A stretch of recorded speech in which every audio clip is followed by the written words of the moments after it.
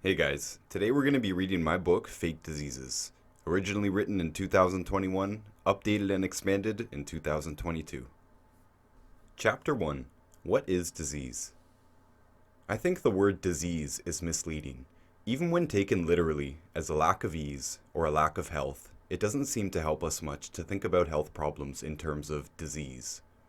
Definition: disease, noun, from the early 14th century. Discomfort, inconvenience, distress, trouble. From Old French disease, or lack, want, discomfort, distress. Trouble, misfortune, disease, sickness. From the root des, without, or away. The root of the word doesn't seem to help us. Likely, if you are experiencing a health problem, you already understand that it is troubling.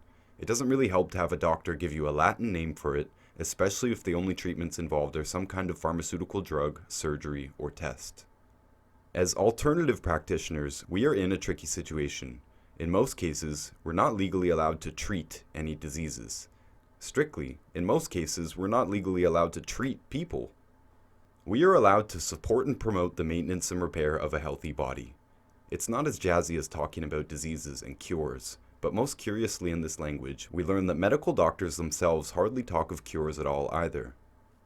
There are runs and walks for the cures.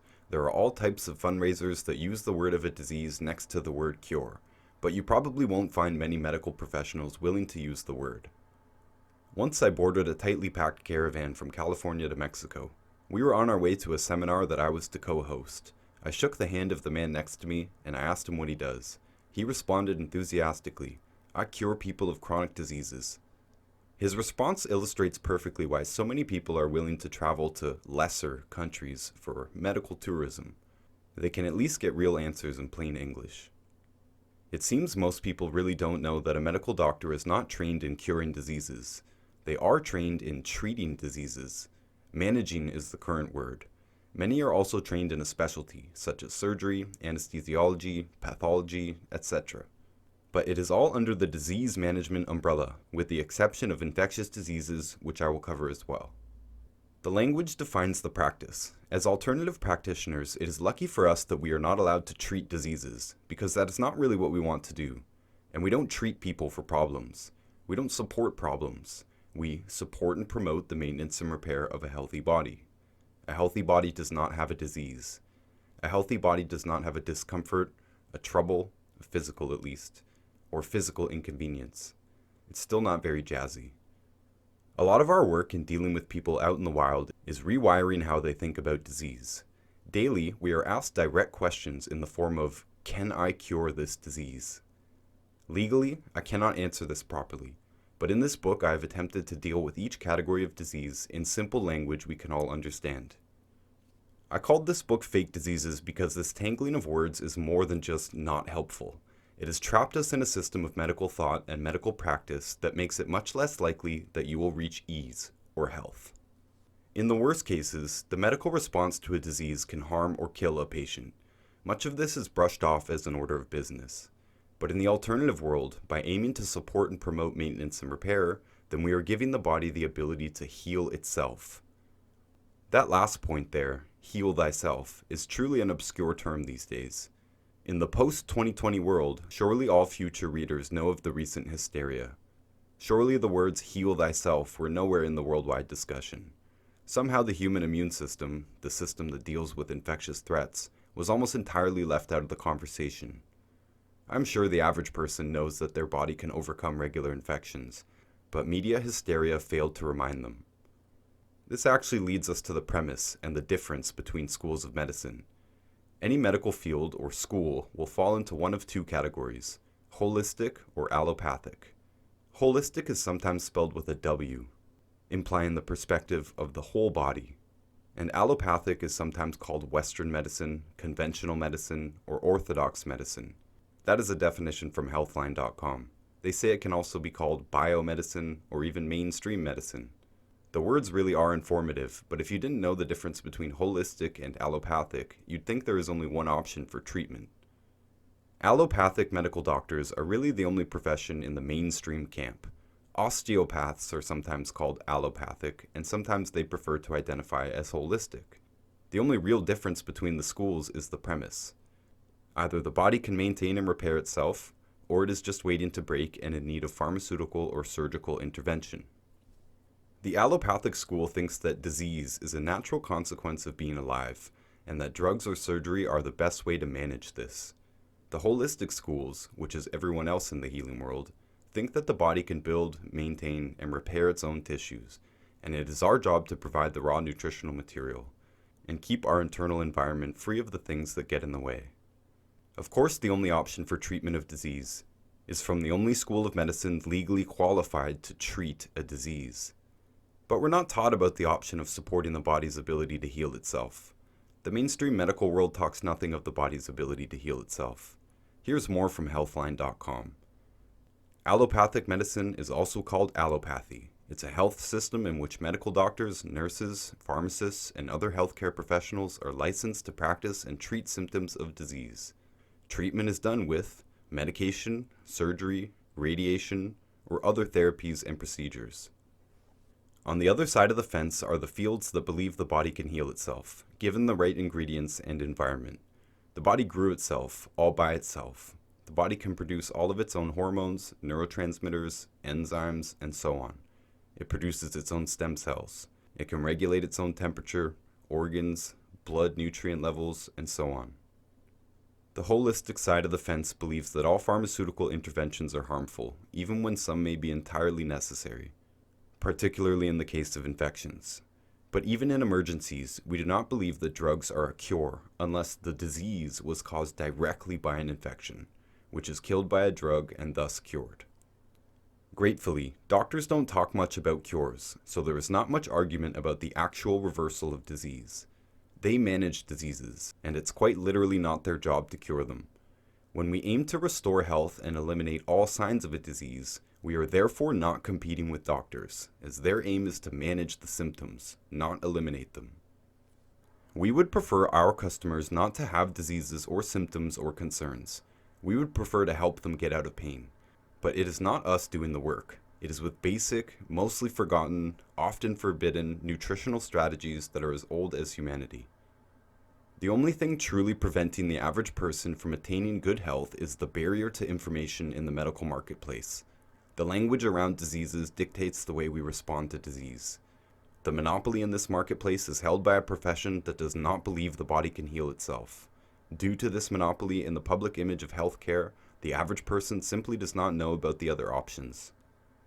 These paragraphs serve as the disclaimer that we are not really arguing the necessity of some of the most common medical interventions. Some surgeries are necessary, many are not. Antibiotics save lives, and they are also overprescribed and can cause serious long-term damage to those patients. Some tests could be useful, but in practice, we don't really need tests. We don't need to see blood work. And in fact, most people who come to us with diseases tell us that their blood is fine, according to their doctors. They come to us with health problems and previous diagnosis of disease, but their blood is fine. So the charts don't help us that much anyway. These days, we don't even see our customers in real life in most cases, since we operate primarily online. We don't need to touch them or take their temperature. We just need to give them advice that actually works. Chapter 2. Birth defects. Let's start with the easy diseases. We are told that birth defects are diseases, but in our holistic understanding, all birth defects are environmental. Something was missing in the development process, or something harmful interfered with the process. Which part of this is a lack of ease? This is a mechanical issue. Someone steps away from the assembly line, and a part does not make it onto the car. The medical profession that is responsible for birthing children in the developed world are allopathic medical doctors. It is worth mentioning that nutrition is not a required course in the study of becoming an allopathic professional. Mainstream medicine seems to believe that nutrition is overrated, or at least that we can get everything we need by eating all the food groups. We have a lengthy explanation as to why it's not true that we can get everything we need by eating all the food groups, but it is simpler to talk about animals as a starting point. Thankfully, it is not a legal issue to talk about preventing birth defects in animals. It is standard business to maintain flocks, herds, or colonies of animals without birth defects. Notice that the word cure here is not relevant. Part of my reasoning for calling these diseases fake is not that they don't occur. birth defects are real, they do occur, but this language does not make sense. You don't catch a birth defect. The cause is multidimensional, as are most of the topics we will cover. But even if the cause is understood, in the case of birth defects, there is no cure. So how can we run for a cure if the only option in birth defects is to prevent them or put up with them once they have occurred? Most birth defects can't be reversed after they've already happened. You can see how this thinking of diseases and cures is entirely misleading by glancing at a list of only a few birth defects. Type 1 diabetes. Endnote 1. My understanding of pathology and pathogenesis of disease, which is how diseases develop, comes mostly from Dr. Joel Wallach. I don't mean this book to be academic, so I am not going to give citations for every disease. I encourage referencing Dr. Wallach's work for specific technical explanations about diseases. Return to text. Down syndrome. Heart defects. Cystic fibrosis. Cleft lips. Cleft palate. Hernias. Limb defects. Sickle cell anemia or thalassemia. Endnote 2. Thalassemia and sickle cell anemia are the same thing under the microscope. Sickle cell is the name they give it when it appears in black people, thalassemia in white people. I assume this is because they believe the disease is genetically transmitted. We believe it is a birth defect, completely preventable like all other birth defects. And people with these problems can live a relatively healthy, long life by following healthy lifestyle practices. Return to text. Each of these are understood and prevented in every animal in domestic care. In humans, most of these are thought of as unique to humans and transmitted through genetics. Usually they have different names in animals than in humans. Farmers don't need to know most of the names because they will probably never have to deal with them, simply by following regular nutritional protocols by the book. For example, muscular dystrophy in humans is referred to as a disease in need of a cure. MedicalNewsToday.com said in 2020 the average life expectancy of a muscular dystrophy patient nowadays is 26 years old. They say plainly, there is no cure. Fundraising efforts have continued for decades. New treatments are actively being tested, they say. In animals, this problem is known as white muscle disease. It is caused by a selenium deficiency. Even though the word disease is part of the name, there is no confusion because animal diseases do not legally require a licensed medical practitioner to deal with them. The prevention and reversal of white muscle disease is taught to farmers, both in agricultural school and at the feed store. The mineral selenium is usually given by injection into pregnant livestock. Feeds are regularly fortified with selenium and its cofactors. Footnote 1. A cofactor is a nutrient that is required for the other nutrient to function properly. For example, iron and copper are direct cofactors, and thus a deficiency of copper can look like symptoms of iron deficiency. Return to text. Feeds are regularly fortified with selenium and its cofactors, particularly iodine. Most of the topsoil on Earth is barren of selenium. I am neither a farmer nor a veterinarian, but this is common knowledge across the world. For some reason, we believe all animals have similar pathogenesis, or development of disease, and we give common disease names across the animal kingdom. So, in every other large animal you can name, muscular dystrophy is called white muscle disease, and is prevented with the same protocol. With humans, it is a different name, and so we can be forgiven for missing the connection. Alas, we are animals. Our nutritional requirements are roughly the same as every other animal, and we all get the same diseases from the same nutritional deficiencies, however we choose to name them.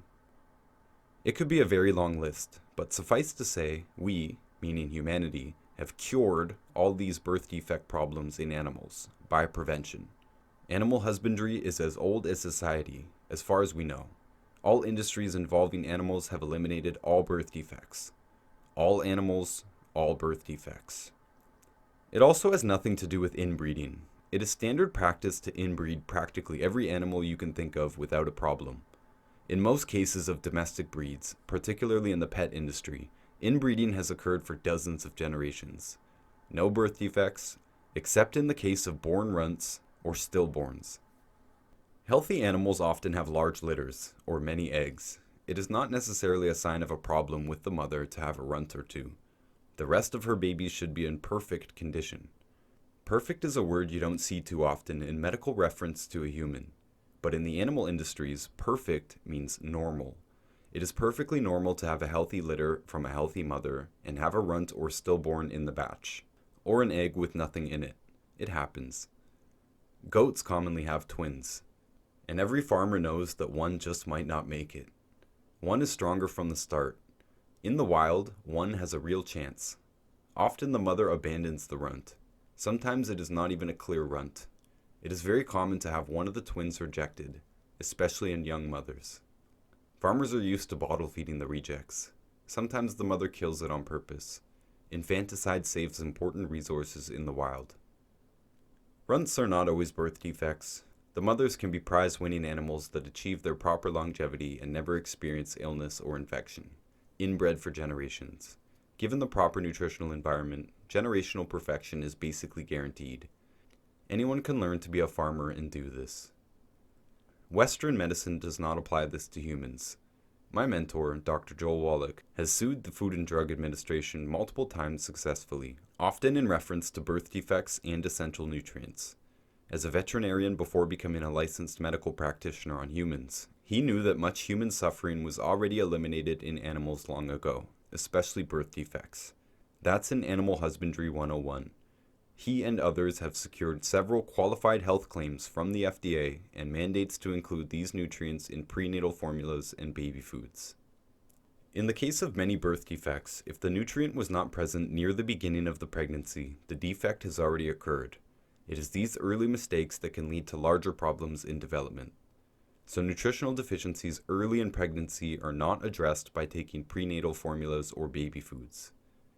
The nutrients needed to be present before the woman would have had a chance to know that they are pregnant.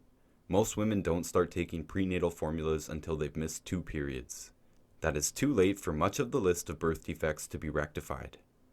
So, most birth defects cannot be cured after the animal or human is born because they have already happened. The glass is broken. The leg isn't there. The mouth isn't big enough to fit all of the teeth. The gland isn't equipped to do its job. The brain is underdeveloped. Whatever it is. Calling a birth defect a disease completely misses the cause of the problem. The medical profession has no explanation for the cause of much of the list above.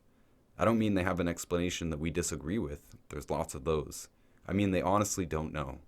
The name of the disease has not helped us, and calling it a disease has not helped us.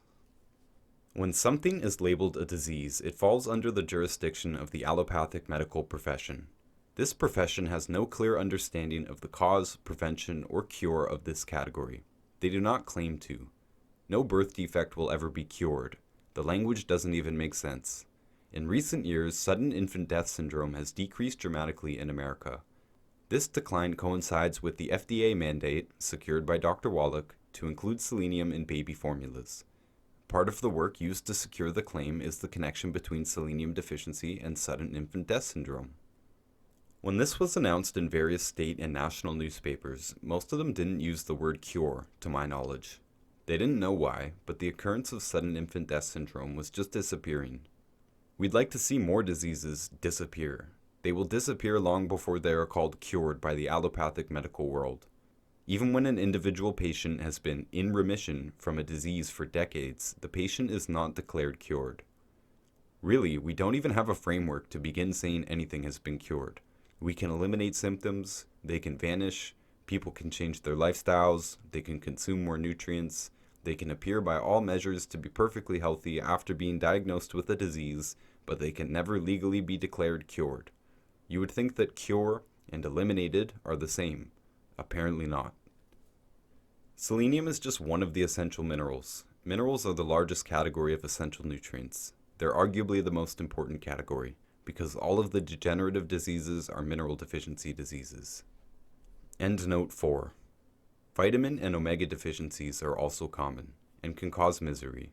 Plants can make vitamins, amino acids, essential fatty acids, or omegas, antioxidants, and all kinds of medicinal compounds, but they can't make minerals. If minerals are not in the soil, they're not in the plant. Return to text. In our belief, there are at least 59 other essential minerals, and 30 other distinct nutrients that are essential to the proper structure and function of our body. We need them to develop properly, to function properly, and to repair ourselves. If certain nutrients are missing during development, a specific birth defect will be present. If many are missing, the child can be born with several diseases, or the pregnancy is miscarried. If those same nutrients are missing later in life, a disease is the result. One of the reasons that essential nutrients are called essential is because without them, we get a disease. Medical doctors recognize this, by the way. They just have a shorter list of essential nutrients. They believe you need less of them than we believe, and they think you can get these nutrients by eating all the food groups. Medical doctors also recognize several birth defects as nutrient deficiencies, especially as more and more such claims are filed against the FDA. But their only advice is to use the prenatal formulas once a woman is pregnant. Again, this is too late to prevent much of the list.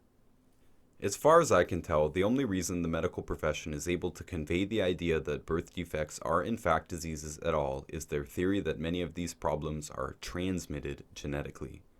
I have said that part of my problem in calling something a disease is the implication that you can catch it.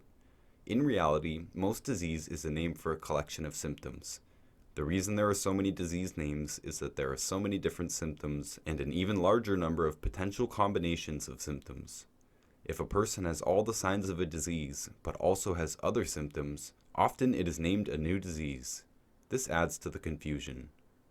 So, by the logic of the medical profession, relying on the theory that birth defects are transmitted genetically, they are able to call it a disease and call for a cure, and research money, and pharmaceutical intervention.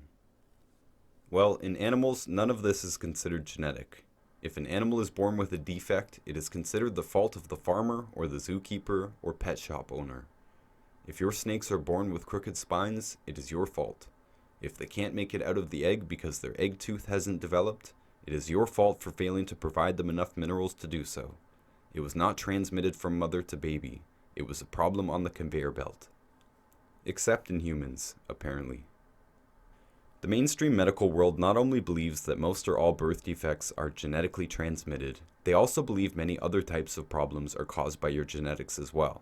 Genes don't change quickly, yet disease frequency absolutely does. They say that over a third of the American population currently has diabetes or prediabetes, and this surging prevalence is less than 100 years old.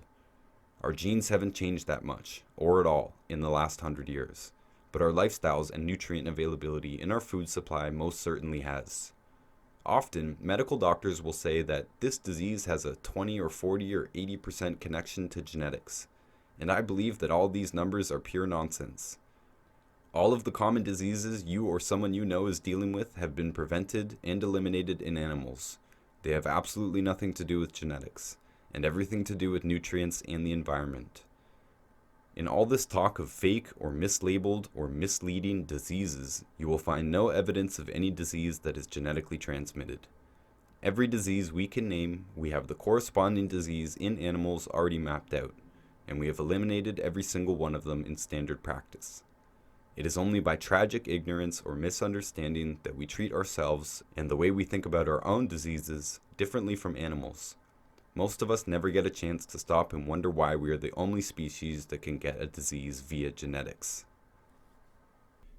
Chapter 3: Sexually Transmitted Diseases. When I was a kid, people came by our school and gave us a seminar about sexually transmitted diseases. We were told that sex could lead to disease. Scary. I will deal with AIDS and the related H viruses separately later in the book. The rest of the STDs were unceremoniously renamed to sexually transmitted infections, or STIs. They just changed the letter.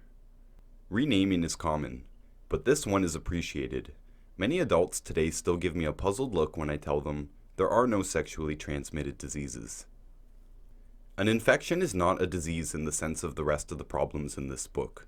An infection is different from osteoporosis or diabetes or cancer. The only reason we call all of these things diseases is so they can be legally treated by the allopathic profession. One of my problems with calling so many things diseases is the common definition is lost. An infection and a birth defect are wildly different things. The body falling apart is different from catching a bacterial infection. Giving birth is much different than saving an accident victim.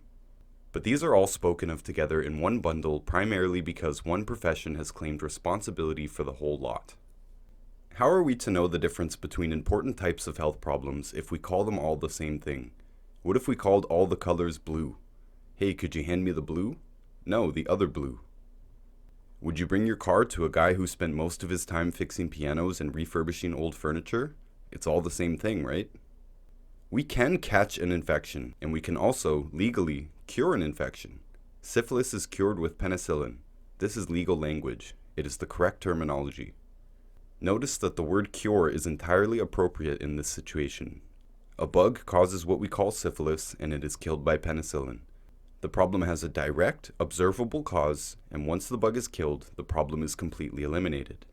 It will not recur unless re-exposed. A cancer patient without symptoms is forever in remission, but if you had a sexually transmitted infection, it was cured by an antibiotic. All of the STIs are indeed infections, which is why it is good that they renamed them. Unfortunately, the overall language of disease still obfuscates the truth. Through the control of language, the treatment is also controlled.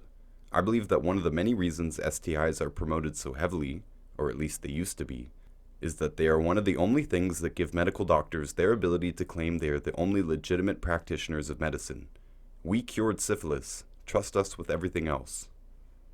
The branch of pharmaceuticals known as antibiotics have their purpose defined in the name. They kill biotics. A biological agent infects a body, and we know a corresponding chemical that neutralizes that bug in many cases. These infections are not as common as you would think. I hardly ever come across anyone claiming to have an STI. We are almost never asked about it. The younger generations today do not seem worried about them. My parents' generation wasn't really worried about them in the first place. My age group was given the full scare treatment as kids in the 1990s and 2000s, but the hype has largely died down about it. More unfortunately, the medical profession over time has used their successes in curing infections as justification for pursuing pharmaceutical intervention in other non-infectious diseases. This is how we get disease management with pharmaceutical drugs, and it was never justified. Infections are not like most diseases, even if it's legally appropriate to call them a disease because diseases must be managed by licensed practitioners. Antibiotic treatment is not long-term, and success is measurable and observable. This does not apply to any other diseases on our list. The one category that mainstream medicine can cure are not even called diseases anymore. It is worth mentioning that syphilis was officially cured in 1943. Aside from infections, there has not been a single disease cured by drugs, surgery, or any other mainstream Western treatment. We can catch infections via sex. We can also catch an infection by scraping our knee on the pavement or by improper tattoo aftercare. But these are not diseases. Your mother doesn't tell you to clean out your cut, or you'll get a disease. Antibacterial soap comes in many forms. We would recommend using natural soaps that you can understand the ingredients of, but even a cheap chemical antibacterial soap will prevent most wounds from becoming infected. The potential for infection is always present. All a person has to do to decrease their chances of getting an infection is to keep their wounds clean. Internal infections, I believe, are very similar. I have no evidence that sexually transmitted infections are different from wound infections, in the sense that it doesn't matter where on earth you are, if you fail to keep your wounds clean, they will become infected. Our world is awash with bacteria and viruses and microorganisms of endless variety. It is commonly said that around 90% of our body cells are bacterium, viruses, and protozoa, which are tiny animals. We have all kinds of bad microorganisms in our bodies, even when we are healthy, such as E. coli and Candida yeasts. I believe the potential for internal infection is the same as external infection.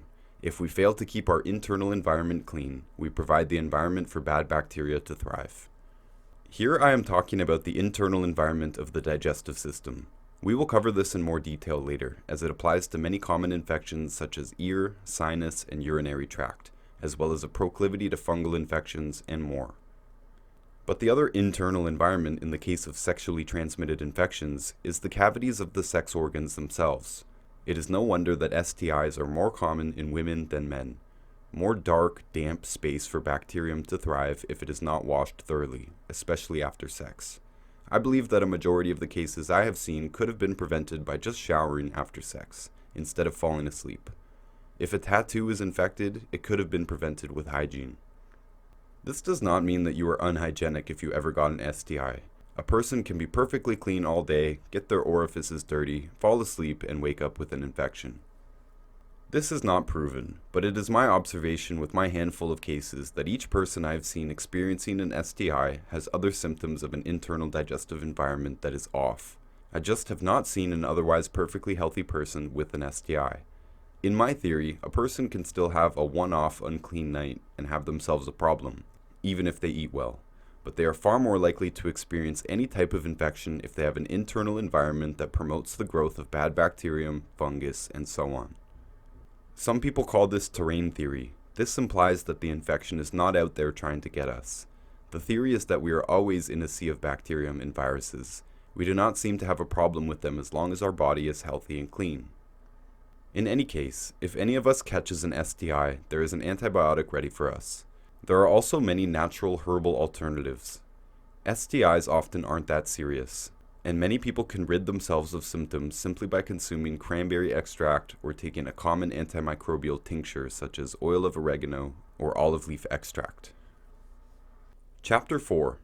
Bone and Joint Diseases. This is one of the largest categories of disease. There are currently over 200 diseases listed in the physician's desk reference with the same nutritional deficiency root. Many of these are the bone and joint diseases themselves, but it is worth seeing a short list of the types of problems in this category. Spondylitis, arthritis, back pain, Bell's palsy, bone fractures, bone spurs, brittle fingernails, calcium deposits, cartilage damage, cognitive impairment, delusions, depression, dowager's hump, elevated blood calcium, eczema, high or low blood pressure, hyperactivity, hyperparathyroidism, insomnia, irritability, joint pain, kidney stones, limb numbness, muscle cramps, nervousness, neuromuscular excitability, osteofibrosis, osteomalacia, osteoporosis, palpitations, panic attacks, paresthesia, periodontal disease, pica or the munchies, prolonged clotting time, receding gums, restless legs, retarded growth, rickets, sciatica, spasms and twitches, spinal stenosis, tetany, tinnitus, tooth decay, vertigo. Not a fun list. Many of these problems have other nutrient deficiencies involved. These really are true diseases in the sense of a lack of health. None of these are caught and cured like the infectious diseases, though there is one exception we will get to. And like birth defects, the mainstream medical world has no official idea what causes, prevents, or cures any of them. There is more than one reason I called this book Fake Diseases. This category of disease is very real, very unpleasant, and very expensive. But this group of problems were eliminated 1,000 years ago in Chinese agricultural history. It was rediscovered in Europe centuries ago as well. And in the 20th century it was biochemically mapped the modern way and addressed nutritionally with complete success. We figured it out in animals. It has just not been applied to humans by the allopathic profession, and so we don't hear much about it. You might have noticed that the only medical professionals you have probably ever seen on television, film, or the media in general were allopathic doctors, nurses, pharmacists, and scientists. There are no dramas about the holistic world that I know of. We are subliminally educated to see disease in the allopathic view partially because it is the only one we are exposed to in our modern lives. Sometimes we hear of the quacks with the dark glass bottles of snake oil. Not many people are persuaded to look into holistic protocols with this type of a widespread mainstream opinion about them. Likely, the witty protagonist doctor on the TV, between heroically saving lives, will find screen time to bash the quacks at least once each episode. Likely the late-night pundit will find time as well, as will the newscaster. Completely coincidental. The reason I call this category of disease fake is because this seems like a scam. Why have 200 things we call a disease when we have eliminated these in livestock 1,000 years ago in ancient times, again in medieval times, and again in modern times? Modern medicine does not cure anything on the list above. Dog food prevents all of it. Doctors manage the symptoms with drugs or surgery or psychiatry indefinitely. Dogs don't have health insurance. End note 6. Actually, there is a growing trend for pet owners to have insurance for their animals. Unfortunately, the veterinary world is being trained basically like human doctors now. They no longer understand how to prevent and reverse the common problems of diabetes and arthritis and so on in animals. Farmers still know this, for they must understand prevention or they will not be profitable. A wealthy dog owner might be able to afford pet insurance, but a farmer definitely could not operate that way. Return to text. Many honest physicians refuse to recommend patients for joint replacement surgeries they know to be useless, but their toolkit still does not have much else besides pharmaceutical painkillers and anti-inflammatory drugs. Calling something a disease legally puts it in the umbrella of allopathic medicine. It doesn't matter if illiterate farmers figured this out 1,000 years ago. In humans, a disease must be managed by a licensed medical practitioner, unless you take things into your own hands. You are legally allowed to treat yourself. We're just not allowed to treat you. And you can represent yourself in court, or hire a professional and take their advice, or take advice from a guy on the street or internet. As we go on, you can see how all of this legal language makes less and less sense when applied to human health problems. It only makes sense when we realize it was designed to define medical practice itself. Each of the problems in the bone and joint category is due to deficiency of the nutrient group that makes up bones. As a shorthand, we can refer to it as the calcium family. Sometimes we might even just say calcium. But it is the entire web of nutrients around this important mineral that is also necessary for the proper structure and function of our body. Structure, in this case, is literal. Our bones are made of stuff that we need more of. Joints are made of the same stuff, more or less. And this mineral and its cofactor friends are also required for several functions in the body. Notice the behavioral problems in the list above, and the soft tissue problems such as eczema and periodontal disease. Muscles are also governed by this same nutrient group. Calcium is required for every muscle contraction, magnesium for every muscle relaxation. These nutrients need to be in balance, along with their many cofactors, or there will be a muscle problem, which also appear on the list above. If one nutrient or nutrient group is needed for a variety of functions in the body, in this case the same mineral responsible for many functions is also a building material for the structure itself, as if a brick building were also lighted and heated by brick, then a deficiency in that nutrient can lead to a variety of problems. We cannot always predict which symptoms will occur with a deficiency in the calcium group, since the body has to decide where to use it. You may have tooth decay but not back pain. You may have the whole list. The tree can fall in many directions. We like to refer to the wisdom of the body. The body is intelligent, we say. Smarter than our doctor, I might say. But intelligence can only go so far. If an intelligent body has to choose between functions because it has a lack of resources, the result is still going to be a problem. A professional building crew will have a problem if they are short on essential materials. A brand new car will not start without a spark plug, and it will perform poorly if the oil is not changed and the other fluids are not topped up. When minerals are used in functions in the body rather than structure, it is useful to think of them as spark plugs. They activate things. They allow other processes to happen, reactions to happen, and transmitters to fire, and so on. It is likely that someone with arthritis will also have other symptoms they recognize on the list at the start of this chapter. By addressing the underlying deficiencies involved in arthritis, they should find improvement in the other problems as well, because the same material is used as spark plugs for numerous functions, as well as building material for the bones and joints themselves, as well as gums and teeth and other soft tissues. There is an old saying in the holistic world, like treats like. This phrase is technically illegal if taken literally. The principle comes from what is known as the theory of signatures. A walnut looks like a brain, and thus was thought to support and promote maintenance and repair of healthy brains. We do now know that walnuts and other such brainy foods are in fact high in the fat-soluble nutrients required for optimal brain function. These are essential nutrients for many functions in the body, particularly in the brain. The theory can be extended to red being good for blood, and of course, our point here, bones and joints being good for bones and joints. Yes, we eliminated this list of diseases and symptoms in animals 1,000 years ago by adding ground bones and joints to livestock feeds. In the field, cows, horses, pigs, sheep, and goats will all opportunistically forage on small animals.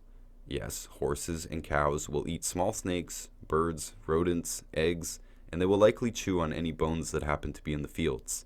They do this instinctively.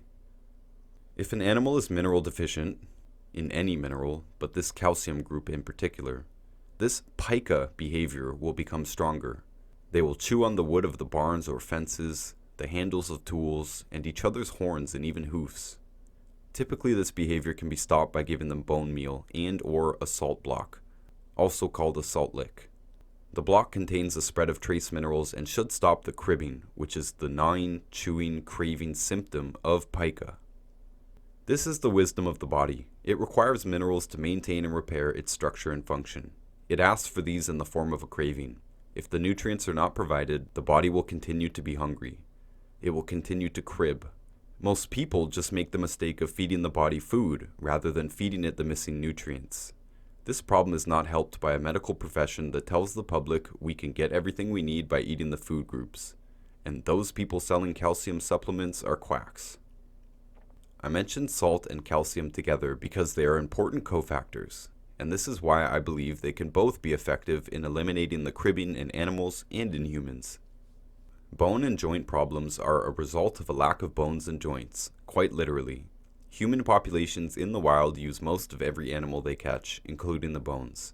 In many cases, the bones can be eaten directly from a cooked bird or fish or small animal. Bigger bones are often ground into a flour that is added into pretty much every type of dish you could name. Footnote 2. Fee, fi, fo, fum. I smell the blood of an Englishman. Be he alive or be he dead, I'll grind his bones to make my bread. Jack and the Beanstalk. Return to text. Other bones are boiled in soups or stocks. The natural human consumes bones in some form essentially every day. These diseases are fake because they are called diseases just so they fall under the jurisdiction of allopathic medicine. If these problems were called what they are literally, symptoms of multiple nutrient deficiencies, I imagine it would be very difficult to persuade a regular citizen to take pharmaceutical drugs with side effects and no promise of improvement and no cure word available. It would be more difficult to persuade a customer to have their knees replaced if it were called a nutrient deficiency. This is because deficiencies can be corrected. I hope that is obvious. It is not obvious to allopathic professionals. I have actually been called a liar by allopathic professionals for claiming that cartilage could be regrown. I didn't know it was a controversial claim. It is an observable occurrence. Remember that a disease is a name for a group of symptoms. If the symptoms are a result of a nutrient deficiency, then so are the diseases named after them. If a deficiency can be corrected, then the symptoms can disappear. This is not a miracle. This is farming. This is also not a cure. Again, we find that cure is not even an appropriate word here. The word disease is misleading because of this. Let's now cover the exception, rheumatoid arthritis. This view on rheumatoid arthritis is not accepted in the mainstream medical community, and it is also not widely accepted in the alternative community. There is no agreement on what causes it, but you don't need scientific consensus to do something about it yourself. We have an explanation that is very hard to find if you just searched rheumatoid. You'll first find it being referred to as an autoimmune disease. We will cover autoimmune problems later. In our view, the rheumatoid component of the problem is an infection with a bacteria called mycoplasma. The infection causes damage. The proper response from a body when it is experiencing damage is to inflame. This brings blood and resources to the area. Pain signifies the desire for the body to keep you from further damaging the area. This particular bug is also known to cause respiratory infections, and this is probably why it is thought to be an autoimmune problem. In this case, the bug must be killed. As an alternative practitioner, I cannot prescribe pharmaceuticals. Dr. Wallach recommends the antibiotic minocycline. Of course, you would have to talk to a licensed medical practitioner about this. They probably won't believe you. But if you have been suffering and nothing else has worked, it is probably not that hard to persuade them to give this a supervised try.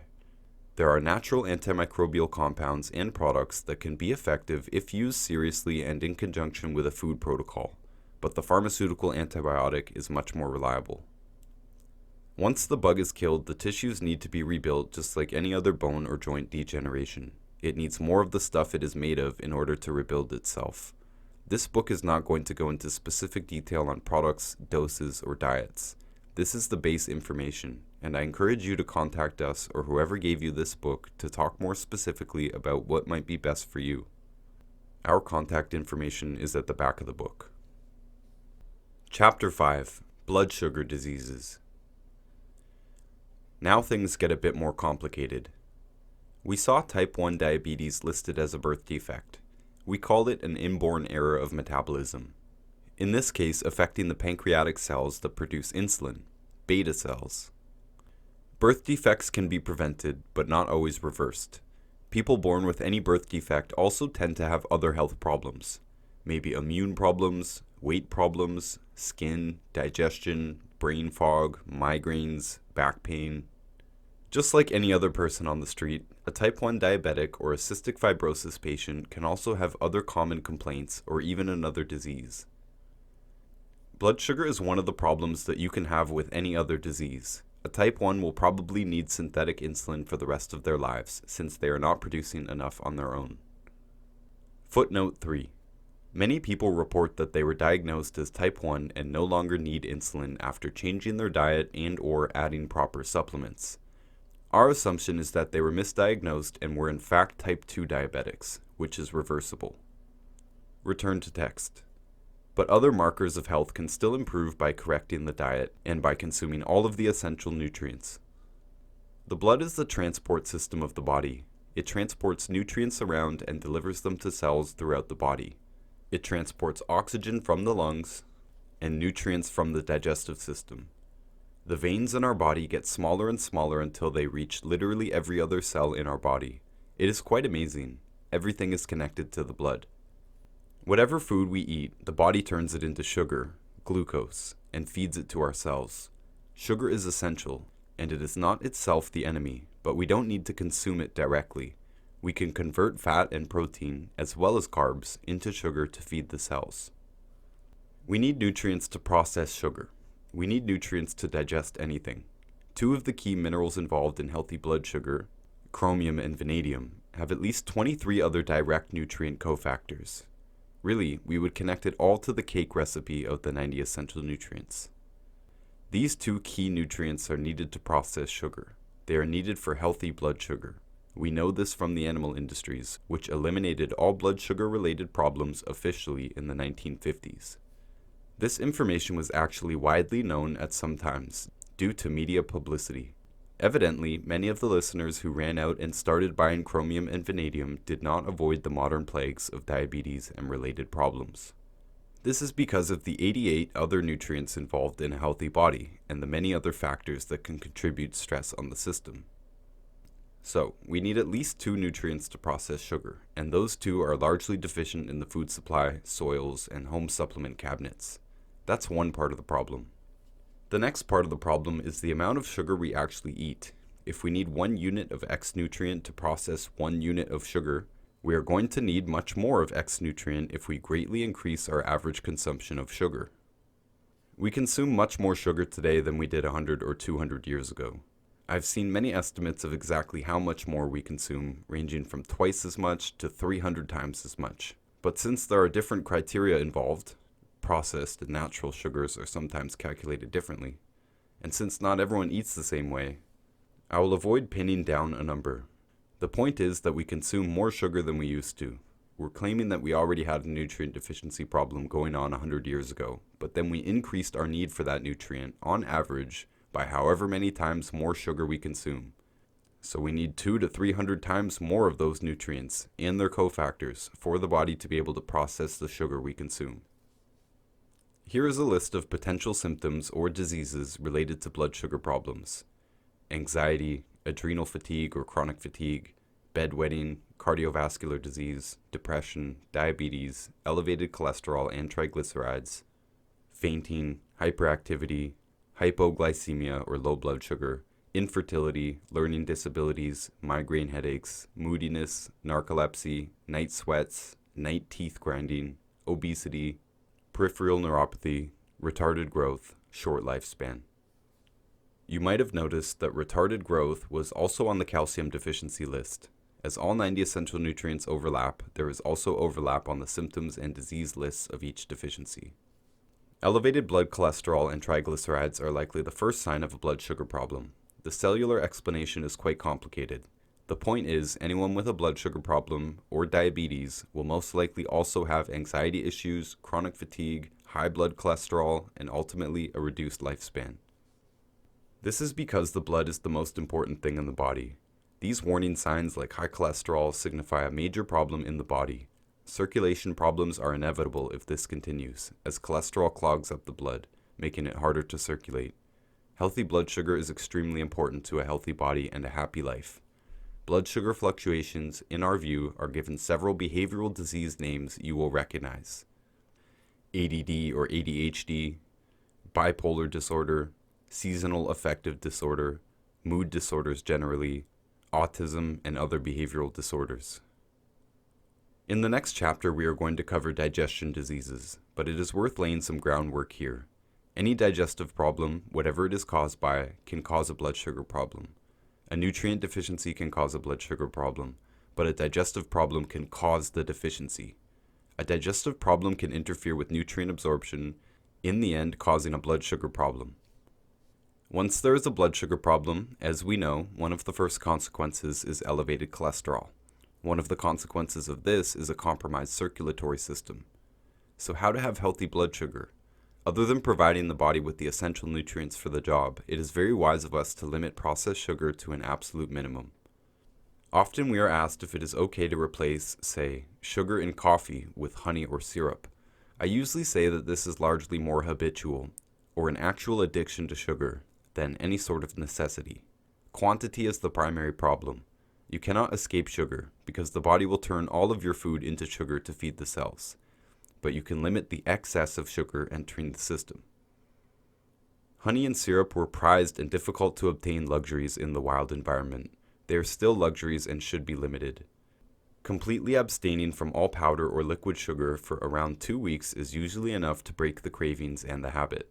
Fruit or dried fruit is fine, but if you find yourself gorging on it, then you can see there is a problem.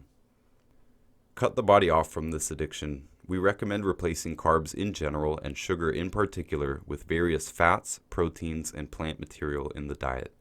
A sugar craving can often be stopped by eating protein instead, or by consuming minerals. Even a glass of salty water can often stop a sugar craving. People with diabetes or who are alcoholics should of course reduce the intake of sugar and alcohol, but if you find yourself lightheaded or dizzy, which is low blood sugar, it is wise to eat something. Dried fruit will bring your blood sugar up quickly in a much healthier way than a candy bar or beer. The last major component to healthy blood sugar is digestion, which will be covered in the next chapter. But it is worth wrapping up blood sugar into the fake disease conversation by recapping that type 1 diabetes is a birth defect, and all birth defects are preventable, not curable, and so in my opinion it should not rightly be called a disease. If it can be cured with treatment, then it is fine to classify it in responsibility to licensed medical practitioners who handle treatment. But we can't reverse birth defects that have already happened, at least not this particular one. The best we can do to prevent type 1 from occurring is to support a healthy pregnancy by encouraging women to consume all 90 essential nutrients before and during pregnancy, and avoiding the foods that get in the way of absorbing nutrients. People are still walking for the cure for type 1 diabetes, but if they called it what they would in animals, a nutrient deficiency in embryo, then they could clearly see the real solution, which is prevention. All of those behavioral problems don't seem rightly described as diseases either. 10 years ago, I was under the impression that an autistic child likely had visible developmental problems as well, sort of like Asperger's syndrome. Now any kid with a behavioral problem, which is likely just a blood sugar problem, can be called diseased. This is not logical or fair. A blood sugar problem does not need to be managed with pharmaceutical drugs, none of which are designed to cure the problem, none of which could possibly cure the problem because the problem is caused by nutrient deficiencies and the wrong foods. These things are called diseases so they can be treated by licensed allopathic medical professionals. It's big business, to put it lightly. Diabetes has been called the most expensive disease in recent years. Before 2020 hit, of course. Blood sugar-related behavioral problems are not diseases. The body can achieve healthy blood sugar quite quickly. Type 2 diabetics regularly get off their medication, with or without the supervision or support of the allopathic medical doctor who put them on their drug program. In the case of type 2 diabetes itself, as well as all the behavioral blood sugar problems, the difference between reversal and a cure is important. We don't catch diabetes or autism. Blood sugar is constantly in flux. If it is low, you might be moody. You might eat something and get a spike and then get tired. This can happen in minutes. And the body can achieve healthy blood sugar quickly as well. This can be measured by the regular mainstream medical world, and of course you can measure your own blood sugar anytime you want with test strips from a pharmacy. Knowing all of this, I hope you can understand the frustration I have felt every time I see fundraisers to raise money for pharmaceutical research on these problems. The allopathic way is to interfere chemically with processes in the body. Most types of drugs are named by the way they interfere with something in the body. Anti-inflammatory drugs interfere with inflammation. Inflammation is a natural response to a damaged tissue or pathogen threat. A drug that blocks pain also blocks the signal our body is telling us to go easy on that area or address it. To me, any problem that we call a disease, but is regularly prevented or even reversed in animals, and also widely reversed in humans, just should not be called a disease. That is false advertising. Things are called diseases so they can be treated by allopathic doctors, nurses, surgeons, and pharmacists. These professions do not claim to have a cure for these diseases. They only have pharmaceutical management or cutting out parts or replacing them. If we continue to think of behavior problems or blood sugar problems in terms of disease, we will continue to believe that these should be treated, of course by the only profession legally entitled to treat any diseases. Since it's called a disease, we run to a doctor. If we understand it as a process having to do with food, nutrients, and digestion, it is much easier to deal with, yourself. I have gone into much more detail about blood sugar and what to do about it in my book, Everything You Should Know About Healthy Blood Sugar. The subtitle of that book is Simple Strategies to Conquer Almost Any Health Problem, because blood sugar problems are connected to most of the things that people come to us about, and also because implementing strategies to achieve healthy blood sugar will probably alleviate most other problems a person could have. Let's return to syphilis for a moment, because we are at the core of the whole fake diseases theory. Syphilis is a disease, correctly termed, because diseases should be treated by medical professionals, doctors, nurses, and pharmacists. Surgeries and surgeons are necessary when a person is hit by a car, shot with a bullet, and also removing growths in the body and other potential emergency interventions. This, in my opinion, should be the professional boundary of the allopathic profession. If you have syphilis, you should absolutely go to a medical doctor. The treatment is penicillin. It is cured, you pay, or insurance pays, and the deal is done.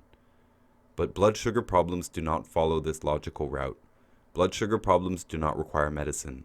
They do not require medical or surgical or pharmaceutical intervention. Type 1 diabetes would seem to be an exception here. It does require management with insulin. Insulin is a hormone. It is packaged and prescribed by the medical profession, but it is not a drug, technically.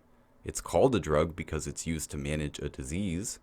This one example of a birth defect being helped with a synthetic hormone gives justification for other diseases to be managed with totally different types of drugs.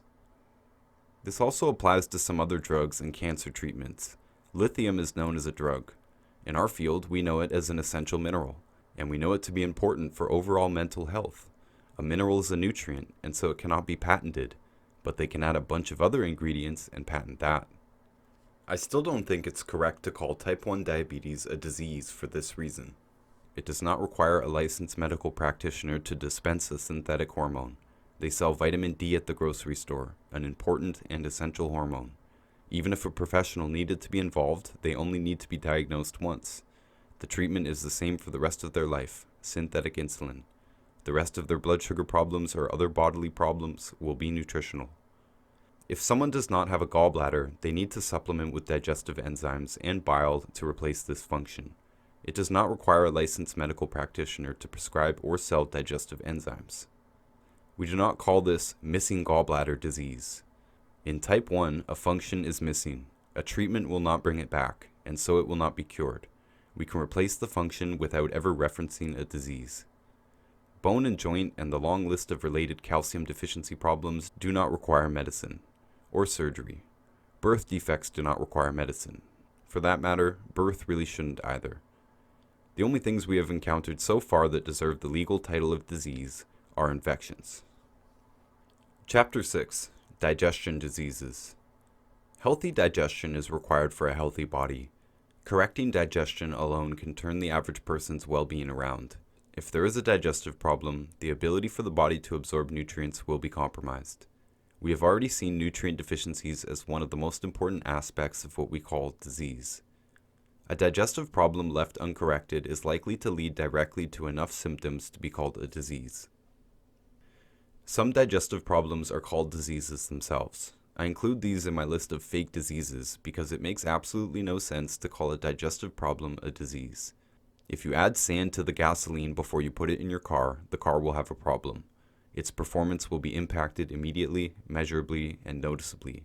It will make zero sense to call this a disease. If you cleaned out the pipes and put clean gasoline in, the car will run fine, but you would sound foolish to claim that you have cured your car of a disease. And it would be criminal for a mechanic monopoly to charge you an arm and a leg to fix it. It would be much worse if that profession couldn't even fix it. They just kept it for testing indefinitely, removing more and more parts until it couldn't possibly drive. But insurance still paid. Imagine if mechanics operated like doctors. Here are some of the digestive problems and diseases, all of which are mechanical. Acid reflux, athlete's foot, celiac disease, Crohn's disease, constipation, dermatitis, diarrhea, diverticulitis, food sensitivities, gas, heartburn, hiatal hernia, indigestion, irritable bowel, leaky gut, jock itch, allergies and seasonal allergies, thrush, ulcerative colitis, yeast infections. The yeast infections and other fungal problems show up here because the digestive environment is the foundation of the immune environment. A digestive problem will most likely lead to an immune problem and a proclivity to various infections, like ear, sinus, respiratory, or urinary tract, as well as fungus, which appears in the symptoms of itches and smells and bumps or dents under the skin or nails. The fungus, bacteria, virus, and parasites of all kind are always there, it seems. No matter where we are on Earth, if we have an unhealthy internal environment, we are likely to develop some kind of infection. This point becomes more important as we move through all of the physical diseases and into the more scary pandemics. The first major nutrient absorption that will be impacted by a digestive problem are the good fats. In our camp, all fats are good unless they are burned or oxidized. Oxidized fat or oil is called rancid in the books. Since the digestive problem can lead directly to tissue damage, inflammation, and pain, we get most of the list above as a direct consequence. But we don't catch these things. These are not diseases. These are plumbing issues, not doctor issues. It is not a medicinal problem, or even a nutritional deficiency problem. The problems above are caused by eating the wrong foods. But more sinister are the resulting deficiency problems and so-called diseases. Since the fat category is the first most likely deficiency to appear in the form of symptoms throughout the body, we should be familiar with the following list: acne, alopecia, Alzheimer's disease, asthma, blood clots, brittle hair, cardiovascular disease, cracked heels, dementia, eczema, fibromyalgia, gallstones, growth retardation, infertility, kidney dysfunction, low libido, low sperm count, miscarriage, multiple sclerosis, amyotrophic lateral sclerosis, Huntington's disease, Parkinson's disease, muscular dystrophy. End note 8. Muscular dystrophy was first mentioned as white muscle disease in animals. We know this is caused by selenium deficiency in pregnancy, but there are many cofactors involved. Selenium is a fat-soluble mineral, and so it appears on the fat deficiency problem list as well, because a cofactor deficiency will likely lead to several possible selenium deficiency problems. Return to text. PMS, psoriasis. The blood sugar, digestion, and good fat problem lists combined are the majority of health complaints that people come to us about, and they are usually connected. Most people with one category of problem will have something in another category. Many of them are very serious, life-ruining, or life-ending. Even just one can ruin your life effectively. Constant stomach pain is miserable. It is impossible to enjoy life in such pain. Many of the things on these lists are uncomfortable, inconvenient, and embarrassing. Of course, people want to get rid of these problems, but when they are labeled as a disease or we go to an allopathic practitioner with one of these problems, the treatment offer will usually make the problem worse, unless they give alternative advice, which is unlikely. The allopathic toolkit for dealing with digestive problems consists of stomach acid lowering tablets, stomach acid lowering pharmaceutical drugs, removing parts of the intestines, choking the stomach with a band inserted surgically, removing the stomach, removing the problematic kidney, gallbladder, liver, or appendix. And that's pretty much it. This sounds too simple to be real.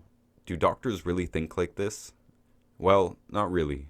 They have multiple barriers to understanding digestive problems because of the way they are taught about the body, the allopathic way. I genuinely think they just can't see any other way to deal with these problems. This is literally all they know. Our view is that the body requires all of its organs. Removing any of them will be a problem and shorten lifespan. It also doesn't address the original problem. The body requires healthy stomach acid. In our experience, if a person is on stomach acid lowering drugs, or proton pump inhibitors, PPIs, they have very little chance of any improvement. There is not much we can do for them. They can't absorb our products or digest food correctly without a strong stomach acid. Getting off of PPIs can be miserable. It can take weeks. People are often tempted just to take the pill after a few days because of the stomach pain. But if they keep taking the pill, they will continue not producing stomach acid. Health will be harder and harder to attain. Advice on easing this process is in the notes at the back of the book. As alternative practitioners, we cannot tell people whether or not they should take drugs. The easiest thing for me to say is, I wouldn't. I wouldn't take a drug that prevents my stomach from working properly. We can also tell people that they can take whatever advice they like. They don't have to take their doctor's advice. Some drugs have withdrawal effects. This information is readily available online. The advice usually given is that those drugs with withdrawal concerns should be weaned. Any other type of drug we can basically get around. All drugs cause side effects, but we can still feed the body the right stuff it needs to heal itself as long as it can be absorbed. Proton pump inhibitors and other stomach acid lowering drugs and tablets just interfere with the whole process. It's impossible to digest correctly on them. I hope that's clear. One of my many health problems growing up was chronic stomach pain. I would never have known that the food I was eating was the only reason I was in stomach pain. I wouldn't have known because my doctor didn't tell me. He said to take stomach acid lowering tablets called Tums. The next option was proton pump inhibitor drugs, which stopped the stomach from working properly. Allopathic professionals are taught that when there is a problem in the body, the best way to manage this is to block, stop, remove, or kill something in the body. They don't have the language, the education, or the technology to support the body. Everything in their toolkit regarding digestion aims to stop a process in the body. It is appropriate for syphilis, but not for stomach pain. This point is excessively important. For a profession that only knows how to block things, you would think they would see the obvious solution to a digestive problem.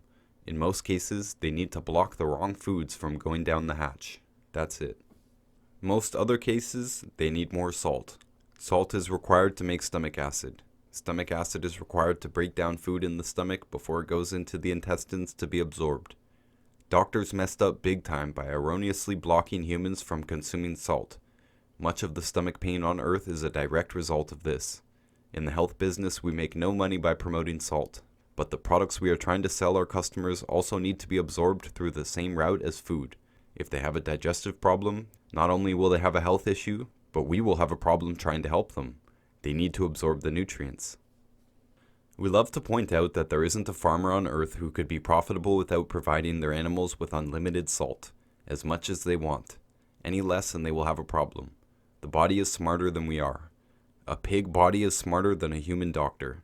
It knows exactly how much salt it wants. When it has had enough, it will stop licking. The horse or cow or goat cannot physically lick too much. You could hold their head down in front of the salt block, and it will not lick it. It is the same way in humans. As polite as you try to be, you will not be able to consume a meal that is too salty. It will be one of the most repulsive things you've ever experienced. If you force this into your mouth, you will likely vomit. It would be rude of me just to point out that digestion problems are not actually diseases without stating how to correct a digestive problem, and the first place to start is the salt. We have an extremely sensitive meter for salt. Things can become too salty with just a few extra shakes of the salt shaker, but it is delicious until that point. The moment we have enough, it becomes repulsive. We teach people to act like livestock. Our salt meter is likely out of balance with our conscious brain. We often mistake a salt craving for a potato chip or candy bar craving. We mistake the body asking for salt and water for food and drink. I'm not recommending a salt lick in the kid's bedroom. I recommend what we call the salt flush, which is a glass of water with 3 heaping tablespoons of salt in it. Mix it well. Natural salts are best for this, but it would work with table salt. It should be cloudy. Take 1 tiny sip. It should be the saltiest thing you've ever tasted, but chances are it is stimulating, refreshing, and tastes surprisingly good. With each small sip, you get more and more used to it. If we are low on salt, it might be the best thing we've ever tasted. Most people can only take a few sips, and that means they're not low on salt. It still feels nice, but it is very quickly too salty. If someone can drink a lot of the glass or the whole thing, they are very low on salt. If someone has had a digestive problem, they will probably be able to drink a fair bit or the whole glass. If someone is experiencing stomach pain, as they drink more of the salty water, they should feel soothing relief in the stomach. They may be driven to the bathroom for a vigorous expulsion. This potential is where we got the name salt flush from. There is a potential for temporary discomfort after a salt flush. If the person could only drink a bit of it, there should be no negative effect. But if they could drink a lot, or the whole glass, they could experience diarrhea, a migraine, a flu-like 24 to 48 hour experience, or they could vomit. Each is temporary, but the body will continue to adjust for weeks if the person has been severely limiting salt. Unfortunately, if the body needed a lot of salt and it experienced a reaction like above, our recommendation is to try the flush again a couple of days later. Fill up another glass and see how much you can drink. It should be much less than the first time. If there is an uncomfortable side effect, it should be much less than the first time. Repeat every 2 to 3 days until you can only take a few sips. That is where we should be at any given time, topped up. Now you should be in tune with your salt meter. Henceforth, you should be able to give your body exactly how much salt it needs. We wake up dehydrated, and some salty water in the morning is one of the best things we can do to rehydrate. Most of us will find that just a few shakes of a salt shaker is what our body is looking for. Many of us feel that water without a bit of salt in it now tastes stale and boring. All you have to do in your daily life is use enough salt on your food or add it into your water, coffee, or tea, and you will have the raw material needed to make stomach acid. End note 10. There is an exception here that I should mention. The body may be prevented from actually getting the stomach acid into the stomach if there is osteoporosis pinching the vagus nerve in the back. So, some rare stomach problems are actually a back problem. The raw material needed to rebuild the spinal cord is the bone and joint group, covered in the bone and joint chapter. Return to text. Some foods are harder to digest than others, meat particularly, and more so the more it is cooked. Use more salt on these foods. Salt the food until you can taste the salt. Salt to taste doesn't mean salt as much as you feel like. It means to add salt until you can taste the salt and then stop. Now that the stomach can do its job, we still have to make sure we're not putting the wrong foods in. It is more important to cover the bad foods because the list is much shorter than the good foods. In our business, we really don't care what you eat as long as it's not the bad foods. Grains will be the biggest problem in most people's diet. We would put special emphasis on the gluten grains, wheat, barley, and rye, and we would include oats and quinoa on the definitely avoid list. End note 11. Quinoa might seem out of place on my definitely not list, but it is there for good reason. When we tell people to pretend they are celiac, they will see quinoa on internet lists of permissible grains. I know from experience that this can still be a problem. Many people tell me that they are completely gluten-free, but on further investigation, they have replaced many of their grain-based dishes with quinoa, and are still showing signs of gluten intolerance. In other words, as long as they are eating quinoa, they cannot seem to heal. The most obvious of these signs is a lack of progress in their overall health, weight, skin, and so on. If they're not improving, there is still a problem, and since this happens so many times, I've banned quinoa for my clients. I do not see this with rice or teff, or the others that are not on my definitely avoid list. After you have completely reset your digestion and have improved significantly over a period of at least 3 months, you can have a small bit of quinoa now and then, if you absolutely must. You can see if you have a direct reaction to it with a simple pulse test. Do not eat for 24 hours, then eat only the suspect food. Take your pulse a few minutes before eating it, during, a few minutes after, and about an hour after. Write down the numbers, and if the pulse spiked significantly after eating the food, your body does not like it.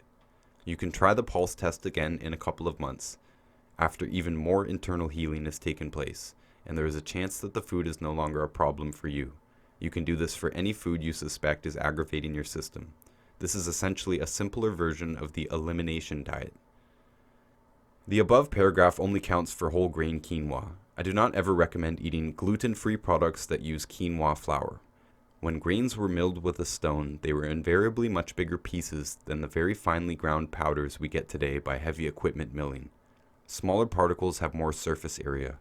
Our intestines are lined with villi and microvilli to expand surface area for absorption, which is a good thing.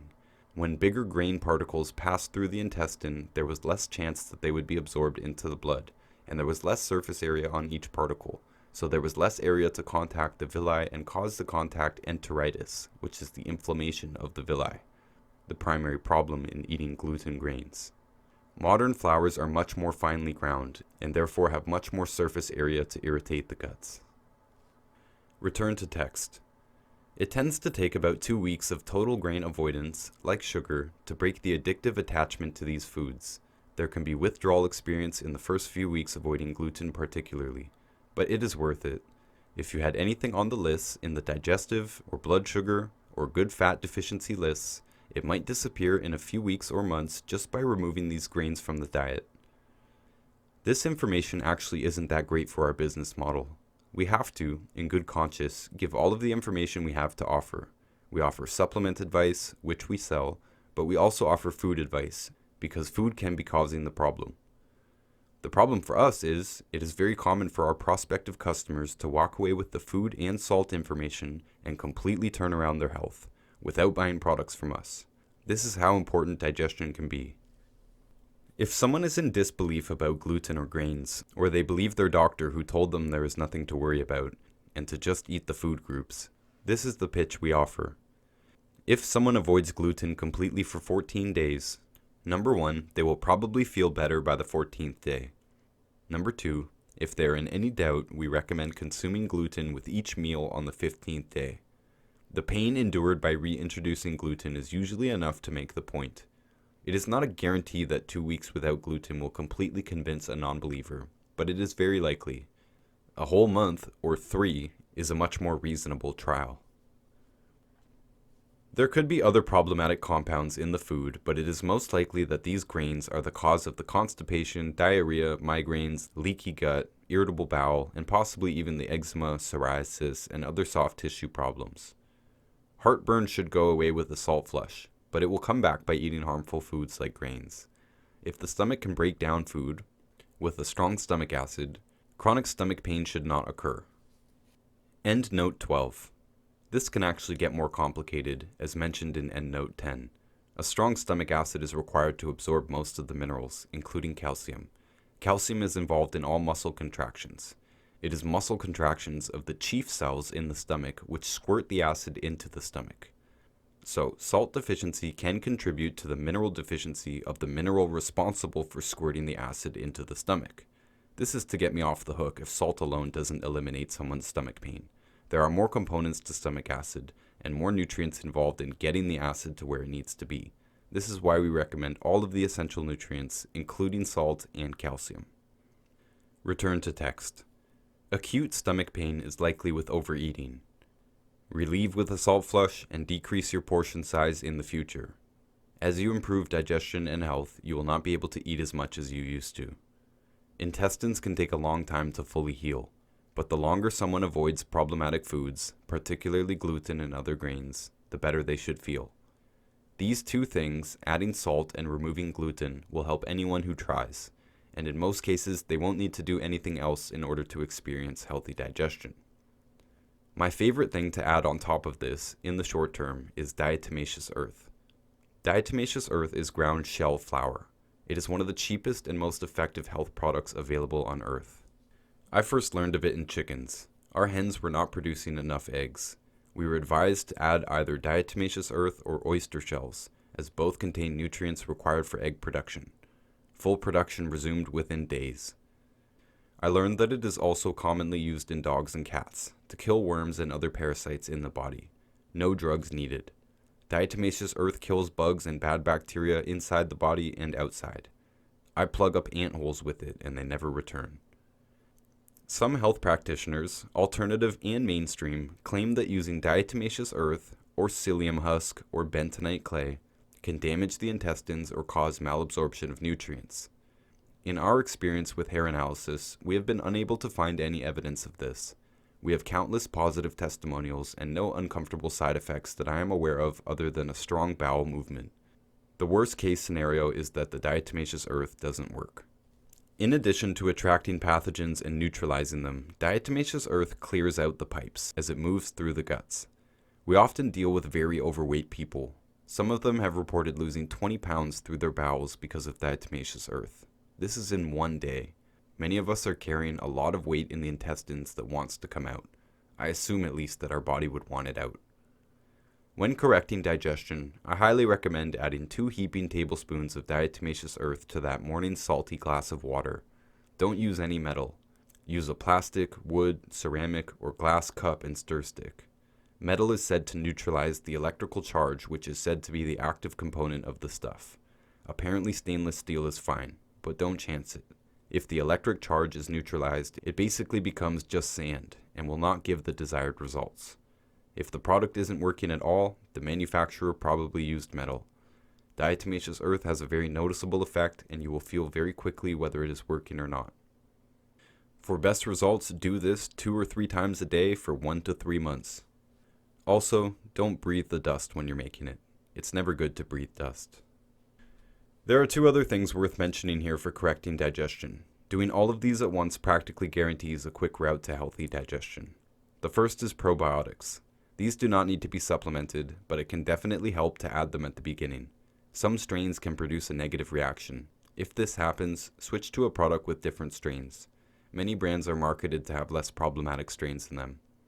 Seeking to eat fermented foods containing probiotics is a good idea.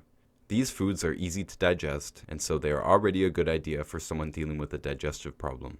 And by providing more good bacteria, this is providing more of the raw material we need to correctly digest, absorb, and expel food. These foods can be eaten daily. The last thing I want to mention about digestion is digestive enzymes. Here it is necessary to point out that if someone has had their gallbladder removed, that person needs to supplement with digestive enzymes for the rest of their lives. When food is broken down in the stomach and driven into the intestines, it is met with several digestive enzymes which are responsible for certain proteins. The gallbladder is a little sac that releases bile containing some of these critical enzymes. Without these enzymes, several critical nutrients, including the good fats, cannot be absorbed. We saw the horrible list of fat deficiency problems at the start of the chapter. All of those can be caused by a lack of enzymes. A good enzyme product will contain a spread of enzymes, as well as bile, ox bile usually. It should also contain some chloride compound, likely betaine hydrochloride. Stomach acid is mainly hydrochloric acid. Like salt, betaine hydrochloride serves to provide the raw material for the acid in the stomach acid. Someone without a gallbladder must do this, or it is impossible to correctly digest any food containing fat. But the rest of us can also benefit by using digestive enzymes short term. Taking 1 or 2 in the morning with that salty water is a great way to further encourage healthy digestion. Taking 1 to 2 more enzyme capsules a few minutes before meals will further improve the odds that the meal will be digested uneventfully. If you have a gallbladder, this should only be short term. We produce our own enzymes in our body. When we are digesting correctly, properly nourished, and not overburdening our body with too much food, we will produce sufficient enzymes.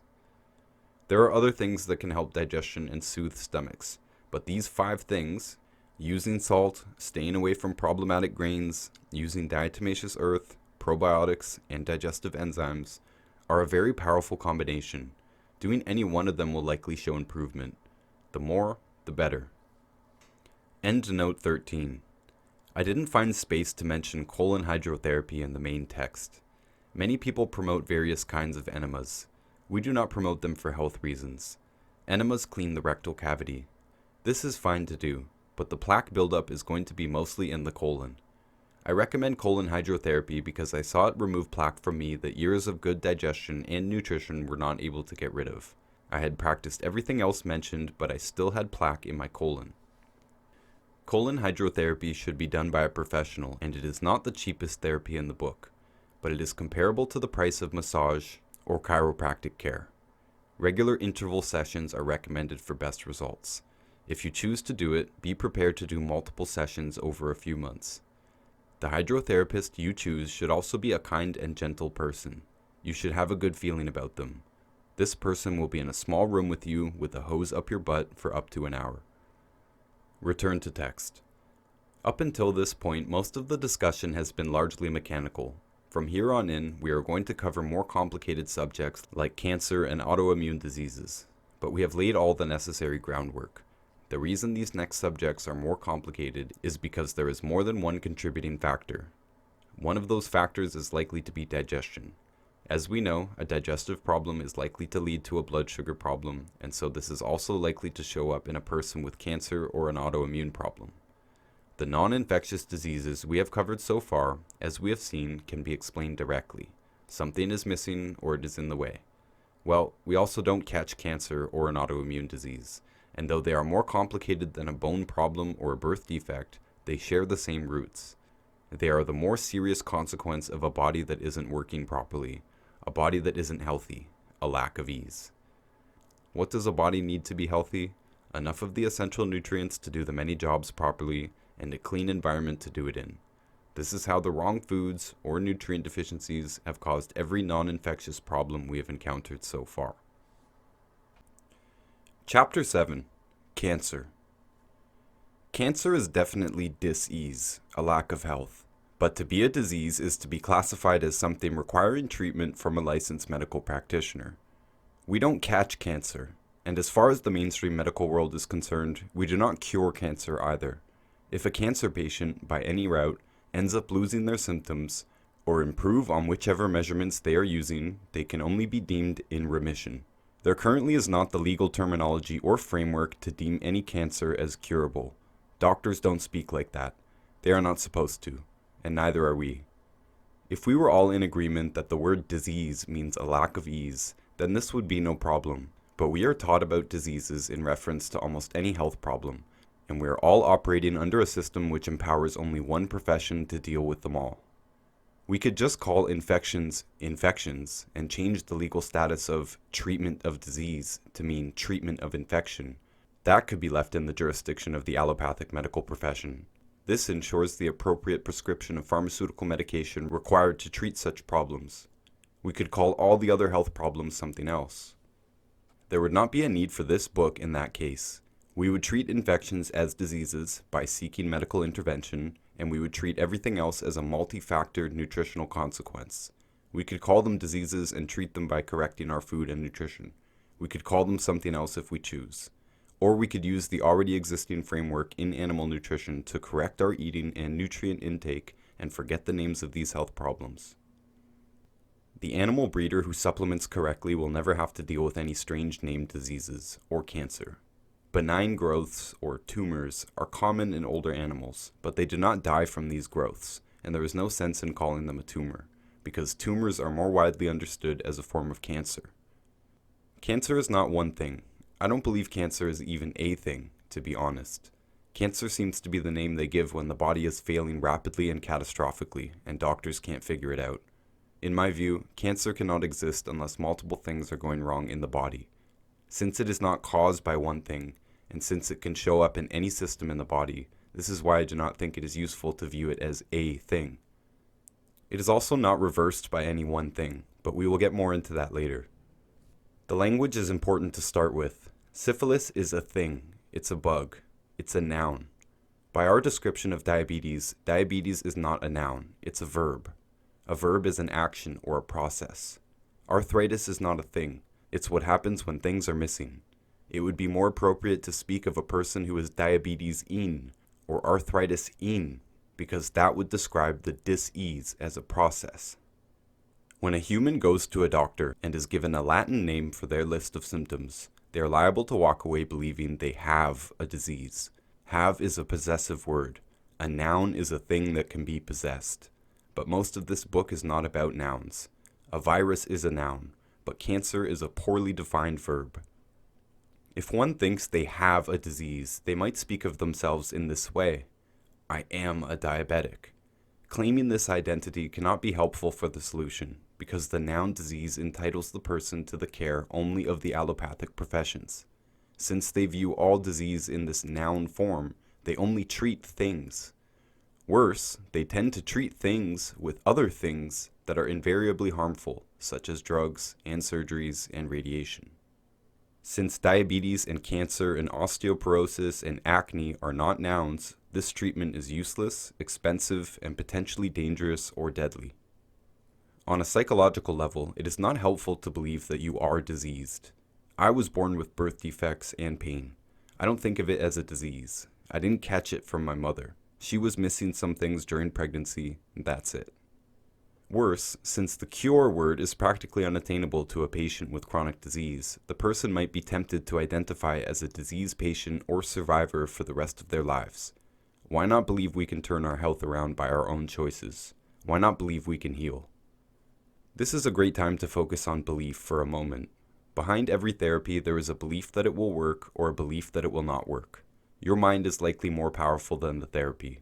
If you believe it will work or help, it will probably help, at least temporarily. If you do not believe it will work, it will probably seem like a waste of time. When it comes to people who claim to no longer have cancer, a lot of these testimonies are found inside content that is focusing on belief. A lot of this is religious. People believe they have the power to heal. They refuse the mainstream therapy, or they believe so strongly that the therapy will work because God has endowed their doctors that they survive normal, healthy longevity. Atheists will call this placebo. Whatever we call it, I believe that belief is one of the most important components to both health and longevity. I say this from research into the placebo effect, spiritual healings, and also from experience with real people in chronic disease. Super old people in interviews really don't seem worried about much. They believe it's going to be okay. They've seen it all before. They've outlived 6 husbands. They don't believe what the doctors say today because they've seen the mainstream opinion change many times throughout their lifetimes. In their youth, doctors might still have believed bad humors were the root cause of disease. They don't have to have a happy-go-lucky attitude. They basically just have to believe that they will wake up tomorrow. The oldest people we can find on Earth tend not to have ever seen a real doctor. The point here is that it seems crucial to believe that life will go on, to believe that we will get over the sickness, heal the wound, or provide our body with the material it needs to have a decently functioning body. They say having a pet at home makes it more likely that you will make it out of hospital. The active ingredient here seems to be desire. People who want to get better are likely to. If belief is essential to good health, happiness, and longevity, then surely the belief that I am diseased must be destructive. If you believe the only hope you have is with an allopathic pharmacologist or surgeon, then your thoughts must be quite bleak. Might as well write the will, right? As we cover every successful aspect of healing I have encountered, it should be assumed that belief is a required ingredient. Belief and desire together will accomplish most things in life. In animals, this does not really matter. You give them what they need and they're fine. I don't think livestock have a negative attitude about treatments or the belief that they're not going to make it because they have a disease. I've never seen a cancer patient who had only one category of problem. Since we have mentioned belief, it is also worth mentioning that diseases of attitude often coincide with physical ailments. I have also never met a cancer survivor with a bad attitude. If anything, their experience has enhanced their self-awareness, gratitude, and positive philosophies. This means that people in pain, or people identifying with the disease, often have a bad attitude as well. This really boils down to belief systems. Cynical, pessimistic, and nihilistic beliefs will pollute life in many ways, including, I think, in the chances that one will thrive physically or not. I've heard of many people with such a strong positive attitude that they essentially believed their way out of chronic pain or illness. Faith can heal. Think about it. Someone with a "what's the point" attitude is unlikely to even take a proper therapy regimen seriously. Lifestyle changes require discipline to implement. Good nutrition requires money and attention. The cynic is too busy being cynical to be healthy. I guess I'll just go in for the chemo. Sigh. Allopathic treatment is offered in a way that doesn't ask much from the patient other than obedience. Just show up, get in the machine, lay down on this, cough twice, take these pills, and call me in 2 weeks.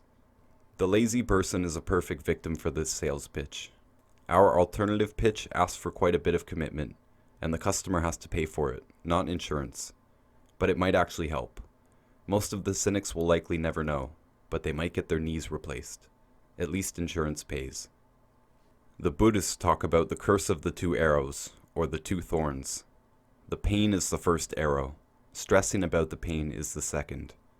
A guy gets the flu. That's 1 arrow. But he's really stressed about missing work. There's an important project on a tight deadline.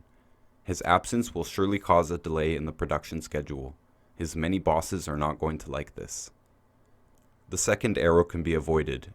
We are all going to catch a few thorns in life. Winters will come, and some years will be worse than others. Bugs will get us now and then. People we know and love will die. If we slack on our health, pains and symptoms will appear. But if we believe we are helpless against this, we will experience second and third arrows, and maybe more. If we identify as a victim of a disease, we will, for certain, experience many more arrows for the duration of our anguish. There is a lot of stress involved in being diagnosed with and treated for a disease. The seriousness of the diagnosis itself, the waiting, the testing, the conversations around the dinner table, the initial therapies and side effects, maybe some improvement, maybe not. Doctors who aren't all that confident about any of this.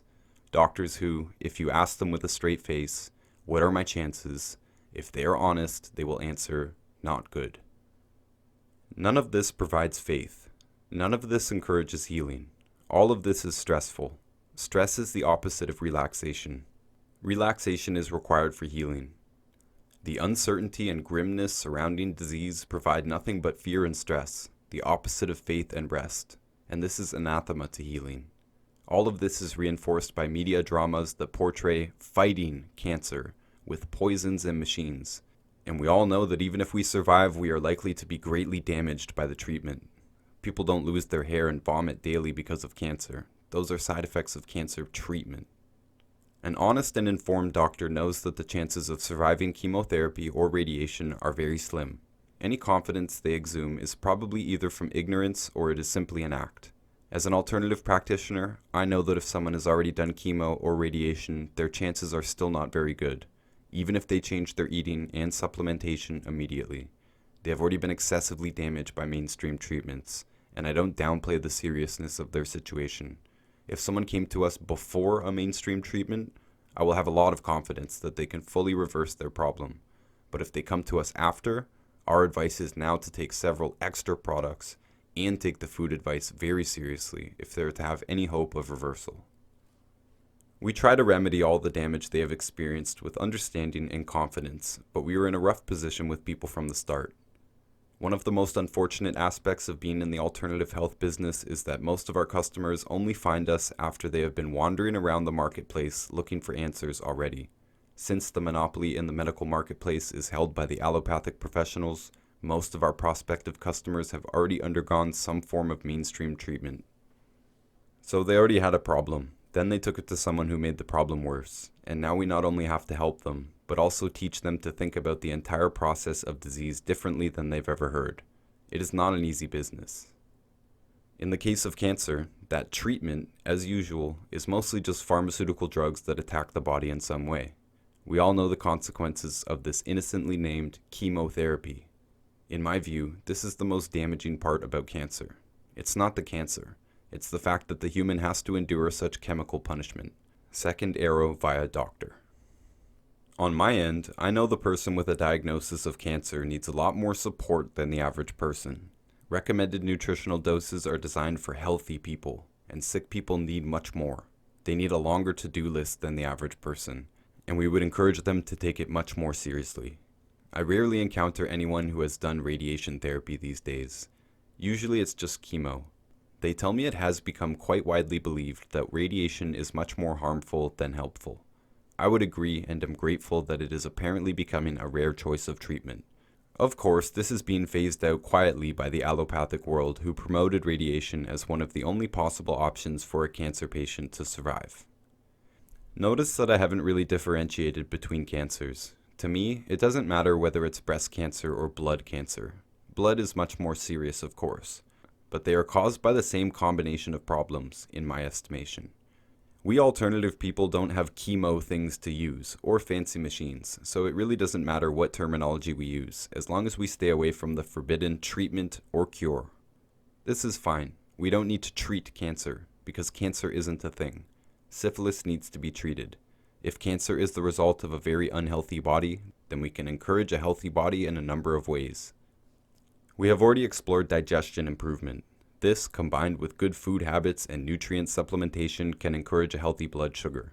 A consequence of a blood sugar problem is a circulation problem, and so a consequence of healthy blood sugar is likely to be healthy circulation as well. Healthy circulation is required for the correct delivery of nutrients, oxygen, and sugar to each cell, and to transport the waste effectively out of the system. A circulation problem is a big problem. I believe every cancer has something to do with circulation. Digestion could be at the start of this chain of events.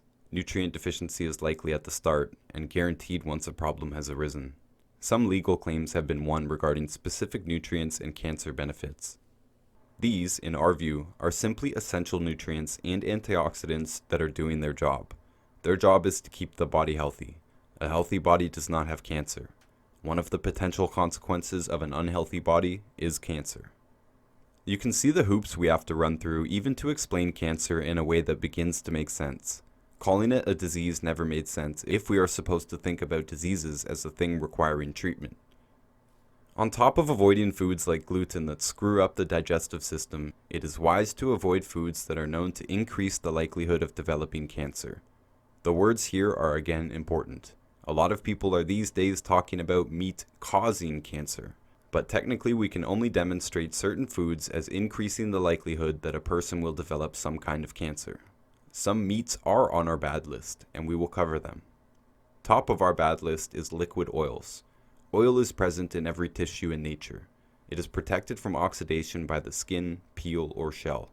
Once the protective barrier is broken or the plant or animal dies, the oil begins to oxidize. Oxidized oil is called rancid. The name sounds gross because it is. It is rotten fat. Oxidized fats contain a large amount of free radical oxygen particles, unstable oxygen particles. Endnote 15. Chemists might not appreciate my simplicity in this description. Several of the compounds responsible for foods on our bad list have their own names like acrylamide or heterocyclic amines or trans fatty acids. I am calling it all free radical damage for simplicity. Return to text.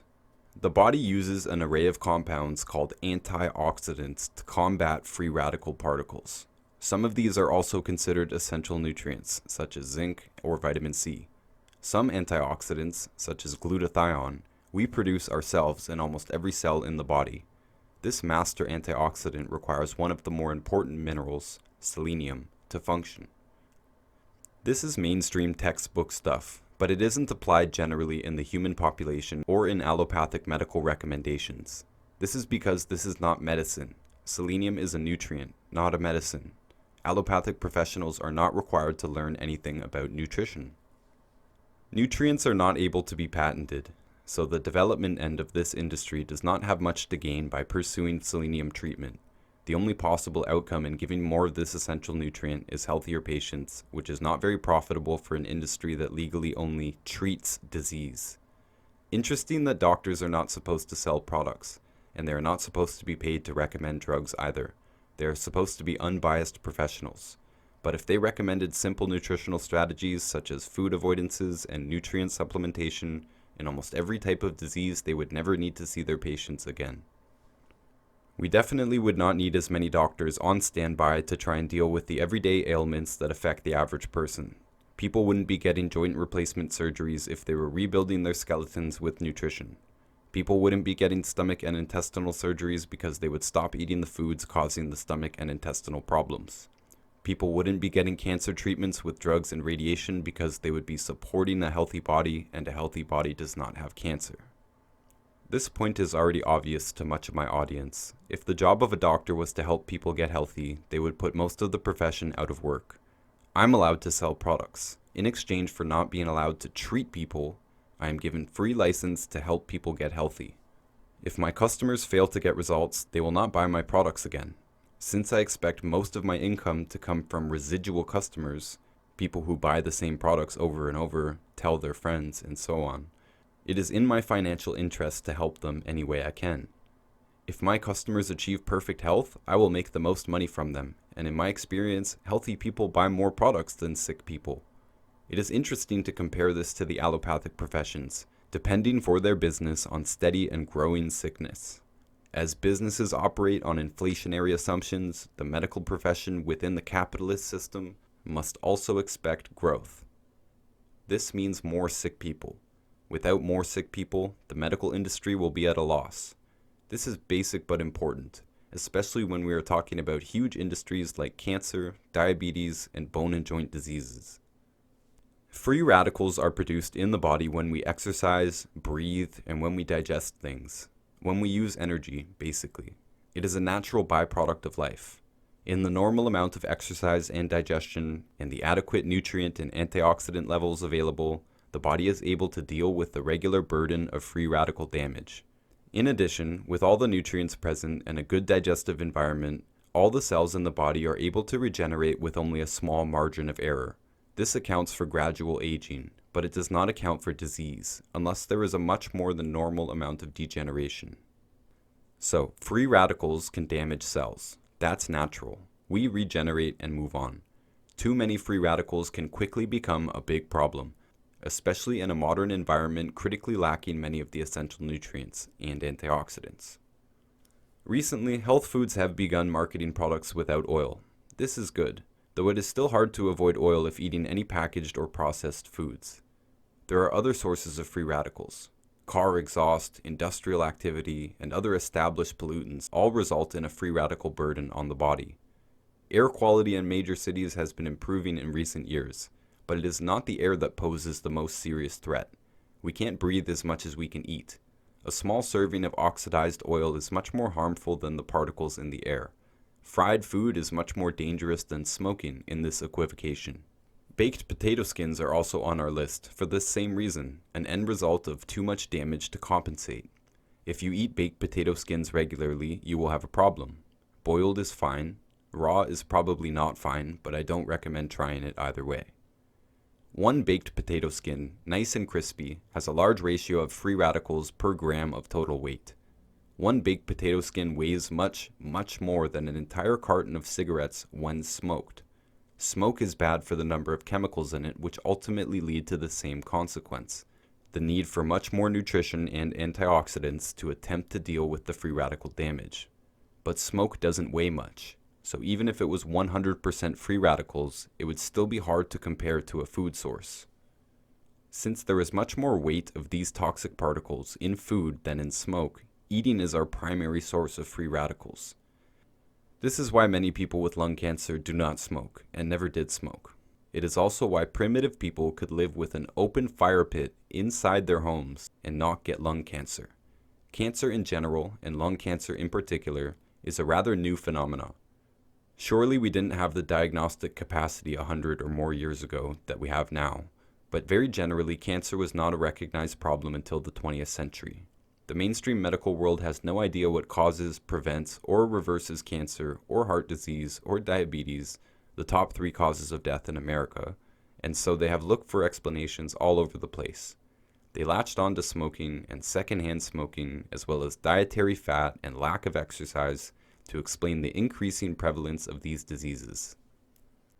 Endnote 16. In the time since this book was first published, I have been on a bit of a binge reading all the books I can find that disagree with the mainstream opinion that smoking causes basically all diseases.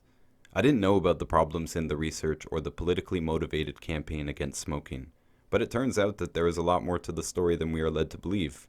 I have included a couple of books on this subject in the recommended reading section, and I intend to write a book on it myself in the near future. Return to text. By and large, the public has listened to their advice, and both smoking and dietary fat intakes have decreased dramatically over several decades.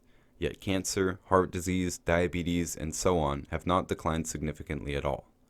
The major sources of these same types of chemicals in cigarettes are in foods and how we cook them.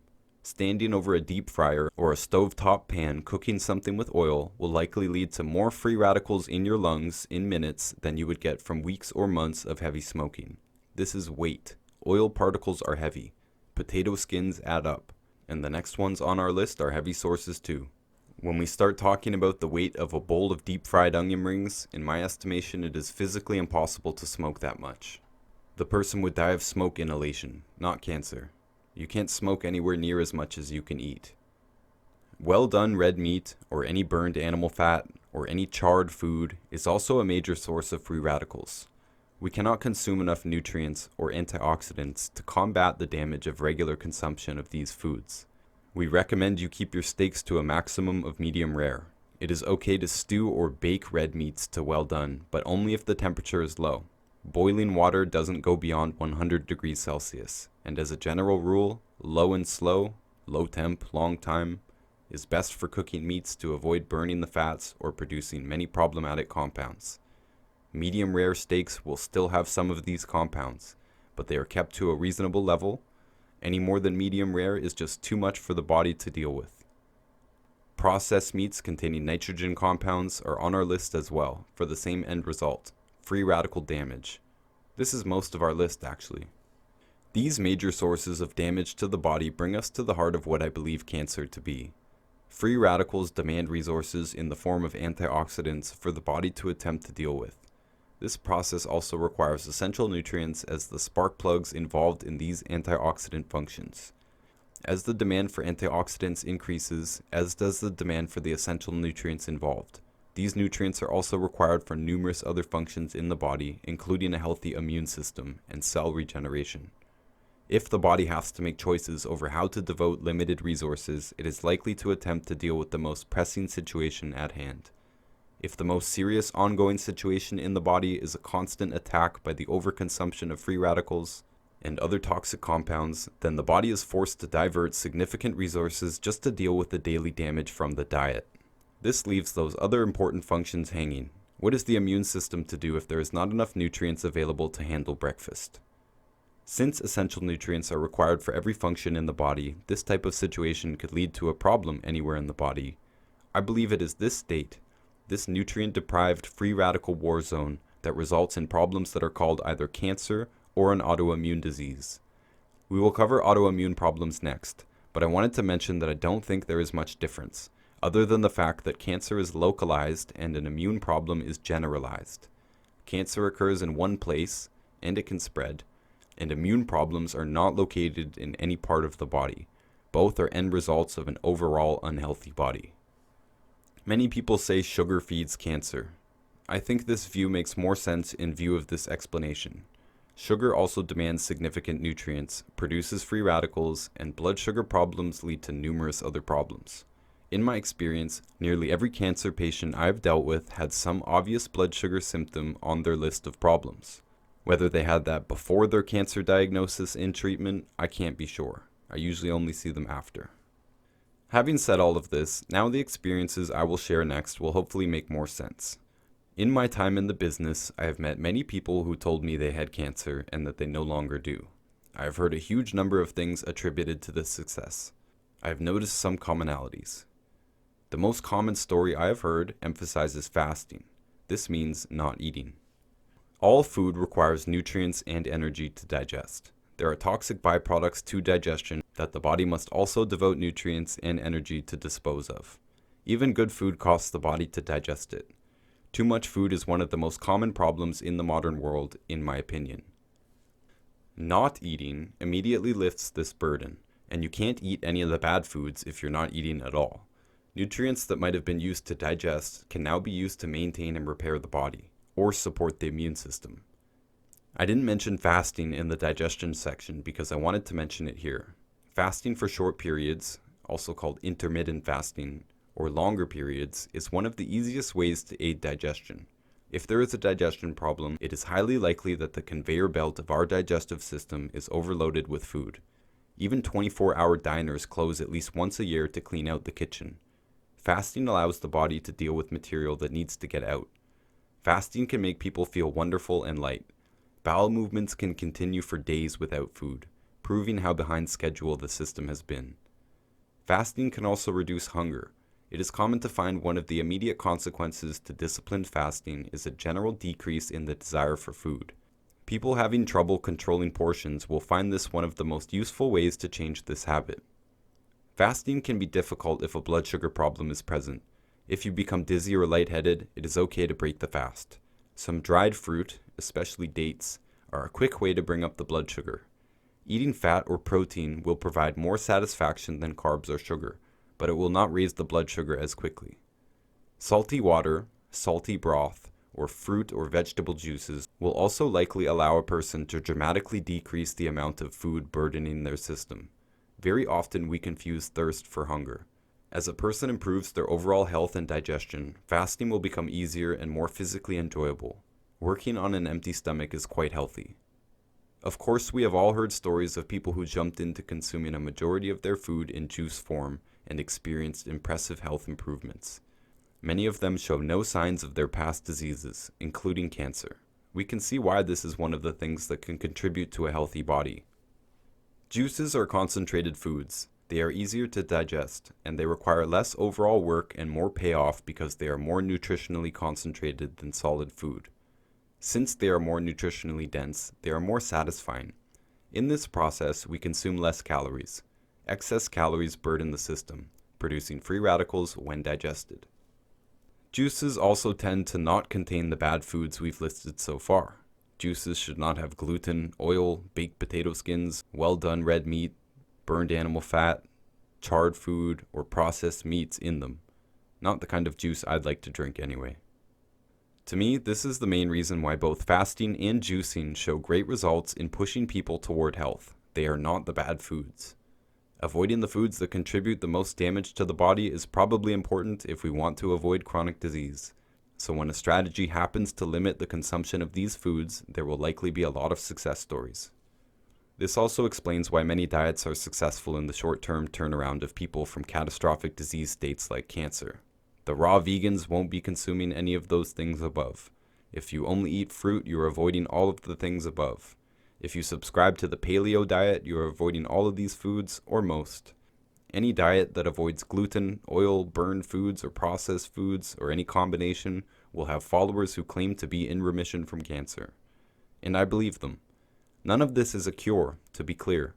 These are only some of the things that contribute to stress within the body, and some of the things that can ease that stress. Under the belief that the body can maintain and repair itself, this is our main task if we want to actively encourage a healthy body. If there were one magic compound that disappeared the symptoms of cancer, we could call it a cure. The people running for a cure seem to be hoping for something like this. But this will never happen. Since no cancer is caused by one thing, it will never be reversed by one thing. Let's focus on the word stress for a moment. Free radical stress is one form of stress. Digestive distress is another. Nutrient deficiency is a stress on the body. There are many forms of stress, all of which contribute to a state of dis-ease. Consequently, strategies that alleviate stress in one form or another are invariably successful in reducing symptoms of an unhealthy body, including cancer. This is why I have heard so many stories of people who got a serious diagnosis of some kind, and rather than undergo a chemical or surgical procedure that the allopathic professional assured them would be painful and with slim chance of success, they chose to move back home or go on an extended fishing trip instead. Their reasons differ. Some people said they wanted to spend their last days doing something they enjoyed, catching up with and cherishing time with loved ones, or crossing off things on their bucket list that they always wanted to do. Some people didn't have the money for conventional treatment and were forced to do nothing. Many of these people simply just carried on. Some people were devastated by the news of a terminal illness. They were determined to beat it, and they searched for strategies that could help them get healthy. Most of what I have mentioned so far is common knowledge in the alternative health world. A lot of the camps focus on one part or another of the strategies we've mentioned, but the information is there and many people find it on the internet or find us at health shows, conventions, expos, seminars, and Facebook groups. Anything that relieves stress on the body or mind will be good for the body. A stressed body is not going to be worried about healing. Fight or flight is one state of being, and rest and restore is the other. We cannot be in both modes at the same time. This is not scientific, it is grandma's recipe. We cannot digest adequately if we are exercising vigorously. We're not supposed to eat before swimming. People stressed about a relationship breakup or a job loss tend to become uninterested in food, or they can eat obsessively. Obsessiveness distracts from feeding the body properly, or distracts from responsibility generally. By the same token, being given a diagnosis by a medical doctor is often very stressful itself. We are told we have a disease, and then presented some painful options, none of which are promoted with the intention to cure the problem. This fear instilled by the medical profession is, in my opinion, responsible for quite a lot of unnecessary suffering. One of the positive benefits we should enjoy by seeking professional medical attention is relief that the responsibility is being handled by someone who knows what they are doing. But if the medical monopoly has mislabeled many things diseases just so they can treat them, they might not be able to offer any hope if those problems are not successfully treated by allopathic protocols. This means if a drug or surgery can't immediately fix the problem, then the doctor probably can't help, so they can't offer the consolation you would get from somebody who knows what they're doing, since in these cases, they in fact do not know what they are doing. On top of gaining control over our digestion and nutrition, it is wise of us to put conscious attention towards rest and relaxation. Here is a short list of things that can encourage relaxation.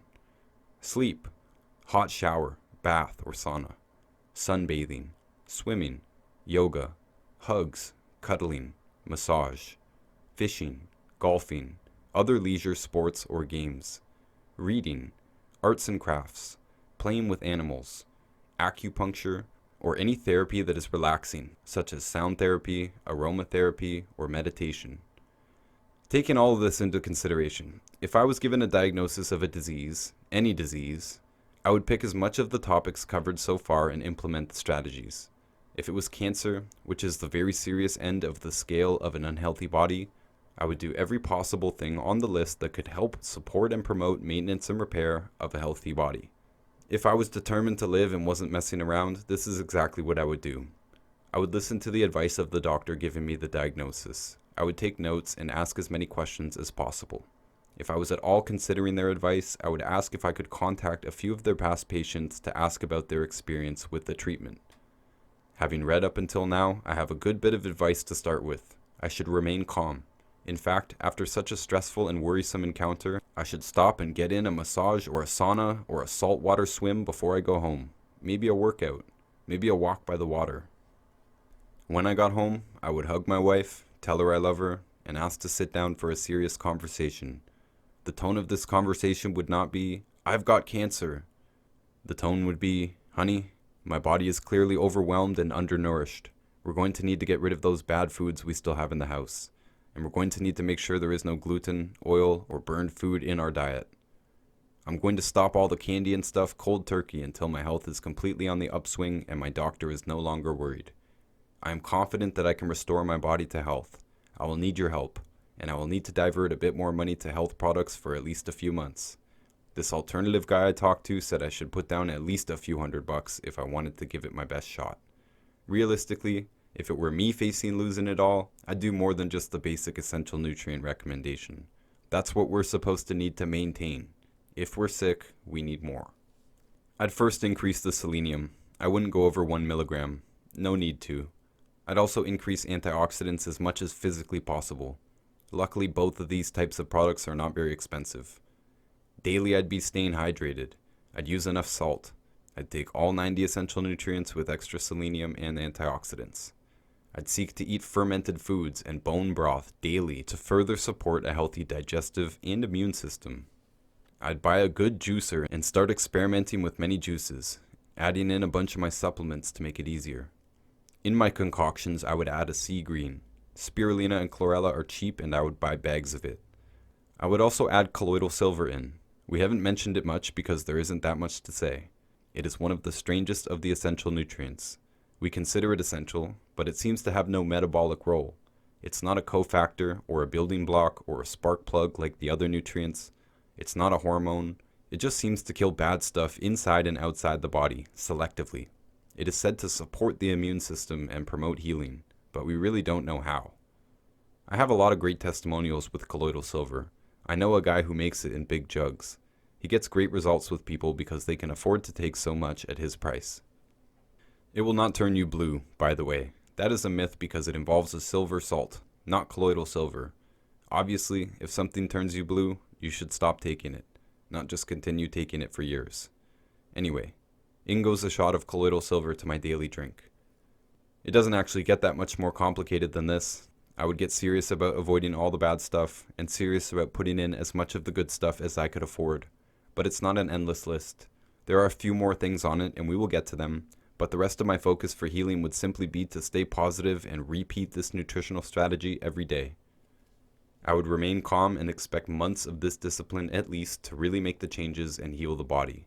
If I had a stressful job, I would talk to my bosses. I would see if I could take some time off. Maybe I can work from home or reduce hours or workload.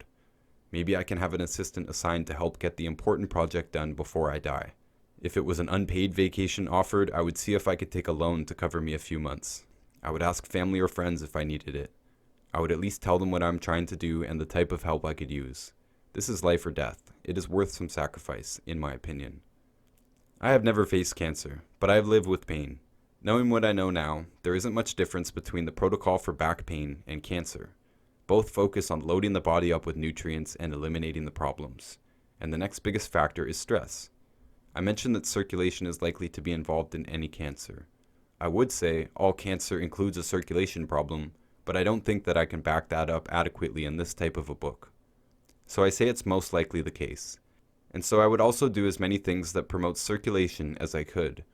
Since my morning nutrient shake above only took a few minutes out of my day, and I'm well rested, I have the rest of the day to do something that encourages lymphatic movement, circulation, and low-impact exercise. Different types of massages, swinging on a swing, jumping on a trampoline or rebounder, even riding a roller coaster, all promote fluid movement in the body. You can feel it with the whooshing feeling going down a hill in a car or in a swing. All of these are useful and interchangeable, and there are treatments you can pay for which can promote circulation big time. Professional massage, acupuncture, and cupping will be the most widely available therapies stimulating blood and lymph circulation. There are also machines available. A common one is called a shaker machine. It's a platform that shakes. More expensive models will have a wider range of functions, but they're all just different types or force of shaking. People with serious circulation issues will only be able to stand on the low rumble setting until they improve their circulation enough to tolerate higher vibration. As they improve overall, they can increase the setting. This should be done multiple times a day. In our real-life store in Windsor, Ontario, we have one of these machines. They are extremely useful, both for improving circulation and for measuring the progress. Typically, within a few weeks, a person can work their way up from a low rumble setting for a few minutes to the strong, firm vibration on the higher settings for a longer time. Some of these people can now walk again without pain. Some of these people were able to avoid limb amputation surgeries recommended by their physicians.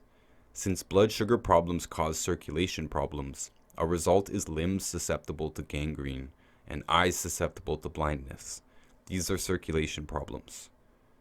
The shaker machine we have retails for around $1,000.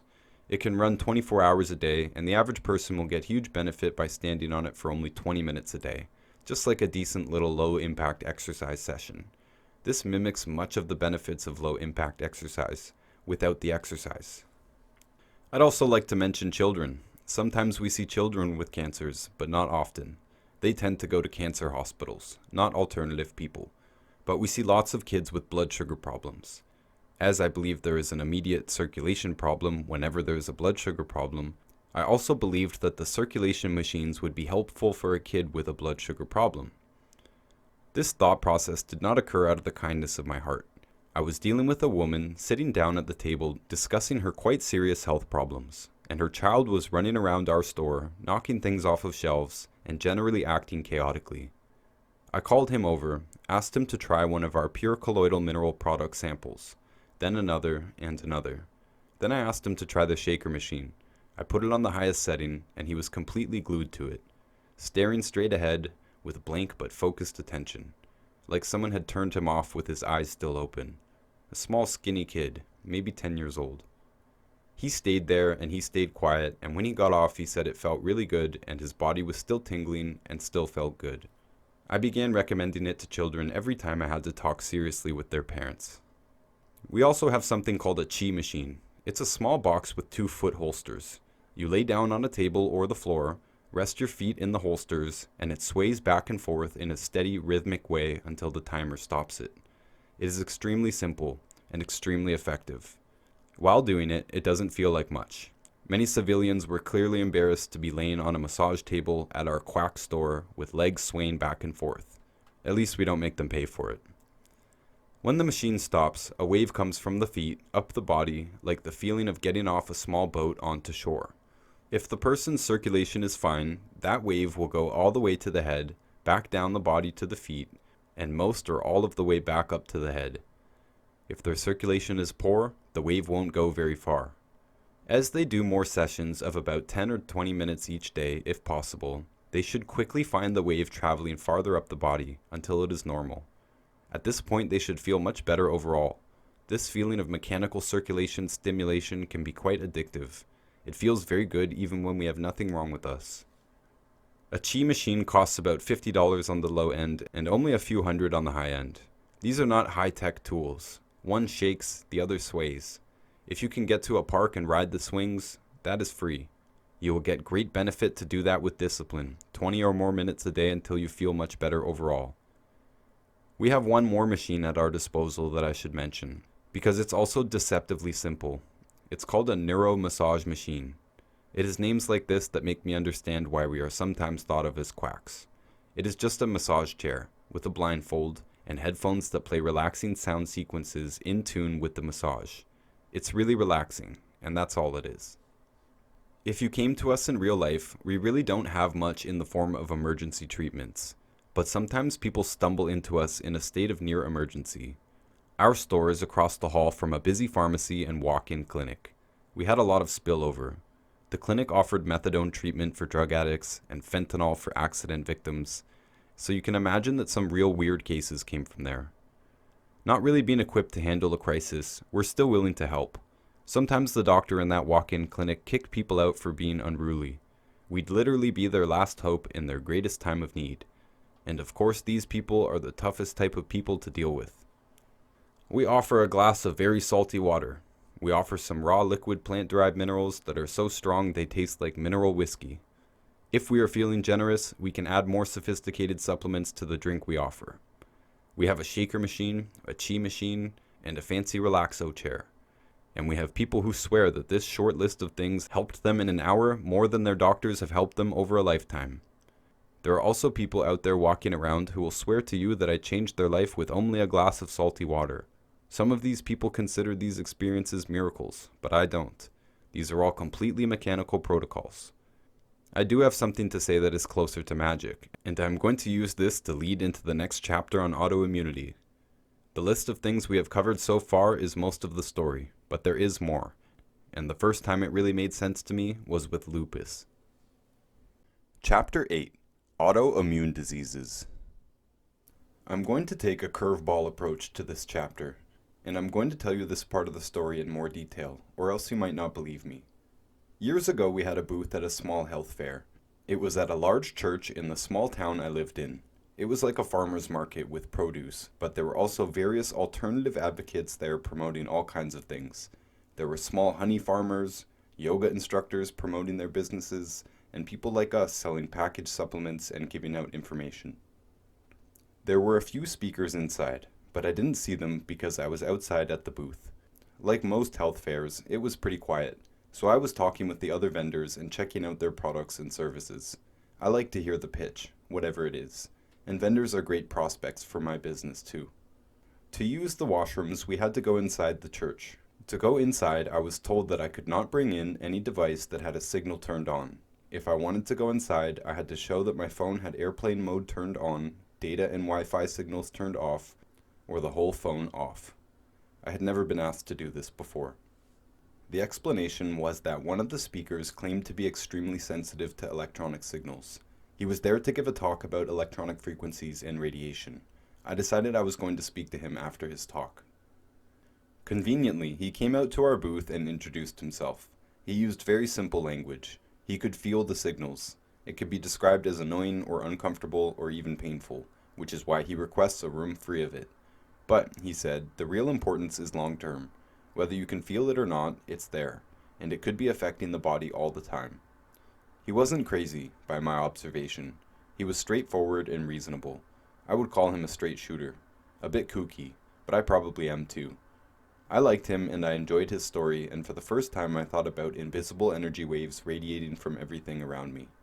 I went home and looked out the window at the cell phone tower across the river, suddenly seeming ominous, yet I hadn't really noticed it before.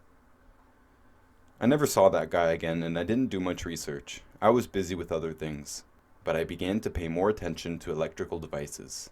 I didn't know if I was playing tricks on myself or whether I could really feel the computer mouse buzzing my hand. I began to feel that I was becoming more sensitive just by paying attention. The buzz or hum of different devices around my apartment began to bother me. When the refrigerator was running, I felt unease. For a long time I told myself that I was making this up because I was expecting it. My increasing awareness didn't cause any pain or discomfort. In fact, my pain and discomfort had almost entirely disappeared since I had started the nutrition program I was promoting, but it was more and more annoying. I felt that I was pretty tolerant of difficult conditions. I have lived in very cold and very hot places. I have dealt with serious infections. I have conquered chronic pain, and I felt confident in traveling almost anywhere in the world by myself and with little money. The growing annoyance from the electrical devices seemed eventually to challenge my patience and resolve like no other challenges in life ever had. Because I couldn't avoid it. Once I noticed it, it was everywhere around me. I felt paranoid, and I knew that describing this whole thing would make me sound crazy. I didn't want the bed near a wall outlet. I didn't want to sit near a fridge, or an electric oven when it was running. I didn't want my phone in my pocket, or near my head. I had never been particularly picky about music quality. I cared whether I liked the music or not. My father was an audio technician and a musician, so maybe I picked up some things. But until this point in my life, I was content to listen to the music I liked on any device that was convenient. As I became more sensitive to frequencies in general, I found that digital music began to sound off, flat and lifeless, like distilled water without salt. Sometimes it sounded offensive. I liked the music, but not the sound. My favorite music didn't sound right on the computer or MP3 or CD. It sounded fine on my analog vinyl system. Somewhere in this time, I was visiting my mother. At the local flea market, I saw that one of the vendors had a product from the company I was promoting. I stopped to talk to him about it. He was an enthusiastic distributor as well, but that is not what his booth was about. He asked me if he could try a demonstration with me, and we did. He proved to me that my balance was terrible in general, and that it was even worse with a phone in my hand. I couldn't argue with it. Then he put a magic disc on a cheap nylon strap on my wrist, and did the test again. He was twice my age and easily twice my strength. But with the magic discs and the same test as before, my balance and strength was incredibly enhanced against his force. My first skeptical instinct was that he might have been yanking my arm out sideways on the first tests, making me look very easily toppled. If he had aimed straight down on the next test with the magic disc, then I should appear much stronger. But it was no trick. My girlfriend was there watching. We did it multiple times, and quite honestly, I trusted the guy as soon as we started talking. I felt he was hard-headed but genuine. I felt he really believed in his magic bracelets. I didn't buy anything from him. Back at my mother's house, she told me that someone was renting her garage for storage. There was a car and a bunch of other stuff in there. I didn't think anything of it. It turned out that that guy renting the garage was the same guy at the flea market selling the magic bracelets. His name is Mike. The stuff in the garage was his summer car and all his stuff behind the flea market business. I called him, and he came by the house. We introduced each other more formally, shook hands, and he made me a steel bracelet with 2 magic discs attached as a gift, right there on the driveway. I didn't feel much when I put it on. and I also wasn't paying that much attention. We were in town for some event, and we were on the move. I kept the bracelet on, and we went back to our little town. Soon after, my girlfriend at the time had her wisdom teeth taken out. She was in bed with swollen chipmunk cheeks, in a drugged stupor, and I thought that letting her wear my magic bracelet might help her a bit. She saw the demonstration and was just as impressed and puzzled as I was. You hear of carnival trick quacks at flea markets, but you really don't often encounter them. I gave her my bracelet, and the moment I took it off, it felt like I had taken the battery out of my back. It felt like my body was telling me directly, put it back on. I didn't have a lot of money at the time, but I called Mike and asked if he could give me a deal on another bracelet. He did. I have worn one ever since. Until this point, I can't recall really believing that fate had much to do with the turn of events, but meeting Mike would end up being very important to my path in the alternative health world. And this will bring us to why we are talking about this when we're supposed to be talking about autoimmunity. Back in my little town, that girl and I had broken up, and I was in a sort of despair in an empty apartment in an end-of-the-road type of town that I had no roots in, and I didn't know what I was going to do next. I don't remember if he called me or I called him, but I remember standing there in my empty living room, looking out across that nice little river and at that ominous cell phone tower, as Mike told me bluntly, "I'm out of this place, man. I can't take all the hassle out here in East Toronto, all the traffic, all the stress." He said he was moving to Windsor, Ontario, a small industrial city across the river from Detroit, Michigan. His daughter lived there, and he had a location picked out to open a store under the same guise as the booth at the market. He didn't ask if I wanted to join. He didn't know my situation, but my lease was coming up, and I didn't want to pay for the place anyway. I told him I'd pack up and go with him. At this point, I still really didn't know anything about electromagnetic frequencies, or EMF, and I really didn't know much about the magic discs either. I was still rooted in nutrition, and I was there to help him sell all the different things he had, including our supplements. Since I had really only seen his demonstration once, when he did it on me, I hadn't had much exposure to his process, and since I wasn't at the market long, I hadn't really heard the entire pitch. When we met, we mostly talked business or talked shop. We had even been on the radio together at some time along here, and we still hadn't heard each other out entirely. But now I got to hear the entire sales process, and I had a lot of questions. Mike kept mentioning testimonials for health problems that I was taught were entirely nutritional. My head was already spinning about this, and I had already begun going through a bunch of books on radiation to catch myself up, when one day at work Mike mentioned one of his testimonials about lupus. I really had to step back and sit down. Most of the claims he was making were about physical problems, and I still had a lot of questions about that. But the symptoms of lupus are mostly digestive. Blood sugar problems, circulatory problems, and a low-grade allergic type of experience in the body is the basic description of a lupus patient. Inflammation all over, basically. The guy he was talking about was on video giving his testimonial, but as usual, Mike said his real off-camera testimonial is even more amazing. Long story short, he felt a lot better extremely quickly, credited to a frequency tuning disc. But this is lupus. He didn't do any nutritional changes. I didn't understand. Mike is more of a mechanic than a technician, so he wasn't really able to explain it either. But he was able to tell me that he has other similar cases, so-called autoimmune patients who felt much better in many ways very quickly with the addition of the magic discs. As I dug into this one case, trying to justify an explanation as to how this person could achieve this result with an anti-radiation device, I had a few realizations.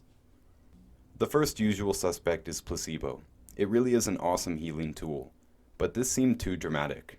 The guy was very overweight, very obviously experiencing serious digestive issues and circulation issues. His cheeks were red with spiderweb patterns, typical of lupus. He looked like he was having a low-grade allergic reaction, typical of lupus, and he reported that this was constant for him, as expected.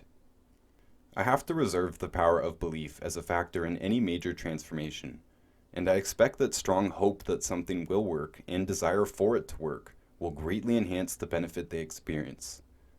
But I was not willing to credit belief with this transformation. I had been around the healing business just enough to have dealt with a few autoimmune people by that point. I knew that they were tough cases. They had to change their eating habits. They had to put in a bunch of nutrients, and this has to take time. Cells don't regenerate overnight. Healing and digestive strategies take time. It just shouldn't be possible to turn this around in minutes like they were all claiming. When I first met Mike back at the flea market, the first real question he asked me was if I had any pain. This was part of his process. Often, the person did have a pain, and they could point to at least one chronically painful spot somewhere on their body. Mike's strategy was to tape a disc to that spot immediately, and then carry on with answering their questions about his Live Pain-Free banner, and he would be moving towards doing the demonstration as well. He did this because he knew it was likely that the pain would disappear in the time they were talking. He would bet that in the few minutes he had with the average person, that in that time he could eliminate at least one pain. This is an amazing thing when you think about it. We are not taught about this type of thing in nutrition. In nutrition, I expect results, but not immediately. In a few minutes, I can barely expect to make a proposal and a transaction, let alone a result. They have to take action and continue for the expected feel better part of the deal. If there was a 5-minute method, it felt like we were wrong about nutrition. There was an explanation right in front of me. It was in the books, and it was in my life. I knew people who did live blood analysis. They look at blood in real time, live. I knew that blood cells could crinkle up and clump together under many forms of stress. It suddenly made sense. All this nutrient stuff I was taught about was transported in the blood. Digestive problems could cause blood problems. We call this dirty blood or sticky blood. This is basically leaky gut, undigested food particles getting into the blood via the intestines. The blood correctly responds to these foreign food particles, supposed to have been broken down further and chemically altered in the digestive process before being absorbed. The blood clots a tension around these undigested food particles, and this causes an overall congestion problem in the blood. Like white blood cells attacking a sickness, the bodies of cells and pathogens add up to a mucus we call dirty blood. It is almost like an allergic reaction, or the body responding to a virus. That's one way to have compromised blood. Another is to have a nutrient deficiency severe enough to affect the blood. The body will take nutrients from virtually every system in the body before it messes with the blood. A problem in the blood is a huge problem. If there's not enough of the right stuff for blood to function properly, the body will fail catastrophically. Every blood deficiency has a disease named after it. But even under good conditions, when there is no digestive problem, no dirty blood problem, and the person is supplementing with all of the essential nutrients in optimum amounts, we can see in live blood analysis that healthy blood can crumple up, stick together, slow down, and look visibly terrible compared to healthy blood relieved of the stress. This was it. That is the answer.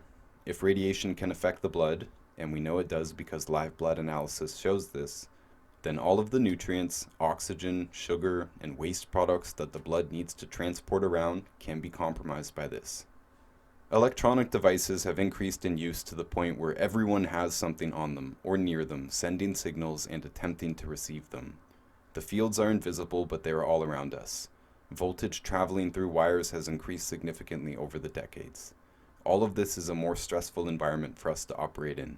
It affects our blood cells, and they are responsible for transporting every other important thing you can name in and out of the body. If someone's blood is fully impacted by this radiation stress, then relieving that stress alone can show a near miraculous result very quickly. The discs aren't magic, and they have a mechanical explanation, but I wasn't satisfied with the explanation Mike gave me for the relief of symptoms. He said that the discs were charged with frequencies, the same frequencies as our bones, nervous system, and muscular system. This is assumed to enhance our own energy fields, protecting us against harmful ones. He had some lines memorized by Nikola Tesla about frequencies, and he focused on the demonstrations and whether someone stopped shaking or felt pain relief as the conversation happened. I also saw him bet many times that letting someone take a sample bracelet home for the night would bring them back for a purchase. Not only did most of them come back and return the sample, most of them also bought a steel bracelet with the discs installed. Many of them remained highly skeptical, but continued to wear the discs. I was used to standing beside doctors and professionals and talking seriously about health with people who are in serious condition. I'm used to having solid mechanical answers for them. I was not comfortable pitching magic discs that relieve pain just because of magic energy, but now I had a mechanical explanation, relieving the blood. I stayed in that town long enough to see many hundreds of demonstrations, witness and meet many testimonials, and do many demonstrations myself. Many people tried to fool the discs, but they couldn't. They work under a steel-toed boot, they work if you slip it in someone's pocket and don't tell them, they work on dogs and cats having mobility trouble in old age. I don't think a dog has any expectation or placebo response to a frequency tuning disc. If they had serious trouble going up the stairs or had lost that ability, and then can quite suddenly go up them with ease, something has changed. Dogs, like people, require time to heal injuries and rebuild tissues, but they can also be impacted by the radiation in our homes and in our modern world. The point of this long divergence is that my time in this part of the alternative health business, the anti-radiation world, gave me everything I felt I needed to finally understand health problems in our society and what to do about them. In my time with the discs, I have heard and seen things I know make us sound like liars for saying. I've seen people stand up from wheelchairs who were nearly completely immobile moments before. I've met people who walked into our store with crutches and walked out on their own 2 feet. We have had people with many varieties of cancers and autoimmune diseases report incredible turnarounds. Most of these people did not buy our nutrition products. Most of them did not change their lifestyles. These are regular people, most of whom have lived in that blue-collar town their whole lives. In any case, it's a lot easier to sell a magic bracelet than it is a healthy lifestyle, as it is a one-time purchase, not an ongoing commitment. This brings me back to what I think is the main difference between cancer and an autoimmune problem. As far as I can tell, cancer is what happens when a catastrophically compromised body fails big time in one system of the body. The liver is dying, they call it liver cancer. The skin is messed up, they call it skin cancer. It's a growth in the brain, it's brain cancer. Growth in the prostate, prostate cancer. We've seen many things that can contribute to system failures. Digestive problems can lead to nutrient deficiencies and dirty blood and blood sugar problems and circulation problems. Nutrient deficiencies can exist without a digestive problem just by not having enough nutrients in the diet. Those nutrients are responsible for every system in the body, so if there's not enough, there's a problem somewhere in the body. Selenium also happens to be one of those key nutrients involved in both the liver and prostate, by the way. No coincidence. We've seen that stress of all kinds can impact the basic ability of the body to maintain and repair itself, and we've added electronic frequencies to that list of possible stresses on the body. So when it happens in an identifiable system and the allopathic professionals don't have an explanation, they call it a cancer. When the body is failing in multiple systems or is a general immune problem, I believe they call it an autoimmune disease. Now, there is a complicated aspect here having to do with antibodies.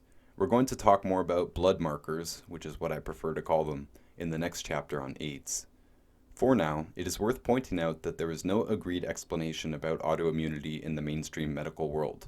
They say blood marker antibodies have something to do with it, but not one of their so-called autoimmune diseases have a consistent correlation between the presence of antibodies and the presence of symptoms.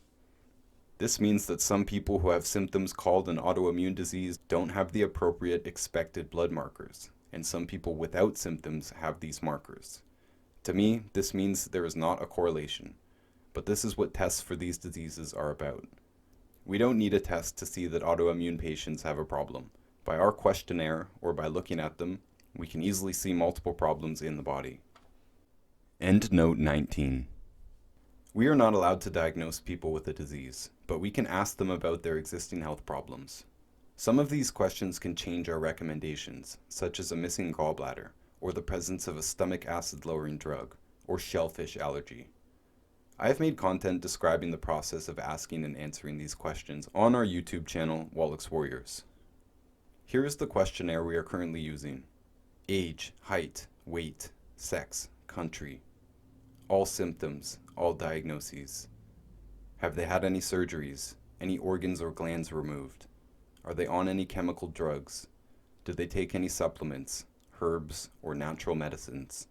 Do they avoid any foods? Do they have any sensitivities, allergies? Do they have any skin, lung, or digestive issues? Do they know their blood type? Any sleeping problems, teeth grinding or sweating at night, nightmares? Were they born C-sectioned? Are they pregnant or nursing or trying? Do they drink anything carbonated? Do they drink coffee or energy drinks? Optional. Show us a picture of their finger or toenails, not polished. What's their favorite food? Anything else we should know about? Most of these questions can be expected on a form from a dentist's office the first time you want to use their services.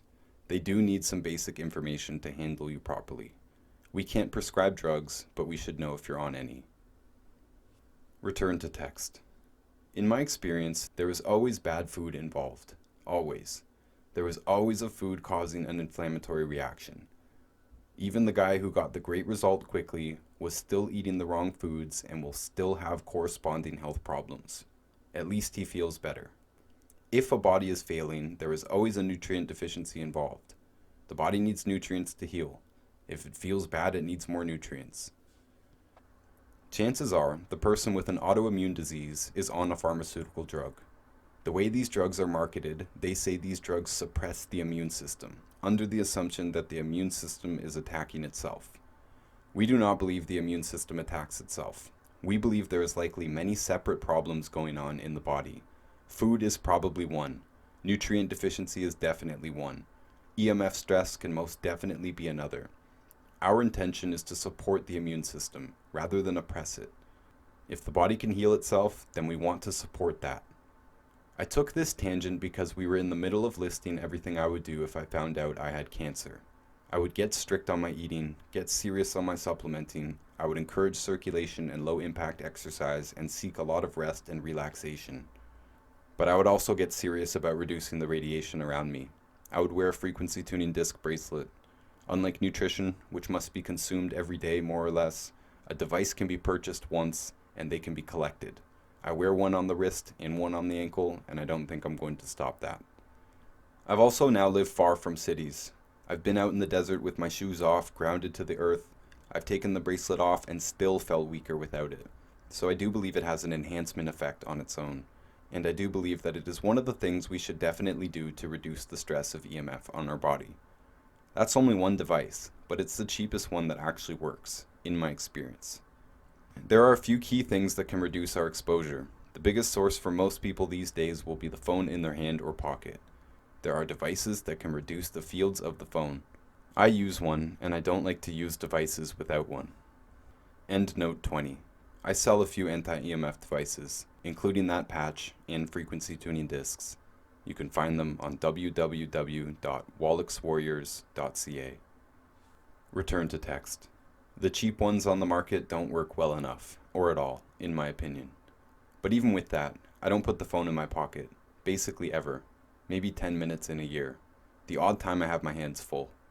The phone never goes to my head. I speak with headphones attached by a wire or on speakerphone. I also don't pay a phone bill, so airplane mode can always be on.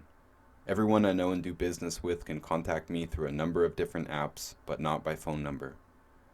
This is not for everyone, I guess, but I find it great. I pay for home internet by a cable, and most of my phone time I plug the phone into an Ethernet adapter. I do use Wi-Fi, and I can run my online business on my phone through Ethernet cables or Wi-Fi, or my wire-connected computer. When I go outside, I have peace. The data signal on my phone can be turned off all the time. The Bluetooth is off. It's the best I can do for now. I do travel frequently, and yet I have operated without a phone bill for several years now, and I encourage it. Wi-Fi is also EMF, but it is not as bad as having it in your pocket or at your temple. You can make or buy a Faraday cage that will reduce the output of your Wi-Fi router. In many cases, you can get a smaller router and it will work fine. You can shield some of the bigger sources with any type of metal plate or foil. Yes, foil. Don't seal off the whole house, and you don't need to wear it on your head, though it would offer some protection. Many people are making silver fabric clothing, including hats, for this reason. They also make EMF shielding paint, with metal in it.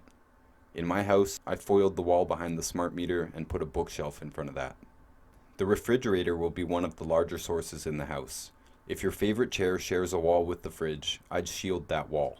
If I lived next to a cell phone tower, an electrical transfer station, high voltage power lines, or above a subway, I would move. There isn't a way to completely shield yourself from extremely strong sources close by.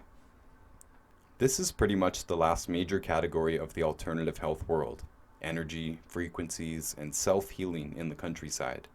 The people I had heard who had chronic illness or a serious diagnosis and basically went home to die, typically left the city and went home to the countryside, away from much of the radiation.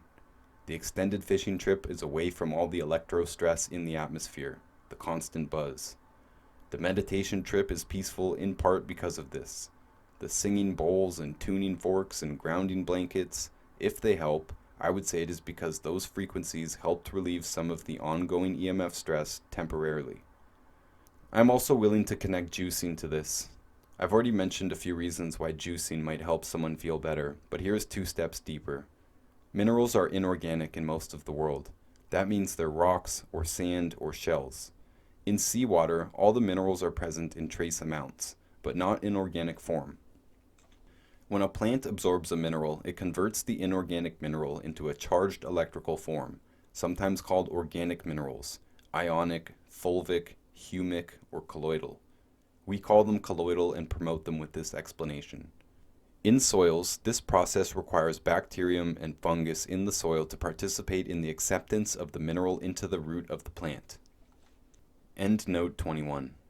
Pesticides and herbicides and fungicides can nullify much of this process. As a result, plants grown in non-organic agriculture will have less minerals and less overall nutritional value per carbohydrate. The BRIX score, B-R-I-X, is commonly used to measure the nutritional value of fruits and vegetables and berries. BRIX scores are invariably lower with non-organic crops, and invariably higher with additional colloidal minerals added. This can be experimented in any garden. We sell the raw form of our human mineral supplement as garden fertilizer. You might find this interesting. In the agriculture world, you can't pitch a farmer that he will increase his yields by more than 50%. You will sound like a lunatic to the farmer, and he will not take you seriously. They already have very impressive yields in modern agriculture with standard fertilizers focusing on nitrogen, phosphorus, and potassium, or NPK. So, we are taught not to attempt to sell our plant-derived mineral fertilizers with the numbers we are actually able to produce. We can achieve much more than 50% yield improvements on probably every crop imaginable. Return to text. The microorganisms in the soil essentially pre-digest the minerals for absorption into the plant. These are my simple words for a very complicated process. Seawater is full of microorganisms already, and they also facilitate the process in sea plants. These colloidal minerals are interesting, and I'm going to hover here for a moment.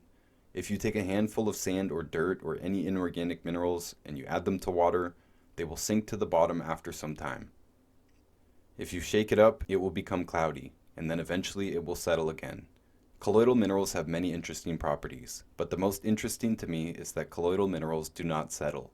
The explanation is that they are electrically charged, ionic, and so they remain in suspension indefinitely because they remain repelled from each other electrically. Fascinating, really. It is like perpetual motion, or magnetism, like a refrigerator magnet staying stuck perpetually. The particles remain there charged, apparently forever. I mentioned magic earlier. Well, this is the real magic as far as I'm concerned. Not only are organic colloidal mineral particles much smaller than inorganic forms, the plant-derived colloidal forms also seem to be required for optimal structure and function and longevity, while inorganic minerals are difficult to absorb and many of them can be harmful. Arsenic is an agreed-upon essential mineral for all vertebrates, all animals with a spine, but it can kill in the inorganic form. Same story with pretty much every element on the list. It can be essential, and it can kill you in the wrong form or dose. So plants, through plant magic, convert the earth into an interesting electrical form of energetic nutrition. And that's interesting. But they also change the structure of the water. Structured water is another huge topic that deserves detail but must be included briefly because this is a long list. In my attempt to give a proper summary of the many options available for getting closer to health, structured water has to be mentioned. Clean water is important, but structure seems to be much more important. In nature, stagnant water is bad. We don't want to drink it. We have to do something with it. Boil it, maybe capture the steam, maybe add salt or other things like medicinal tea leaves, in the hope of avoiding plagues that can come from bad water. Running water is much cleaner. Water running over rocks creates vortex patterns, spirals, which seem to clean and structure the water. Ocean water also has its own structure. This is the structure used for the product I am most familiar with. There are spiral taps sold as water structure devices. I believe they do help. I believe the water is better if it runs through a vortex before you consume it. There are also receptacles marketed to be shaped so as not to allow the water to settle, encouraging a healthier structure. I do know all of this can sound loony, which is why I included it all in this weird chapter. I'll give one more thought on this before we get back to juicing. At one point in my life, I worked in a chemistry lab analyzing seawater samples. There can be many steps involved in preparing samples, adding reactive agents or reagents, letting them sit on timers, heating them or cooling them, etc. Some tests require that you spin the sample in a vortex. Measuring chlorophyll, for example, each sample had to be spun on a vortex or it would screw up the results. It would measure low. I thought that was very interesting at the time, but I didn't really get it. Since then, I started stirring whatever I was drinking in a quick vortex before I drank it. It seems to change the taste of almost anything you drink if you pay attention to it. So why is juicing so effective? On top of being an easy to digest, nutritionally dense drink that is easy to add even more supplements to, it is typically spun in a vortex before serving. But even better is the fact that the water was already structured inside of the plant. Plant juice is structured water. Celery juicing every day for 90 days is one of the most popular alternative health trends of our current time. This is structured water. We can't eat enough plants to really get this benefit. Most of the liquid we would be consuming throughout the day will be from a tap or bottle or something other than a plant. It takes a lot of oranges to make a glass of orange juice, but that is structured water. We are mostly water. Water is a necessary cofactor for most or all processes in the body. Water is the substrate in which all the chemical processes in the body take place. In the health business, there's a saying to sell water filters. If you don't have a water filter, you are the filter. Wow, it sold me. Filter for life. So clean water is important. The structure of the water is important. We are mostly water, and structured water seems to be good for us. Since we are mostly water, this is most of our energy field, if I have come far enough to use language like this. When we enhance our own water system with properly structured water, we are enhanced dramatically. And I mean really dramatically. I mean a structured water program can rebound someone's health just as well as any other miracle I've witnessed, and juicing is one way to do it. It's an expensive way to do it, but nonetheless. This is protection from stress to our own energy field, signified by the blood. This is witnessed by live blood analysis. Many structured water products use live blood analysis to pitch their water. The blood can be seen to be relieved in real time. To wrap up this segment, I want to be clear that I am not saying radiation is the cause of all autoimmune disease. EMF is one factor that contributes to an unhealthy body, and some people are sensitive enough where nothing else will work if they don't address the EMF in their lives. Bad foods and nutrient deficiencies are practically guaranteed to be involved in any problem labeled autoimmune, and not everyone that I have seen eliminate these symptoms has addressed EMF. But the real amazing thing to me is the people who did nothing except address the EMF and turned their health around. We covered rheumatoid arthritis already, the oddball in the arthritis group and in the autoimmune group. Our explanation is that the rheumatoid component is caused by a bug infection. The arthritis part is partially damage from the bug and degeneration from nutrient deficiency. This barely has anything to do with the immune system, other than the assumption that the immune system is trying to fight the infection. The other autoimmune diseases are not as clear as this. They're not clear at all. The antibody explanation isn't clear at all. The mainstream treatments are not successful at all. The drugs they prescribe people can do serious damage or kill them. The symptoms of autoimmune problems are generalized throughout the body, usually in the form of susceptibility to illness and basic obvious digestive problems and nutrient deficiencies. After years of trying to figure out how antibodies are actually correlated with disease and what they actually are, I am convinced that I do not understand antibodies, and I have given up because I am convinced that no one else truly understands them either. But I know for certain that everyone being told they have an autoimmune problem has many problems. One could be more of a problem than others. I have heard so many people claim total transformation just by quitting gluten or grains altogether that I cannot count them all. It could just be gluten. It could be catastrophic nutrient deficiency. It could be hyper-stress from life or hypersensitivity to radiation stress. More likely is a combination of most or all of these things. Maybe other stresses too. Maybe the cat wakes them up every night in the middle of the night and they haven't slept all the way through the night in years as a result. Maybe the kids are troublemakers and they're losing their hair from that on top of everything. In the public market, we hear about all kinds of stresses. An ongoing infection problem could be a big factor that was overlooked. A fungal infection of some form is likely in everyone I've ever seen with an autoimmune problem other than rheumatoid. But even with rheumatoid, many of them are likely to have a fungal infection problem as well. An autoimmune problem encourages growth of all the bad stuff. All of these stresses can contribute, and relieving any one of them could feel like a magic bullet for the person experiencing the relief. We recommend approaching health generally. We don't treat autoimmunity because, well, we don't even believe the term makes sense. But we also don't even need to target the problem. We need to use every strategy we can to promote a healthy body, eliminating the bad stuff, adding the good stuff at appropriate doses, and recognizing that electrical frequencies could be interfering with all of it by design of modern life. There is more we can do to promote relief from radiation stress, and there are also healing techniques on their own. For centuries, people have left cities on healing trips to the countryside. Some of them left cities because of lung problems and felt the air was cleaner in the country, which is true.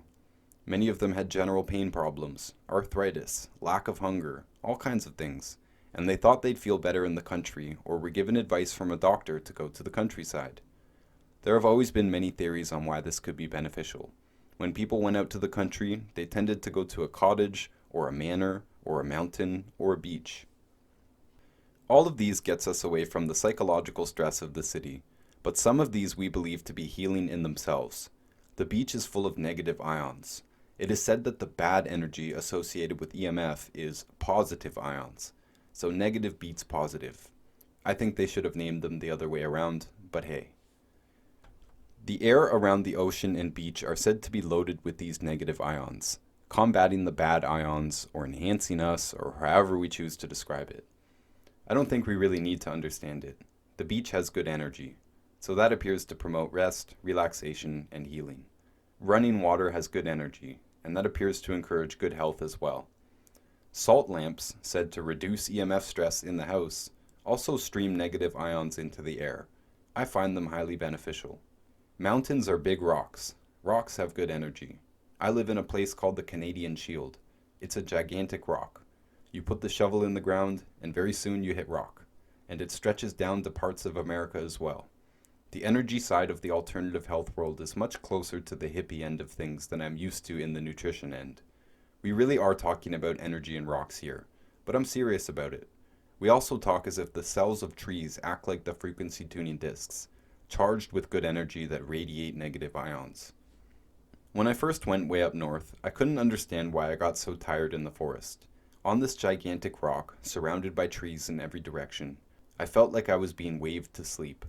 I wanted to sleep all day. This is very unusual for me, as I had had trouble sleeping my whole life. I believe this is the healing energy at work, and I believe it is necessary to know about. It is a much healthier environment, nature stuff, as far as I can tell, than any indoor therapeutic environment. Nature can heal, I believe. The body asking for sleep is doing it for a reason. To become excessively relaxed and tired in the middle of the day is probably the result of something therapeutic. If you look, you will find many people who embraced a natural lifestyle in as many different ways as possible. Something as little as spending time with the feet grounded on the earth can go a long way. Implementing awareness of electrical pollution can go a long way. Trips out to nature can be phenomenally restorative for both body and mind. I didn't want to reiterate the fake diseases theory here because I think you get it by this point. None of the so-called autoimmune diseases can really be diseases if they are the result of mechanical problems in the body. Though there is a reasonably long list of possible mechanical problems, we have covered most of them. Doctors get away with labeling autoimmune problems as diseases because they seem to want to treat them, but they don't know how to. Helping a person get better from any of the symptoms on the list of the average autoimmune problem has nothing to do with the toolkit of the allopathic professional. There is nothing to cut out when it comes to an autoimmune problem. There are no useful surgical interventions. There are no drugs that support and promote the body's natural ability to heal itself. And some foods on the food plate, we're saying, can screw up the body big time, enough to look like an autoimmune disease. It is up to us who we take our health problems to. Knowing all of this, I wouldn't go to a medical doctor if I had this type of problem, and I wouldn't bother calling it a disease. It is not transmitted, it is multidimensional, and none of the routes to real relief are medicinal. Maybe a medicine can help them, but it's not a cure. If syphilis is a disease because it requires treatment by a licensed medical practitioners, then autoimmune problems, cancer, digestive disorders, blood sugar problems, bone and joint problems, and birth defects should not be called diseases. Knowing all of this, we can tackle the final topics. Chapter 9. AIDS. Initially, I wanted to start this book with AIDS. AIDS is, I think, the best true example of a fake disease.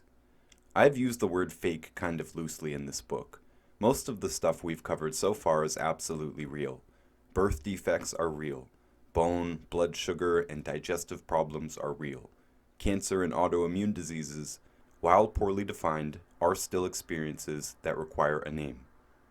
My problem so far has mostly just been that many things shouldn't be called a disease. The title of a disease is mostly misleading. The legal appropriation of the word disease is necessary to properly categorize things that require treatment from regulated professionals. Most of our list does not meet this criteria, and so should not be thought of as a disease. Most of what we talked about can be easily prevented and reversed. That's important and empowering. But how are we to protect ourselves from a disease that doesn't exist at all? Syphilis is a disease because it requires treatment. Technically, it's an infection, but legally, it's a disease. I prefer to use the correct technical language to describe specific things. A spade is most usefully referred to as a spade, and an infection is most usefully referred to as an infection. I'm okay with syphilis being classified as a disease, even if it doesn't help our understanding of the problem. All infections should fall under the legal umbrella of professions equipped to deal with infections. The market should be protected from false claims about real diseases. This is a big part of the point in legal terminology. Classifying something as a disease not only determines who can treat it, but also what we can all say about it. None of us can go on TV and talk directly about a cure for cancer. With the mainstream understanding of cancer, or the one we have covered here, it is not appropriate to talk this way, and this is legally important in the modern world. I believe in the free market and that people should be able to make their own informed decisions. But if we do have medical regulations, they might as well be used to set the appropriate boundaries for talking about medical things. This isn't censorship as much as it is agreeing what words mean. Agreeing what words mean is part of the foundation of law. Disease, treatment, and cure are serious legal words. If disease can mean any health issue, we will have a problem unless we are equipped to deal with health issues. If health issues must be treated, we must go to a doctor. If a doctor can't help, we still have an issue. If they make it worse, you get the idea. So that's my problem with calling chronic illness, chronic pain, birth defects, and body failure disease. My bigger problem is in completely made-up diseases. Syphilis is an infection. It infects us, we show symptoms, we take drug kills bug, infection is over. Infections can be cured. AIDS is supposedly caused by an infection with HIV, a supposed virus. I say supposed because there is no absolute proof that a virus causes the problem, and there is no absolute proof that what we call AIDS is even real. They say there are 2 strains of lentivirus that can cause AIDS. If the supposedly HIV-infected person gets worse beyond the arbitrary limit, they now say they have AIDS. So AIDS is the name for the HIV patient in poor condition. Syphilis is killed with a drug, but the H viruses are not. HIV, HSV, HPV, and dare I say, even hepatitis, A, B, or C, are incredibly ambiguous diseases, and I am not even sure if any of them are real. Antiviral pharmaceuticals have terribly unpredictable results with the H's. There are a lot of people out there now claiming that terrain theory explains all viruses. I think they have a lot of good points. Viruses are all around us, inside of us, everywhere, all the time. Bacteria and other potentially dangerous pathogens are also around us all the time. The only major difference is bacteria, fungus, worms, and so on all have cells, while viruses apparently do not. It is quite easy to know that we have been infected by a bug. It turns out to be quite a bit more difficult to prove an infection by a virus. It is even more difficult to prove beyond confusion that a therapy actually works against a virus. The single most effective treatment for virus infection is grandma's recipe: rest, heat, liquids, and time. I feel like keeping the quotations around infection when talking about viruses, because it does not seem to be clear that AIDS is actually an infection. The same problem exists for antibodies. I have many problems with the way testing is done in the first place. The guy who invented the PCR test, Kary Mullis, also publicly doubted the efficacy of the test in use for disease diagnosis. Nonetheless, even if the tests were 100% accurate, we still have many leftover questions about the unpredictability of blood markers. People can still carry blood markers long after any sign of an infection with an H virus has vanished. This is not the case with bacterial infections. If you beat a bug, it's gone. But infection with an H virus seems to be able to affect us forever. Most people infected with any virus, usually a flu of some kind, tend to get better with time, regardless of the course of action. If time passes, they are likely to get better, with or without medicine. Most honest doctors will answer about viruses the same way we do. If you've already got symptoms, there's not much you can do. It has to pass. Very few compounds will speed up this process. We can support the body's ability to defend itself and give it more nutrition. This might ease our misery, but the sickness will still need time to clear. Usually around 2 weeks, more or less. Kids, adults, elderly, all need time. This is not true for syphilis. If you leave it, you will get worse and worse until it becomes life-threatening. If you still do nothing, you will probably die from the infection. Actually, this isn't completely true. We have probably all heard of the Tuskegee experiment, where the United States Public Health Service and the Centers for Disease Control left a group of 399 men with syphilis untreated. This is commonly used as an example of the big bad government, and I agree that it is a highly unpalatable part of our history. But what isn't often mentioned is that several of those untreated men lived with the syphilis for a full and long life. One of them, Ernest Hendon, lived to age 96, which is much more than the American life expectancy during those decades. Even though I've used syphilis throughout this book as a classic example of a real qualified disease, it isn't completely clear that syphilis is life-threatening unless there are other factors contributing to an unhealthy body. Mr. Hendon must have done several other things right, including getting enough minerals and vitamins to be healthy, and avoiding some or all of the bad foods on our list. I assume he still put his wood ashes in the garden, or consumed them directly, getting his plant-derived minerals, and since he remained untreated for his syphilis, I assume he also avoided other medical treatment, which is a good thing if you want to avoid death by medication or surgery. A blood sugar problem will not go away by accident. Something needs to change. Aches and pains and rashes can come and go, but chances are the frequency of appearance will not change much unless the lifestyle is changed. By this one factor, time, we see that viral infections are different in at least one important way from all of the other diseases we have seen. No matter what the PCR test says, if we give it time, we are not likely to suffer long term. It's a bit weird to think of it this way, because AIDS is only promoted with fear, but all symptoms related to viruses do seem to pass, if they don't kill us. I am very doubtful that viruses, or at least retroviruses, infect us in anything close to the same way as a bacteria or worm or fungus. We are told that viruses use our cells to host their DNA, but everywhere else we look on Earth, we see viruses. Animals can fail rapidly like humans under bad conditions. They can appear to be suffering from viral-type illnesses too. But the terrain theory holds that this possibility is always there.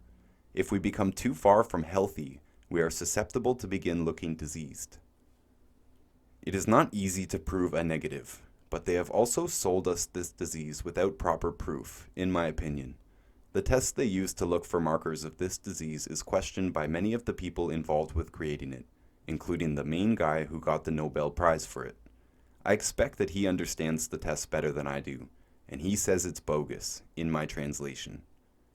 I am not the only one who has doubted that HIV/AIDS is an infection. In 1993, Dr. Robert Wilner famously injected himself with HIV-infected blood multiple times in multiple cities. He said that most AIDS deaths were actually caused by the immune-suppressing drug AZT, which was the main treatment for AIDS. He wrote a whole book about it called Deadly Deception, the proof that sex and HIV absolutely do not cause AIDS. The controversies behind PCR and false positives could be a book itself, but to have a disease on a spectrum based on markers that are only found by a dodgy test does not give me the confidence to call this a disease or an infection at all. The word spectrum is important. Syphilis is not a spectrum. You have it, or you do not have it. No in between. No partial syphilis. No, just a little bit of syphilis. No, you still have the syphilis, but your markers are low. None of this would make sense for syphilis, because syphilis is an infection. What kind of infection operates on a spectrum? Excellent question. A fake infection is my speculative answer. The huge majority of adults in the Western world will have PCR blood markers for herpes. They call this HSV. In my opinion, all the H's are the same, in that they are not infections. If the word infection is used to describe syphilis, then it cannot be used to describe any of the H retroviruses. The HIV, HSV, HPV, so-called infections do not match the appearance of other viral infections. I want to include hepatitis here as well because the symptoms of this supposed infection are remarkably indistinct. They are symptoms that you could have with any general sickness. Many of us have probably had these symptoms when we had to stay home from school as kids, probably from the common flu. Symptoms of hepatitis include fever, fatigue, loss of appetite, nausea, vomiting, abdominal pain, dark urine, dehydration, light-colored stools, joint pain, and jaundice. Jaundice is the most serious thing on the list. And jaundice is a nutrient problem, caused by a digestive problem, or vitamin deficiencies, probably caused by the sickness itself. They say these symptoms can appear 2 to 6 months after infection. They also want us to get vaccinated against this mysterious thing, but they tell us that the risk factors for hepatitis are pretty much the same as HIV, male-on-male sex, intravenous drug use, people who already have HIV, people who have had sex with someone else with hepatitis, people requiring immunosuppressive therapy, people with severe kidney disease, etc. So if you already have a serious problem, kidney disease or something requiring immunosuppressive therapy, then you might show these generalized signs of bad health. This only makes me think, duh. If you're unhealthy, you might show other signs of being unhealthy. How is this a specific disease? The majority of adults in the Western world supposedly have markers for herpes in their blood, but the majority of adults in the Western world do not show symptoms of herpes. HSV is the name below an arbitrary threshold, and herpes is what it's called when there's symptoms.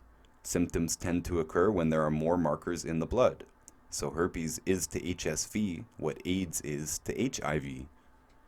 Even the mainstream medical world seems to believe that you have to be unhealthy for any symptoms of HSV to appear. Having blood markers present is not enough to be called herpes. You can supposedly have the disease without having symptoms. So are the symptoms the result of an infection or the result of an unhealthy body? It seems quite clear that the symptoms of HSV, HPV, HIV, and hepatitis A, B, or C are a result of an unhealthy body. Terrain theory. Don't believe me? First, go get a test for herpes. It's a safe bet that you will have antibodies. If not, you will be able to find someone you know easily. If we tested the whole population, a majority will have antibodies, and the mainstream medical world agrees with this. If you do not have cold sores or have never gotten one, all you have to do is the opposite of everything we've mentioned to promote good health. If it's healthy to rest, relax, avoid stress, avoid bad foods, and take nutrients, then it's just as easy to do the opposite to promote the opposite of health. Be stressed, don't sleep, eat only junk food, take drugs, don't supplement, not even vitamin C. You will develop cold sores or something similar very quickly. You will get sick, likely. You will likely develop growths all over the body in some form. Some of them could look like pimples, others like warts. You might even develop genital warts, whether you've ever had sexual contact or not. Cysts are likely. Rashes and fungal infections are likely. Respiratory infections are likely. Aches and pains and various discomforts will appear in short time. I don't believe that you need to have sexual contact to develop symptoms of herpes or the other H's. I believe all you need to do to show any of these symptoms is to be unhealthy. The more unhealthy, the more likely all the so-called H viral symptoms will appear. And if you have symptoms, the whole list of things to do to promote health applies. The protocol from the allopaths is drugs that attack the immune system. We do not believe this is a good idea. There are many ways to support the immune system. I didn't mention extra zinc when talking about cancer, so I'll throw that in. It's another one of the essential nutrients that's also an antioxidant, and also supports and promotes a healthy immune system. It's also one of the few nutrients your doctor might actually say is a good idea to boost. If I had a diagnosis of an immune problem of any kind, including any virus, I would boost all of the antioxidant nutrients. Many people survive a long time with HIV. I have an uncle who has had it as long as I've been alive. He's not in amazing shape, but he's alive. He looks like any other civilian on the street, in my opinion. Magic Johnson, once a poster boy of AIDS, is still alive. Magic Johnson for years has publicly endorsed various products that are said to support the immune system. Digging a bit deeper, there are more sinister problems. The idea that many of the phony diseases came originally from animals seems usually to be media nonsense.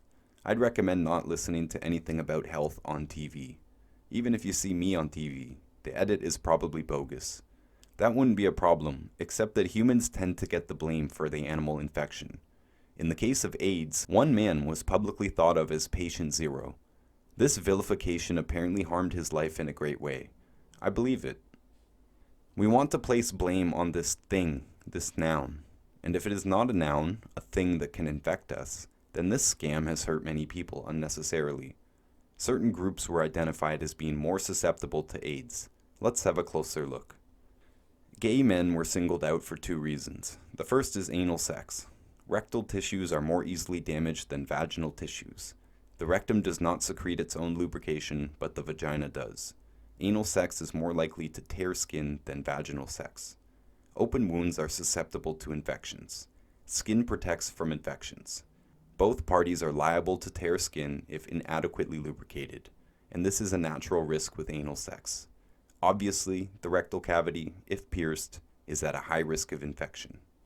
That's one reason. They singled out gay men because gay men are more likely to practice anal sex. I think it's useful to teach safe practices for straight people too, by the way. But gay men were at risk, so they were a lot of the focus. The second reason they were singled out was because of party culture overlapping with gay male populations. They tended to party and do drugs, especially amphetamine drugs that are known to be bad for the immune system. So they were also at high risk because of this. Drug users in general were also high risk, and gay men were known to overlap with that group quite a bit. There's a few problems here. First of all, AIDS is a relatively new disease. Anal sex is not. It is as old as writing, as far as we know. Anal sex is inscribed on ancient tablets and depicted in ancient statues and carvings. So there has always been a direct risk of infection present. The risk is not new. Disinfection is also not new. There are a long list of plants and other antimicrobial things like shell flour, essential oils, and fire that the ancients knew about and most likely utilized to help deal with infections. They say the Incas were doing brain surgery, and I have to believe they knew about infections. I have worked in one remote location, with no direct access to emergency medical care. It is a small village on the Pacific coast of Costa Rica. The entire Pacific Nicoya Peninsula is known as a blue zone, a place where people tend to live a long time. But that is another book. Most of the village does not speak English at all. At my last count, 2 of the younger villagers were sent out to college. One of them learned massage therapy, a useful trade for the healthy tourist industry in the country, paid for with the father's football money. The father now gets free massages, and he already lives in one of the world's longest-lived locations, and I think he's a pretty smart guy. The jungle is known as a rough place for infections, and it's true. Fungus, bugs, birds, and all kinds of animals will steal your garden if you're not careful. Fungal infections in the body are likely if dampness is not kept in check. And spooky viruses are said to be ever present. You might think that a people who have survived in an infection-prone environment for many generations would have many treatments for viruses. They don't. If you get hurt in the jungle, the remedy is usually seawater. One of our students once stepped on a stingray. It punctured her foot. It was painful, but not threatening. She chose to stay in town rather than venture the dirt roads many hours to a dodgy hospital. Locals assured us that the hospital didn't have much for her anyway. She wasn't losing a lot of blood, and it was all wrapped up, but of course there is a risk of infection, which was our primary concern at that point. The local remedy? Seawater. The foot stays in the seawater, it heals faster, it feels better, and it is less likely to get infected. Change the water frequently. Once I had to crawl under a wooden deck to turn on a water main. I got many bullet ant stings. The local remedy was salt water. Until 2015, I had only heard of one case of dengue fever in the area. Dengue is said to be a virus transmitted by a mosquito. There are always a lot of mosquitoes in these hot, damp places, which is part of the reason these places are known for many viruses. I do believe mosquitoes can make us sick. That one case I knew about was a student from a Western country in a village down the road. She was not healthy generally, from what I was told. Her immune system was highly susceptible to infection, in my opinion. But in 2015, something weird happened. A bunch of people got dengue. They say in the tropics that dengue only gets you once, like chicken pox. Many people in the village had already experienced it at some point in their lives. Dengue is miserable, like flu in paralysis. Wretchedly tired but unable to sleep. Sweating hot, freezing cold. The mandatory fan blowing on you to keep the mosquitoes away feels like little needles. This can last a few days or a week or more. The worst part of the experience was hydrophobia. Very few other illnesses include hydrophobia, an intense repulsion to water. Rabies also has hydrophobia included in its symptoms. So dengue was like rabies with the flu, in paralysis. I'm just painting a picture here for you because we're talking about infections still. AIDS is still said to be an infection, but this is the kind of story I'm looking for when it comes to an infection. So in 2015, nearly everyone in the village got what appeared to be dengue.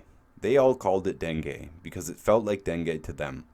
The village was getting quiet because everyone was at home in bed. You can't even pretend to go about your business with dengue. We were getting pretty worried that we were going to get it too. Then there was a power outage that lasted longer than a normal rolling blackout. Long enough for the mosquitoes to really get us, without the fans on. Glass windows are a luxury in the jungle, and so most people do not have them. I remember it like it was yesterday. It was New Year's Eve, and we were invited to a celebration at the Don's house. A Don is like an unofficial mayor. I was honored, frankly.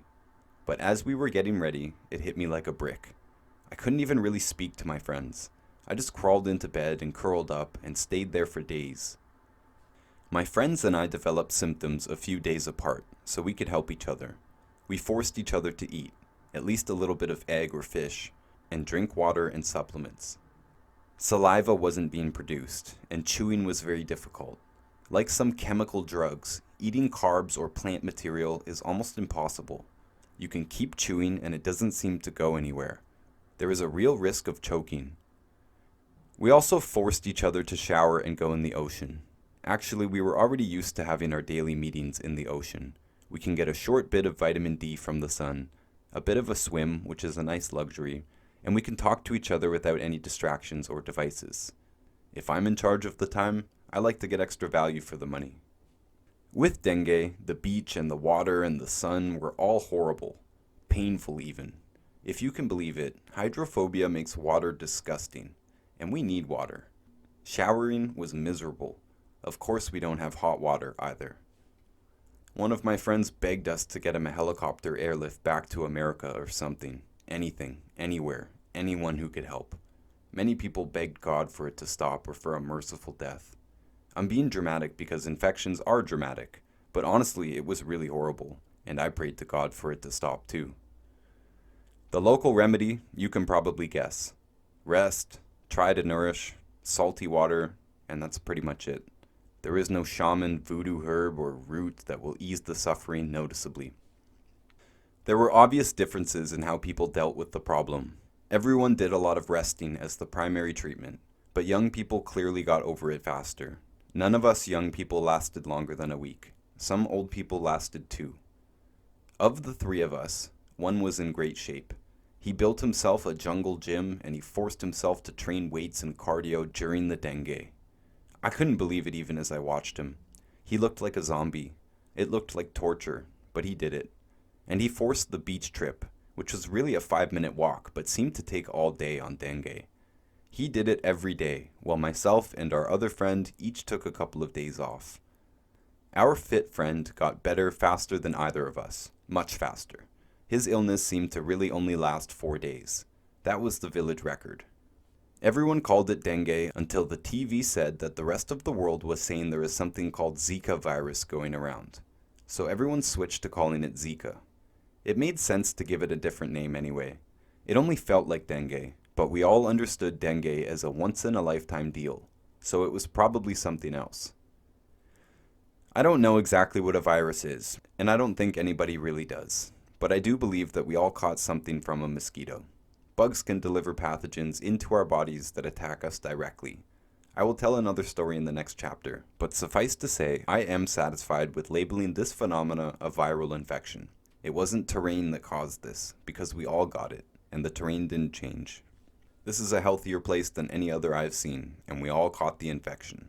The viral infections I'm familiar with mostly do not call for medicine, because few compounds have any reliable effect on the duration or outcome of viral infections. The duration and severity of the symptoms seem to depend on only 2 factors: the presence of the infection and the state of the body dealing with it. A less healthy body will be prone to more infections and will have a harder, longer time dealing with them. Antiviral drugs suppress the immune system. That's what they say they do. I believe this further increases future potential of infections. An older body, or a body with an already existing digestive or immune issue or nutrient deficiency, will deal with it less easily than a healthier person. I am fine with calling a bug infection of any kind a disease, even if the allopathic world doesn't have much to treat it, and neither do we. At least they could provide a safe and clean environment for you to wait out the infection. They could provide you with salt in an IV, one of the most useful things they do, in my opinion. They could get you water and change your sheets and help you out. Grandma's method. We could do that too, but we're generally not equipped. Insurance doesn't pay us, and neither do governments, so it's okay to go to a hospital if you have dengue, as long as you know that your chances are still about the same as they would be at home. Does any of this sound like AIDS? We have a pretty good understanding about bacterial, fungal, and even viral infections when they are correlated to an infectious experience like Zika or chickenpox.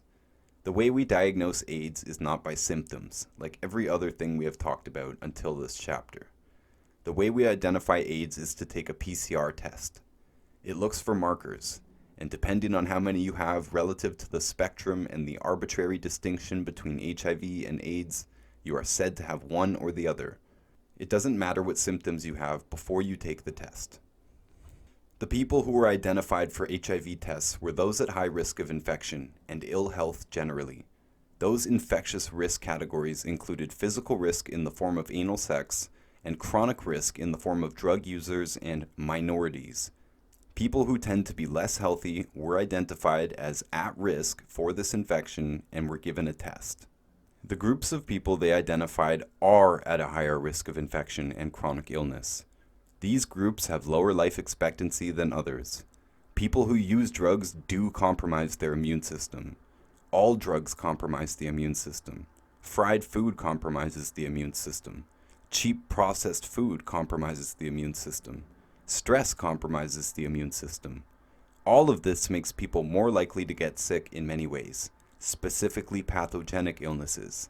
Cold, flu, sinus infections, yeast infections, ear infections, bladder infections, regular sicknesses. This is the experience for unhealthy people, along with general aches and pains and headaches and so on. If you look for particularly unhealthy groups, they're pretty easy to find. So we single those people out and say they are most likely to have these markers. And they're also likely to have other markers, such as HSV. They're also likely to get regular sicknesses regularly and have many antibodies in the blood. So we tell these people they have a disease. The treatment for the disease is antiviral or immune-suppressing drugs. If they survive for any length, they are called an HIV or an AIDS patient. If they show improvement over arbitrary time, they can eventually be called in remission. This is as far as the renaming can go. One is always a patient, whether they are in remission or not. Many of the people who were told they had AIDS or HIV or HSV for that matter, otherwise had no distinct symptoms. They had general symptoms. They had common health problems. My theory would be that the antiviral or immune-suppressing drugs didn't help any of these people get any healthier. Some of them publicly made lifestyle and nutritional changes and lived healthfully to a normal longevity. Many of them are still alive, and I imagine they will continue to do well. Some people didn't do the pharmaceutical drugs. Lots of people did. Many famous people died while on allopathic treatment programs for HIV or AIDS. It is usually said that these people died of AIDS, but this is definitely not clear. Dying of a heart attack is clear, but general immune failure is ambiguous as to the actual cause. Someone who dies of pneumonia should have pneumonia listed as their cause of death, not the presumed contributors to that immune failure. No death certificate should list AIDS as the cause of death, as that contributor to the final immune failure is speculative. Similarly, people who die of lung cancer should be said to have died from lung cancer, not smoking or obesity or any other presumed risk factor to the actual cause of death. Even on the deathbed, the symptoms of AIDS are not unique to AIDS. The experience I described for dengue is quite unique. Syphilis is quite unique, with an easily identifiable pathogen. But AIDS patients tend to die of pneumonia. Pneumonia is essentially just final immune system failure. Kaput. It can happen to presidents if they stay out in the rain and catch a fever. I don't think the rain delivers a virus. I think the rain puts that last stress on an under-equipped system and it fails. The micro world is just waiting to devour us as soon as we stop breathing. A coconut drops from the tree, and very soon after it is swarming with bugs and fungus and everything is moving in.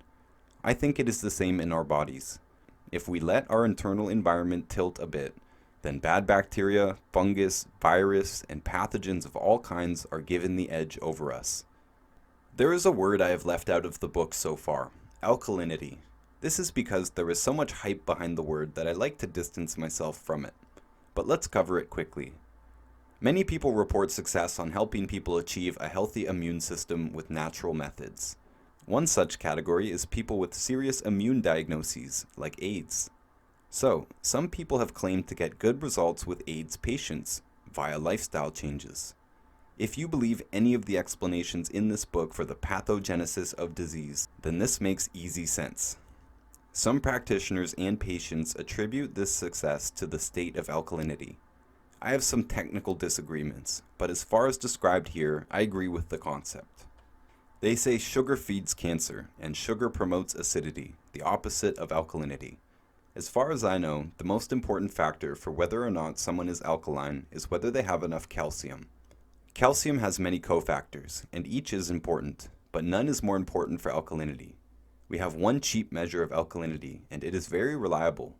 Putting copper on the skin in the form of a bracelet or a wire will turn the skin underneath green, blue, or black if the person is what we are calling too acidic. If this happens, we say the person is not alkaline. There is a very small window of tolerance in blood pH. Too far in either direction is life-threatening very quickly. I find the copper test very accurate. If I increase the stress on my day without increasing a spread of nutrients and water, then my skin will change color slightly. Most people will turn green quickly, but I will bet that any healthy person will show up green in a few hours if they ate a couple of full-size bags of potato chips or a few candy bars. Calcium, water, and the water-soluble nutrients are the most important factors in reversing this quickly. Someone who is overweight might not lose the color under the copper until they have reached their proper healthy weight. This could take more than a year. but will happen if they continue to avoid the bad foods and take the adequate dose of the essential nutrients, particularly calcium and the others in the bone and joint group. It is my opinion that the calcium product we promote is the best one in the world. It got me out of lifelong pain, and it keeps my skin clear while wearing copper. If I slack on it a few days, I will turn a bit green with my normal diet. Bone meal, wood ash, crop irrigation, and composting were the primary methods that primitive people used, without knowing the chemistry, to get more of these key minerals in their diet, and that lifestyle is simply unrealistic for those of us in the modern world. Those water-soluble nutrients include all of the B vitamins and vitamin C. Plants can make these things, and so we can get them in food and also in supplement form. The water-soluble nutrients include minerals called electrolytes. Sodium, potassium, chloride, calcium, magnesium, and phosphorus are all water-soluble. Sodium chloride, salt, is water-soluble, and arguably the most important nutrient.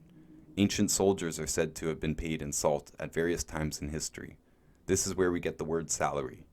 This is because you can pillage food all day, but you require salt to digest it.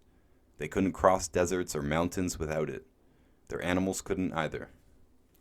Salt has also been called the most alkalizing substance. Due to technicality, I have to agree. We need enough calcium to be alkaline, but we need salt to absorb calcium properly. We need salt for the stomach to work properly, and that function is important for all the rest of it. But salt on its own will not make you alkaline. Using enough salt is required for having a healthy, strong stomach acid, which is required for proper absorption of nutrients and digestion of food. If enough of all of the essential nutrients are present, the person is alkaline and the body is not in a state of disease. Any person with any disease will likely experience the skin discoloration from copper. I would safely bet on it. Since there is no identifiable link between a pathogen and the state of disease we call AIDS, and since there is no coherent state of disease for either AIDS or HIV, I can only assume this thing, sometimes referred to as an autoimmune disease and sometimes referred to as an infection, is neither.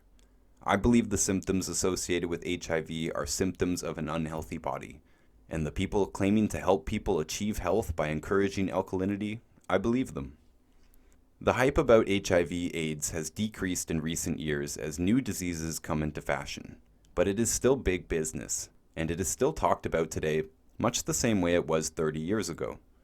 Mainstream medicine still has no better odds with people now than they did when they first discovered it. In my business, since I can't treat diseases, I don't.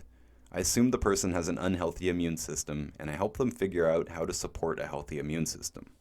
The other H worth talking about before we move on is HPV.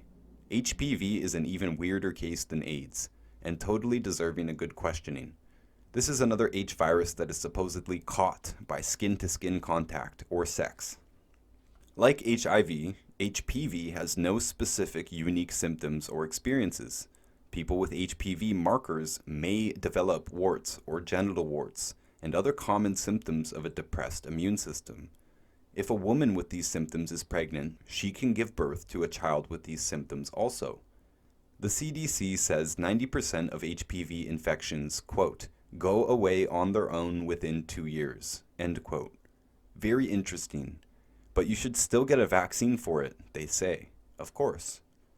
Never mind that the symptoms aren't that serious and will probably go away on their own without any treatment. The weirdest thing about HPV, in my opinion, is the vaccine for it. The reasoning behind most of the marketing for this is that people with HPV markers are at a higher risk for certain cancers. But there is no vaccine that will prevent cancer, and there is no vaccine that prevents infection from a fake disease. The symptoms of these H viruses are those of a generally unhealthy person, and a generally unhealthy person may indeed develop a form of cancer, because cancer is caused by the factors that make someone unhealthy. If the H viruses were truly transmittable infections, a vaccine might make theoretical sense, except that vaccines do not prevent infection. A vaccine might make some sense if it was sure to eliminate the risk of infection, but it does not. To me, it has not been properly demonstrated that any of the H's are infections. I think the blood can develop many antibodies as it is exposed to many things throughout life. The longer we live, the more antibodies we may have. If we eat the wrong foods or are deprived of enough of the essential nutrients, we will face many challenges in life. Some of those problems will be physical, mechanical problems. Others will be infectious. Some of those infections will be easily identifiable and treatable. Some will be pernicious, vague, and they can spell the end for the patient. In any case, we know that none of the H's are a death sentence, and all of them have plenty of cases walking around just fine with no symptoms. I don't feel comfortable calling any of the H's a disease or an infection, and I think this leads us perfectly into our final disease chapter, covering the latest fashionable disease. Chapter 10: The New Disease. A few of the social media accounts I run could be considered conspiracy-oriented. I'm used to being on the outside opinion, but I am not used to much censorship about it. The only things that I was really directly censored about in the past were things that I considered fake news. Things shown on the news that I thought were fake, staged, directed, like a movie or a TV commercial. For whichever reasons, talking about fake news is discouraged on many social media platforms. Since my accounts aren't about news or fake news, this means I can usually say mostly whatever I want. All of the stuff in this book so far I am able to say on the internet or in public without expecting censorship. I have said everything here publicly before and posted it online. In 2020, a new virus media event happened, and suddenly I saw government links attached to my posts when my posts contained any word associated with the new virus. This now also happens with the word vaccine. I don't normally like to talk much about vaccines. I already know they are a target for censorship, and I really don't want my accounts punished in any way. We don't sell or promote anything having to do with vaccines, so it doesn't matter to the core of our message. There are books on the subject that I agree with, and I usually just recommend them and move on. My point here is that these keywords are in fact targeted for censorship. Since I am submitting this book to Amazon, I want to avoid these keywords. So far, this book is written in legal terminology that should not get me in trouble. But there are many new laws in place about this new virus that are much more worrisome than any disease we have so far discussed. I will refer to this 2020 event as the beer virus. Footnote 5. Because of the popular beer, Corona. Return to text. At this point, I want to say that I am not blaming any particular medical professionals for anything here. Bluntly, they are not educated in nutrition, and so I don't expect them to have a good understanding of most diseases we have covered. They also don't have to be bad people. I've worked in research, and I know that all of us can have great intentions, yet the system can still be bad, and the outcomes can still be bad. There might be more reprehensible deliberate obfuscations by the media, but even then I don't have the energy to assign personal blame. The media shouldn't be responsible for health information anyway, and neither should governments, in my opinion. I believe there is a lot of deliberate misinformation, combined with a lot of good intentions gone wrong, combined with hysteria, combined with clumsy and controlled politicians who shouldn't be expected to know what to do about a pandemic. None of this would matter that much if it weren't for the consequences of closing down the world for nearly a year at the time of this writing. Update. As of March 2022, the world has clearly changed dramatically in response to this pandemic.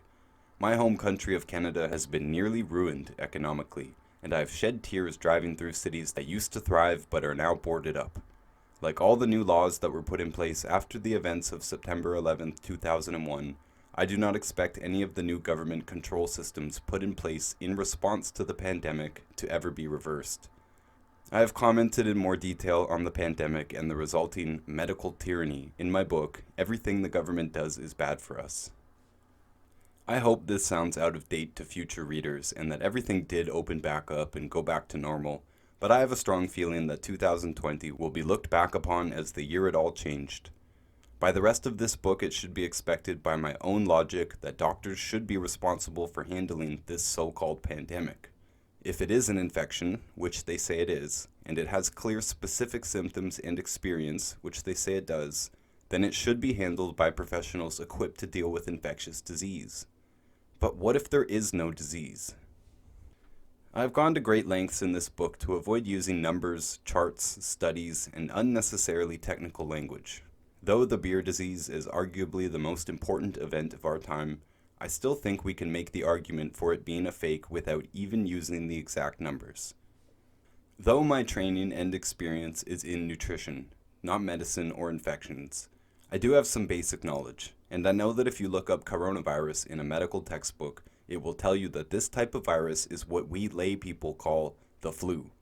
Though there has been effort from the medical community to handle the flu pharmacologically, mostly through the use of annual flu shots, there has been little progress made in eradicating the flu. On a normal year, estimates tend to be in the range of 200,000 to 600,000 people killed worldwide from the flu. These are estimates because exact cause of death in many cases, whether it is a presumed heart failure or some type of infection, are not often ascertained. Autopsies are rarely performed, and different doctors and pathologists often disagree on exact cause of death. It is quite easy to declare with certainty that someone was killed by a bullet to the head, but it is much more difficult with many of the common types of death, including the flu. So we will never have exact numbers on exactly how many people are killed by any virus, especially if they are already elderly or frail or have some other disease when they die of, say, a respiratory infection. What we do know for sure is that this type of virus is not new, and neither are big numbers of people who die each year in association with different types of flu. The 2018 to 2019 season was a particularly bad year for flu cases worldwide, and yet there was no media-declared pandemic. Here I am not downplaying the seriousness of the flu or other common infections, especially pneumonia. These are serious threats that we need to be on top of. The best way to prevent any type of infection seems to be healthy. That statement sounds so simple that many people dismiss it outright, but all of the media outlets I have seen, as well as various government agencies in every country I've seen, have told us that the people most likely to die from this particular virus have at least 2 other existing health problems, especially diabetes, obesity, and some existing respiratory problem. Further, although the mainstream world didn't talk much about it, many medical doctors and alternative practitioners heavily emphasized a few key nutrients and even herbs like pine needles in helping the body overcome such an illness. The most common nutrients that I saw touted were vitamin D and zinc, both of which are already essential nutrients, both of which are involved in numerous systems in the body, which are no secret in nutritional science, and both of which can be legally claimed to, quote, help support and promote a healthy immune system, end quote. We are taught to respond to problems once they occur, and the primary way we do that in the modern world is to go to a doctor and consume some pharmaceutical compound.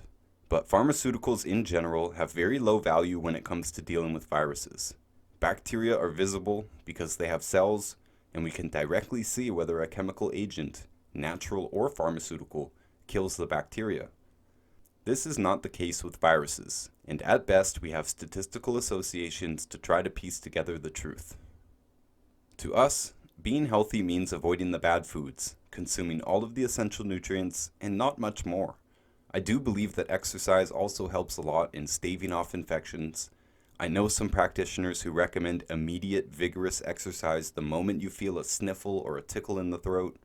We all know the feeling when we are coming down with something, and many people with a lot of experience believe that we can stop the sickness by refusing to act sick. I don't have a way to quantify that belief scientifically, but it is definitely worth a try. I have already mentioned how our fit friend beat Zika faster than anyone else in our sample group by doing exactly the same food and supplement regimen that we did, but adding vigorous exercise. I completely believe that his general fitness, combined with his food and nutrient habits, is what put him in a better position than any of us to beat the infection. The media and governments across the world acted in 2020 like the flu didn't exist. Both the media and governments, to my knowledge, completely failed to acknowledge that the virus in question has always been listed as a flu virus. To my knowledge, the flu basically disappeared statistically in the years 2020 and 2021. Because all such cases were recorded as cases of the beer virus. In my opinion, the flu did not disappear overnight. It was simply renamed. This statistical trickery is definitely not the only reason I consider this a fake disease. As for this new pandemic with a not at all new virus, I would like to give you my opinion from the beginning. In late 2019, I was on the road. In Arizona, staying with a friend, the day before I was about to leave, I did not feel good. I was coming down with something, for sure. I had been on the road for several months, and this was not the first sign that my body had had enough. I had been tired and hungry recently. My skin was showing blemishes and my lips were swollen. And now, for the first time in years, I was getting sick. This was embarrassing because I am in the health business. I hadn't been sick like this since I started the program that I promote, and I knew I was to blame. Planes and cars are both heavy EMF and can be generally exhausting. Staying with many different people all the time and shuffling from place to place is stressful. Eating can be a problem on the road because I avoid common ingredients like gluten and oil, and so I also tend to eat very little while traveling. I also tend to drink more than my normal amount of coffee, which dehydrates, causing me to need more water-soluble nutrients like salt and vitamin C. Normally I am not very hungry, but after a while on the road I can develop a serious craving. In America recently, a few gluten-free cookie brands have also begun making no-oil options. They're still not good. Sugar and processed carbs generally is still not good. But I was so hungry. I ate a bunch of them over probably a week, and at the end of the week, I got sick. I'm confessing this for a few reasons. First, it shows that an otherwise healthy person can tilt that balance pretty easily. Second, it puts me in doubt that this viral experience I had was caught. I don't think I got it from the cookies. I think I am more likely to get sick if I treat my body poorly. This definitely was not a food-borne illness. Anyone who has gotten a food poisoning knows that it is a very unique experience. There were none of the digestive symptoms in my sickness here. My primary symptom was a miserable restlessness and a lack of energy, closer to dengue than to a bacterial infection. The third reason to confess this is because this was Christmas Eve, and the latest disease being promoted was the beer virus. I had been using international airports and shaking hands and touching gas pumps, and I was at a high risk of picking up any bug with this lifestyle. I spent Christmas Day in a hotel in miserable restlessness. I spent as long as I could under the hot water in the shower. I drank lots of salty water and regular water. I doubled my supplements. I waited it out. I didn't eat anything because there is nothing good available at an airport hotel, especially on Christmas Day. The next day, I was well enough to travel to a friend's house and sit with her in miserable restlessness. A few more groggy days, on New Year's Eve, I was just about normal and on the way back home. Since we are in the health business, and our primary form of sales takes place in the form of answering questions from the public, we can expect questions about new diseases as they hit the news. Like vaccines, infectious diseases are not a topic I try to cover. We are not claiming to be emergency caregivers. We promote nutritional strategies for gradual and long-term health improvements, mostly. We have to talk a lot about food and salt and other things because it matters directly to our sales proposition. We are proposing that people will probably feel better and improve symptoms if they take our products, and we must insist that food matters in this equation. The beer disease doesn't have anything to do with our business, and it is being targeted for censorship, so naturally I want to avoid the subject. But it kept coming up. People wanted to know what to do. We had the same answer to offer that we always do: support and promote the body's natural ability to maintain and repair itself. It was never very exciting, but people everywhere were excited about the beer virus. I also think this answer was in line with what we can legally say. The news says there is a new flu out there, which is an immune problem. There are several things that are widely recognized as supporting and promoting a healthy immune system. Several of these indisputable compounds are also essential nutrients. Nutrients are deemed essential if we get a disease without them, but all essential nutrients will have multiple roles in the body, including the immune system. Since the beginning of the new virus, there was a flurry of activity around long-known nutrients like zinc, vitamin C, vitamin E, vitamin D, and so on. These are essential nutrients and have always been a part of our pitch, so we didn't need to change this. Our recommendation remained the same. Support the body by avoiding the bad stuff and taking all the essential nutrients in intelligent amounts. If attempting to further support the immune system, increase the specific nutrients that are known to do this. They are called antioxidant nutrients. Increasing all the water-soluble nutrients is not a bad idea either. A lot of people expected us to jump on this pandemic as a way to market these specific nutrients more heavily, but we have never recommended just taking one or a few nutrients. We have always recommended taking all of them and boosting some as needed. I didn't change my habits in response to the growing concern. I didn't buy hand sanitizer. I only use hand sanitizer if we are out in the forest without running water. Otherwise, I wash my hands with soap and water, and that's all. Early in 2020, we were in Michigan with my mentor, Dr. Joel Wallach. He's a veterinarian, a comparative pathologist, and a naturopathic human physician. I figure he knows more about these beer viruses than I do. Every time I see him, I try to have a few questions. As the years have gone on, I've had less questions. I think this is because I believe myself to understand most of the topics that come up. This is good.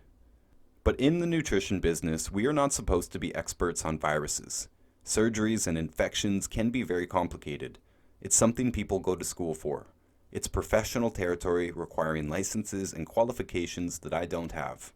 Dr. Wallach has those credentials, so I asked him. He gave me the same answer that he gave the audience that evening. He said that beer viruses are common. They are a type of flu. The flu kills many people each year. Some years they have different names, but it's more or less the same thing. At this time, the talk on the TV was mostly still about China and Europe. The TV and others said that this beer is different from the beers of history. This one is especially potent, they say. In the early months, I saw a lot of footage of people in China falling over in the street from this virus. I am not familiar with any virus that strikes a person so violently. There were also many people laying down, apparently dead, in the street. It looked apocalyptic, and it looked very strange. I've seen at least one virus hit an entire small population hard, as described in the AIDS chapter. Everyone went to bed. They did not go out on the streets to lay down on a staircase. What we were seeing in China was very strange. This type of behavior could have been caused by two things, in my opinion. The first is some sort of radiation stun. Crowd control. There are frequency-based stun technologies. I assume these could be made strong enough to kill a person. But from the footage I have seen, it is not clear if any of the people laying down were dead. Many of them break their own fall as they are falling, which looks like acting, and many move while on the ground.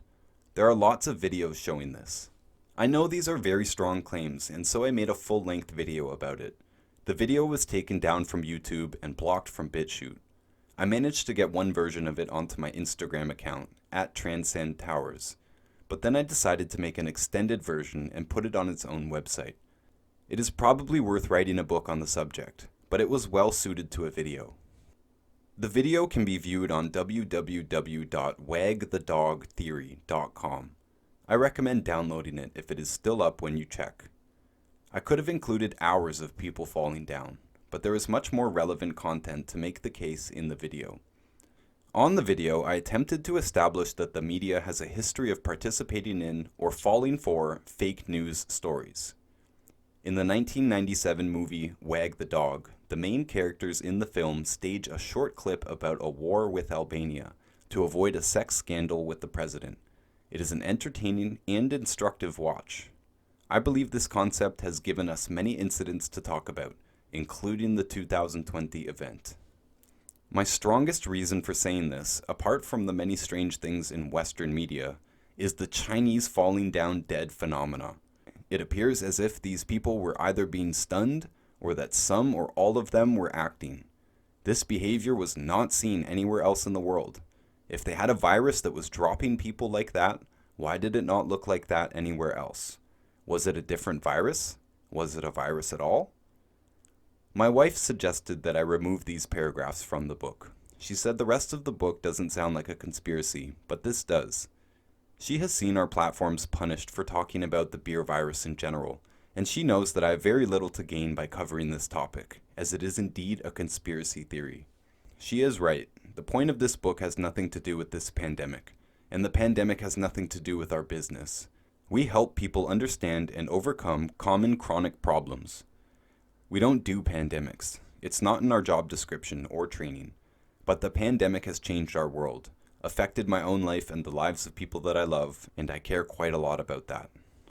I am compelled to offer some kind of theory to explain the people falling down in China. There has been very little commentary offered about it from either the mainstream or the alternative world. It seems most people forgot about this happening, or they never saw the footage. It was only shown briefly before the script moved on. I saved hours of this footage, and I've watched it deeply, and it still does not make sense. There has not been any other virus promoted using this type of footage that I am aware of. I have lived through many viral scares so far, including SARS, bird flu, Ebola, Zika, mad cow disease, etc. I cannot recall ever seeing footage of anyone falling down from any virus anywhere in the world. Hollywood movies really don't even look like that. When hit with a virus, people tend to slow down dramatically, but they don't just drop dead on the streets. That's what weapons do. Since there is nothing to compare the footage to, I have to come up with something. And since no one that I am aware of has really talked deeply about this footage, I don't have any other theories to reference. Lots of people blamed this phenomena on 5G cell phone towers being turned on. I thought that I was being reasonable to assume that this was not the case, especially as, again, the falling down phenomenon hasn't to date happened anywhere else, yet 5G is supposedly on all over the world. In the footage, there are only select people falling over. It is not whole crowds. It does not look to me like a tranquilizer, and there is no evidence of that as far as I can tell.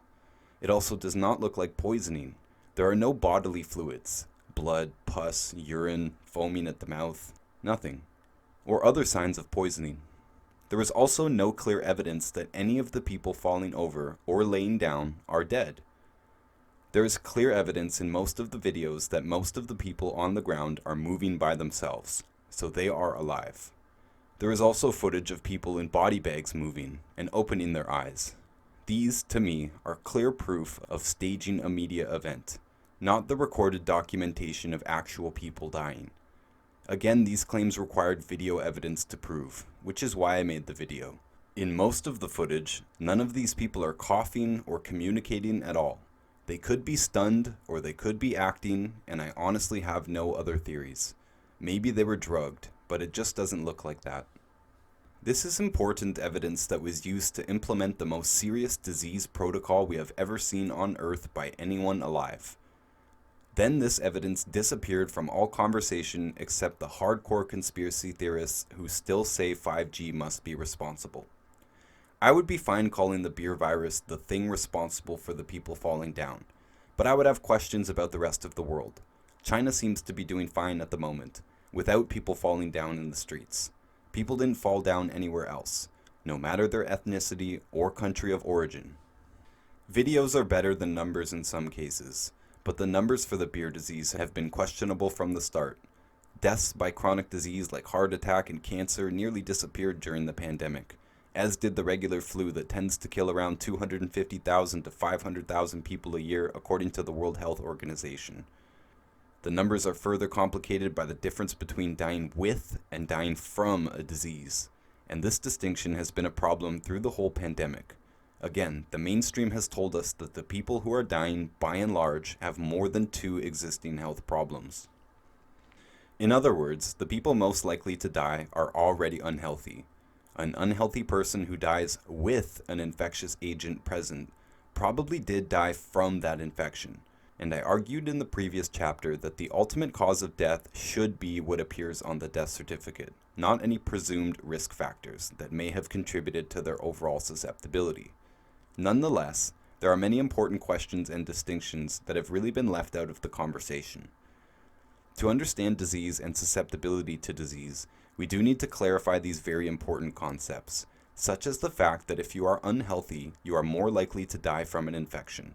This is important because we are told that if we look at the entire population, we citizens as a whole have less than a 1% chance of dying from this particular infection, which is about the same chance of dying if you contracted the flu on any year of your life. All of us were affected by the lockdowns, mandates, and economic and emotional hardships caused by the response to this virus, and yet there is a well-known elevated risk only for unhealthy and elderly people. Children have almost no chance of dying from this virus, and yet they were forced to cover their faces and distance themselves from other humans during their most critical years for social and psychological development. I feel a deep sorrow for any children who had to experience these unwarranted protective measures. Here I am not even making the case that the virus itself is fake. I am making the case that it was never reasonable to respond to the flu in this way. It would have been reasonable to focus attention on the groups, unhealthy and elderly, who were most at risk, but I would still not support removing rights from anyone or closing businesses in response to the threat level, even for those most at risk. The risk was not high enough, even for the at-risk people, and I believe in freedom strongly enough that I believe at-risk adults should remain free to make their own choices regarding voluntary segregation or covering their faces and so on. Several people have speculated that this virus was manufactured in a lab in China. Even if this were the case, the apparent risk of this new virus was no greater than the common flu viruses. Even with possible inflated numbers, people who actually died from something else but were recorded as a death from the beer virus, there was no excess mortality in the years 2020 or 2021. The world population increased during this time, as it has every year for well over a century. Even if it were a particularly deadly flu, it isn't significantly more problematic than many other years in living memory, such as the 2018 to 2019 season. To me, all of these numbers and factors still distract us from my main reason for calling this pandemic an orchestrated media event, the clearly fake footage of people dropping dead in China. There is no explanation for the people falling down other than some kind of manipulation. Those people were either dropped with some kind of weapon or they were acting, and in any case, no government or media outlet has bothered to try to explain it. Again, these people falling down were the initial reason for the very serious response in other countries, and everything that followed stemmed from that. If the initial reason for the lockdowns and mandates were faked, then the pandemic itself is a fake event, created by media and politicians for reasons we can only speculate about. We are used to seeing the types of symptoms that have been reported in the West. Flu-like symptoms, respiratory infection type symptoms. We alternative people don't have ventilators to offer. And quite honestly, I didn't even understand the use of one before they were in the news. At the beginning of the event, I misspoke on podcast, calling them respirators. We don't use them, so I didn't know. But I didn't see how they could be helpful. The story behind the ventilators is that the human body doesn't like having a tube jammed down the throat. We tend to have to give serious drugs to a person to get them into a state where they can receive such treatment. One of these drugs is fentanyl, which by mainstream accounts kills many people on its own. I consider deaths from fentanyl to be a pandemic in itself, especially from street drugs being laced with it. Several people that I know, all of them under the age of 40, have died in recent years from fentanyl overdose. In the small town I live in, Kirkland Lake, Ontario, fentanyl appears to be the leading cause of death.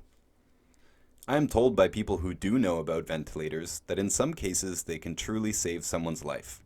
I am sure there are some emergencies where they are warranted, but the mainstream media reported that upwards of 80% of people who were put on ventilators during the pandemic died. 80% is much more than the 1% risk of dying from the virus itself. Would you rather face an 80% chance of dying or a more than 99% chance of surviving without the treatment? To me, an 80% death rate from this treatment is mass murder. I assume that if ventilators were not part of the response to this virus, many more people would have survived, which would have put the actual percentage of people at risk of dying even lower than the already low figure of less than 1%. My own grandfather recently died on a ventilator. He didn't have the beer virus. He called my mother from the hospital, telling her that he was basically fine and he would be home the following day. That evening, for some reason, the hospital decided to put him on a ventilator, and he was dead soon after.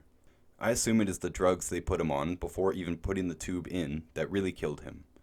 And I assume that many other people were submitted to these drugs and the tube down the throat completely unnecessarily. He was old, and in my opinion, he should not have been put on any drugs, because his age and existing health conditions put him at high risk of dying from such drugs. Fentanyl kills plenty of young people who do not have diseases, and it is much more likely to kill an older person with other health problems. Why someone with an infection would want to go through this is beyond me, but I assume that most of them didn't even have a choice.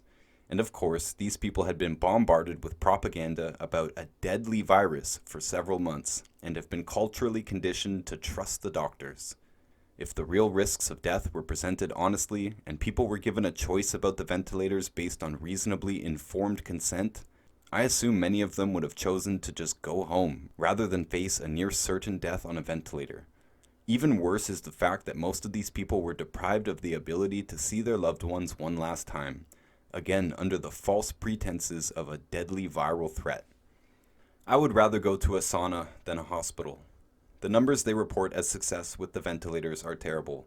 This treatment in response to this virus is definitely not a success. On my end of the question and answer world, every person who has reported to me that someone died of the beer virus said that they were on a ventilator. All of them. In the 2 years we have been dealing with this pandemic, I have not yet had one person tell me of anyone they know who died without being on a ventilator. This is not a qualified fact. It is only based on reports I receive. But you would think that at least one person would have told me that someone they know actually died of this thing at home or in any other situation than on a ventilator. Many people reported that they were tested positive or they developed something like the news was describing, a respiratory flu. They got better. No one who died, reported to me, did so at home. They were all on a ventilator. I repeat this to emphasize my conclusion that most of the deaths that were reported as victims of the beer virus were actually victims of murder from a horrendous treatment procedure. But this was really the main treatment offered by the allopathic profession. It seems more than sloppy to me. There were even a few pharmaceuticals that had reported success against the virus, yet this information was severely suppressed and censored on both mainstream media outlets and social media. Regular medical doctors and alternative practitioners and researchers had their posts deleted or their accounts disabled or deleted because they talked about successful pharmaceutical treatments that did not include a ventilator. I guess they really wanted us on ventilators. There are some pharmaceuticals that I believe are very helpful. They can save lives, definitely. Short-term use of some pharmaceuticals is included in the necessary toolkit we humans have at our disposal, particularly for acute problems like infections and accidents. If you get hit by a car, I have no problem with you taking pharmaceutical painkillers. Vitamins and minerals will not help you as much in the immediate term.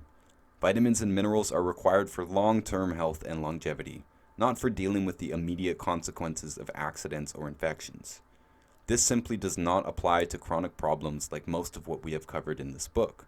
Long-term pharmaceutical use is unanimously bad. Having said all of that, if certain pharmaceuticals did show a better result than the awful results of the ventilators, I would be all for it. If they save lives, use them, short term. I thought that most of the censorship on social media and regular media was about natural things like zinc and vitamin D, or herbal concoctions. I thought these outlets were in the pocket of pharmaceutical companies and wouldn't censor a positive outcome of a pharmaceutical drug. I was wrong, and it seems to me that the real interest of these companies is to promote the use of ventilators. This conclusion troubles me deeply, because it suggests that despite the obvious allegiance to pharmaceutical companies, media outlets would rather see us dead on a ventilator than use a pharmaceutical drug. Even as numbers rose on the television for the 2 years of the pandemic, I haven't in this whole time seen or heard of anything that looks like something other than a flu. I haven't seen or heard of anything like Chinese people falling over in the streets. Chinese people in Western cities did not fall down in the streets. Many people have gotten sick. Many people get sick every year. If the period we are measuring is now over a year, the chances are very good that many people would have been sick of something like this in this time frame. I don't know what the beer virus really is. From what I can tell, there is a flu present.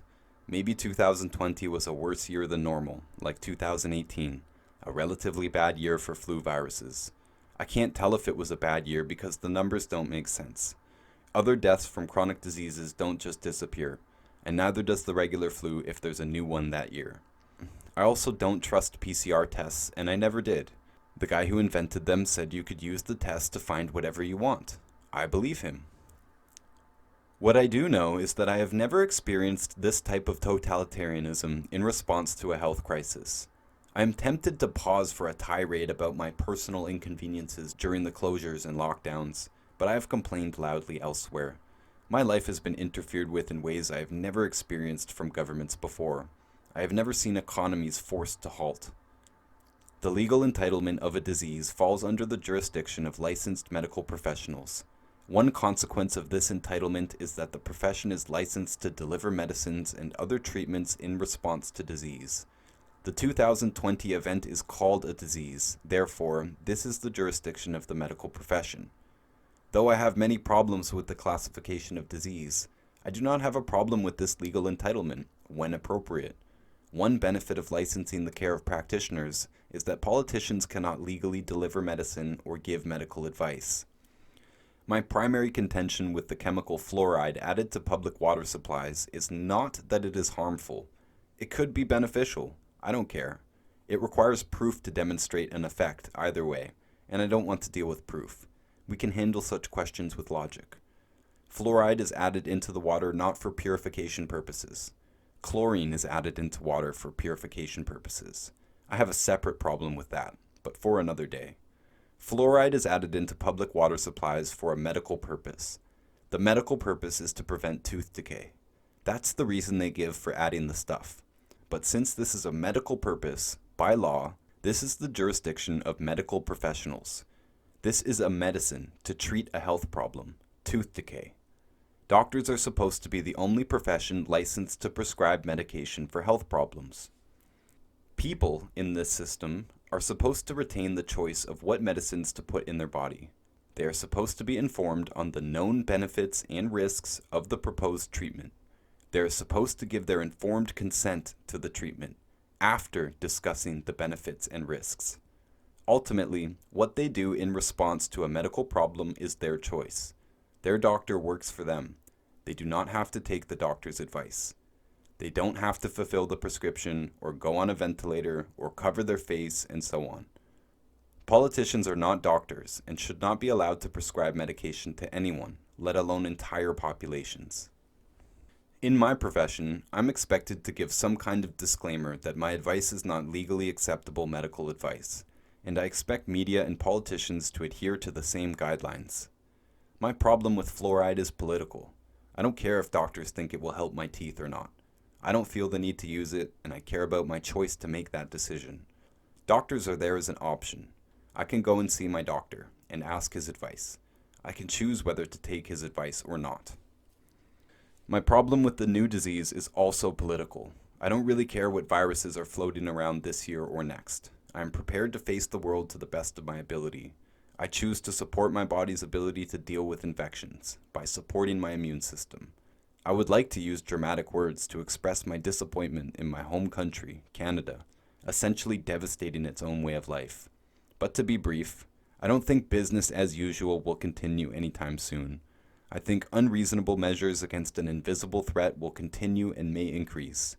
I think this fake event has been used to implement new rules, laws, and government agencies whose sole purpose is to reduce our personal power, freedoms, and legal rights, while tightening the overall control of our lives.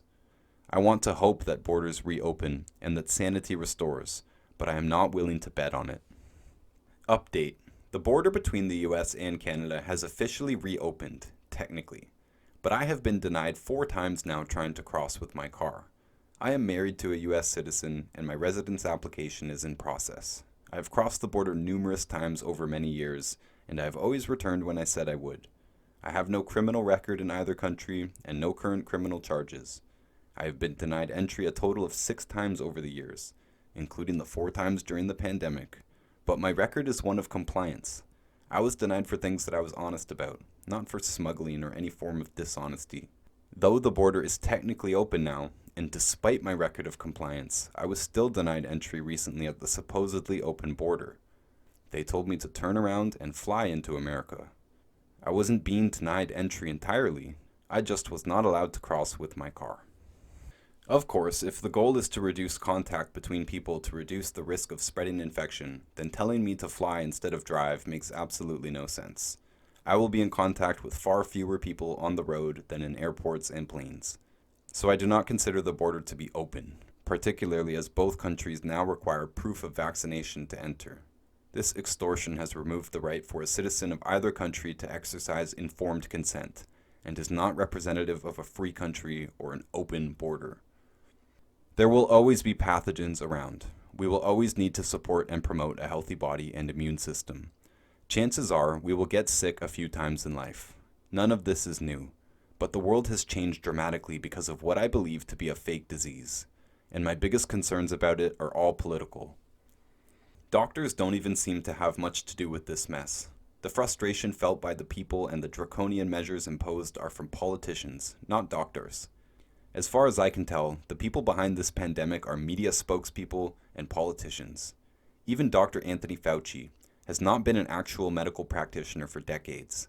He doesn't see patients. He works with the government on political responses to health issues. He is a researcher and a politician, in my opinion. And despite knowing everything we have covered in this chapter, he chose to promote medical tyranny instead of a reasonable medical response.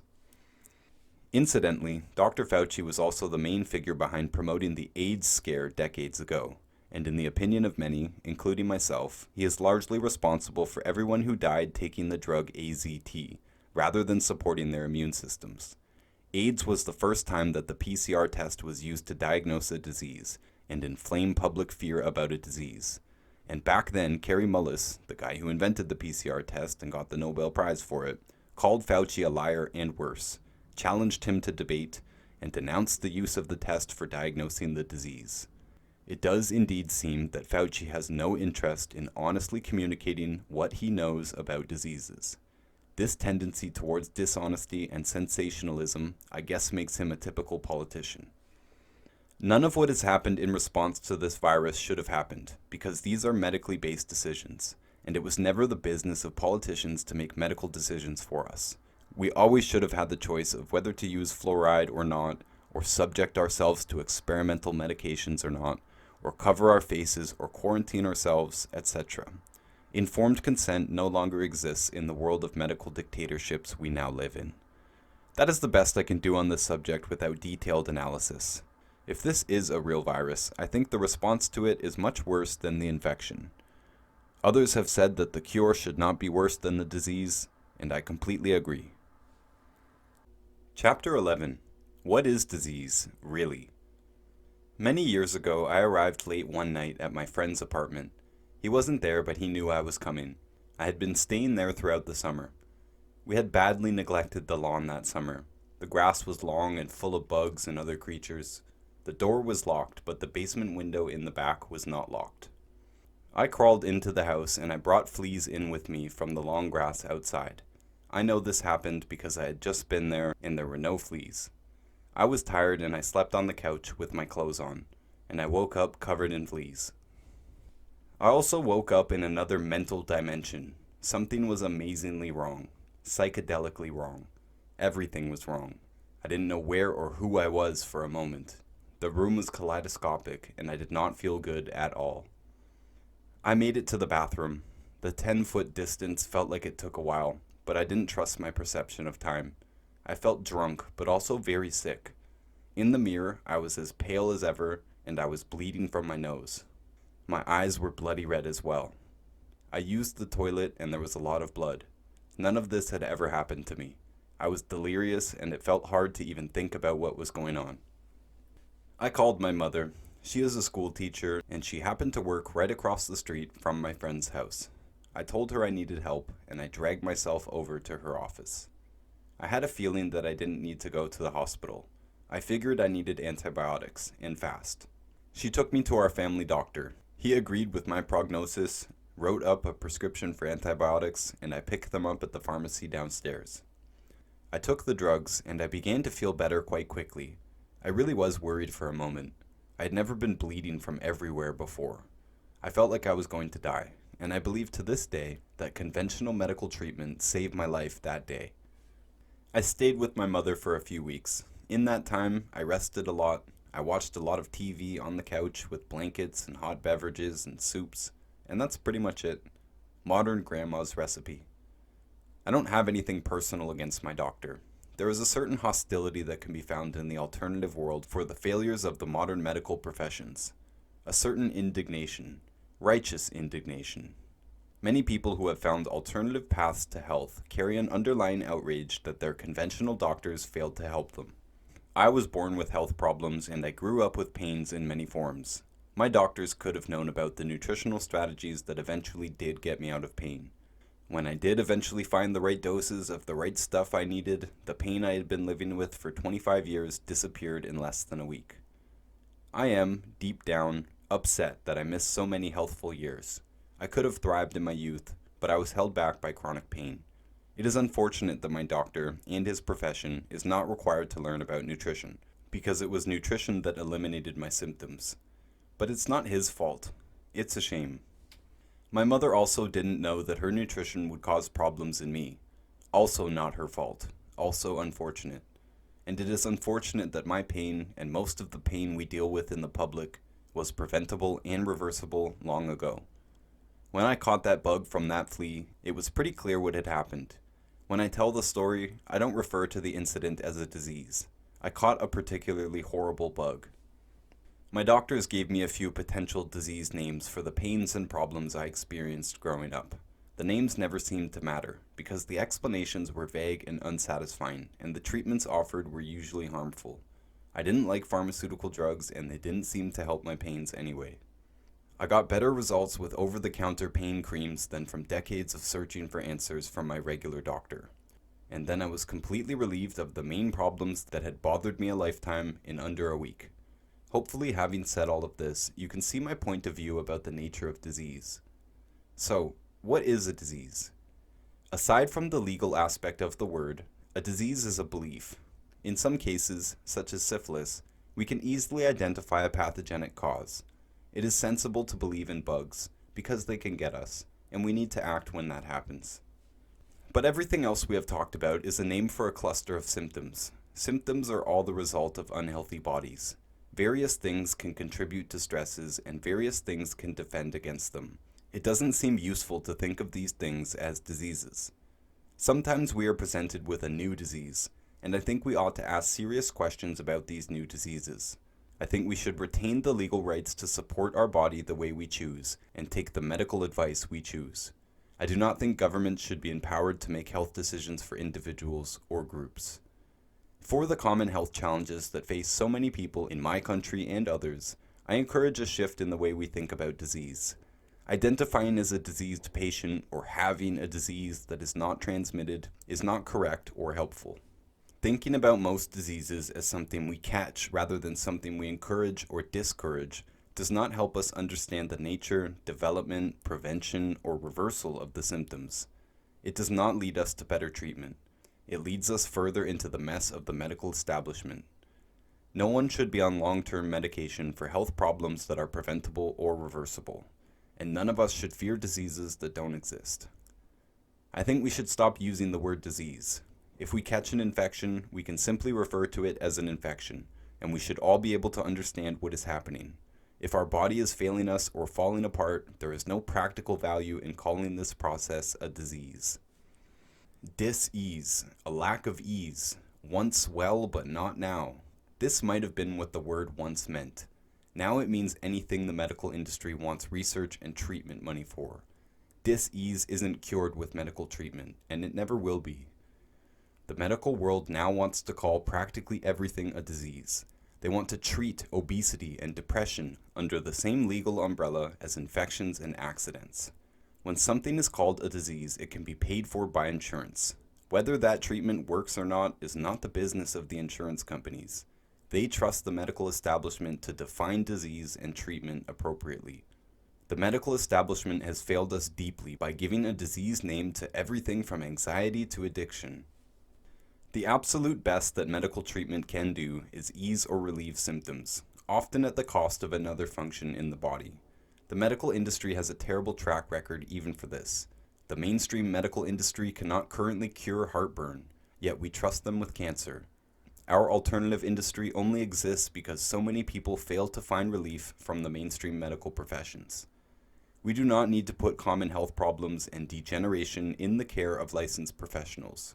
We can take care of ourselves and live a long, healthful life. I and others are committed to helping average people understand the root causes of their health problems and offer them advice on how to reverse those problems. If you found this book to be helpful, I ask that you share it with someone you know. Together we can create a healthier world, and it starts with this information. I, for one, do not want to see any of my friends or family complain about common aches, pains, weight problems, headaches, and the many minor symptoms the average person accepts as normal. And I definitely don't want any of them to struggle with a chronic problem that their doctors would call a disease. If you would like specific advice from us regarding yourself or someone you know, I encourage you to contact us. Our contact information is in the More section of this book. We promise to respond to every message and to give you our best advice, for free, as long as we live. The same principles that relieve minor symptoms also apply to the more serious issues. People tend to get freaked out by scary words like cancer and autoimmunity, but the nutritional advice for supporting the body's ability to be healthy and heal itself is the same for headaches as it is for miscarriages, and diseases named after German doctors that you've probably never heard of. If a doctor tells you that a disease is genetic, you can take that to mean that they have no idea what causes, prevents, or reverses that problem. Blaming genes is only the latest scapegoat in a long history of failed disease theories. Your great-grandmother might have been told that bad humors were the cause of her health problems, and that is as true as the current genetic theory of disease transmission. Genes are dependent on the environment, and though I avoided technical discussion in this book, you should know that it is now approaching conventional wisdom that this is true. We know that genes have not changed much in the last 100 years, but the prevalence of diseases have changed dramatically. Our environment, food, EMF, stress, nutrient availability, has changed, not our genes. We can rectify most of the problems caused by the modern way of life by eliminating the worst of the foods in our grocery stores and adding the nutrients that are missing from the food. If it hasn't been made clear already, pharmaceutical drugs are not the answer to chronic disease. Your doctor will not tell you that the blood pressure drug will cure your blood pressure problem. At best, it will manage the problem. And if the doctor is honest, they will tell you that the list of expected side effects are much longer than the one potential benefit of reducing the blood pressure. The same is true for all drugs that are marketed to manage symptoms. None of them deal in any way with the root problem, and none of them are expected to permanently reverse the symptoms. The only way to permanently reverse symptoms is to permanently change the factors that cause the symptoms. And unfortunately, this is something doctors are not required to know anything about. If you are shot with a bullet, hit by a car, or show symptoms of a serious infection, you should go to a medical doctor. Everything else is in your control. Epilogue. After this book was first published, I realized that I had missed one very common and one very fake disease that comes up all the time in our daily dealings with the public: sleep apnea. Sleep apnea isn't a disease, and actually isn't even a problem. Sleep apnea, the temporary cessation of breathing while sleeping, is a completely normal behavior in all mammals. All mammals periodically stop breathing when they are asleep. This is yet another thing that has been declared a disease simply because human researchers and practitioners are not educated on animal nutrition or behavior. Probably because sleep researchers only study sleep, no one seems to have noticed that people, and animals, also periodically stop breathing during the day. Unless you pay attention to it, you probably don't take full breaths either.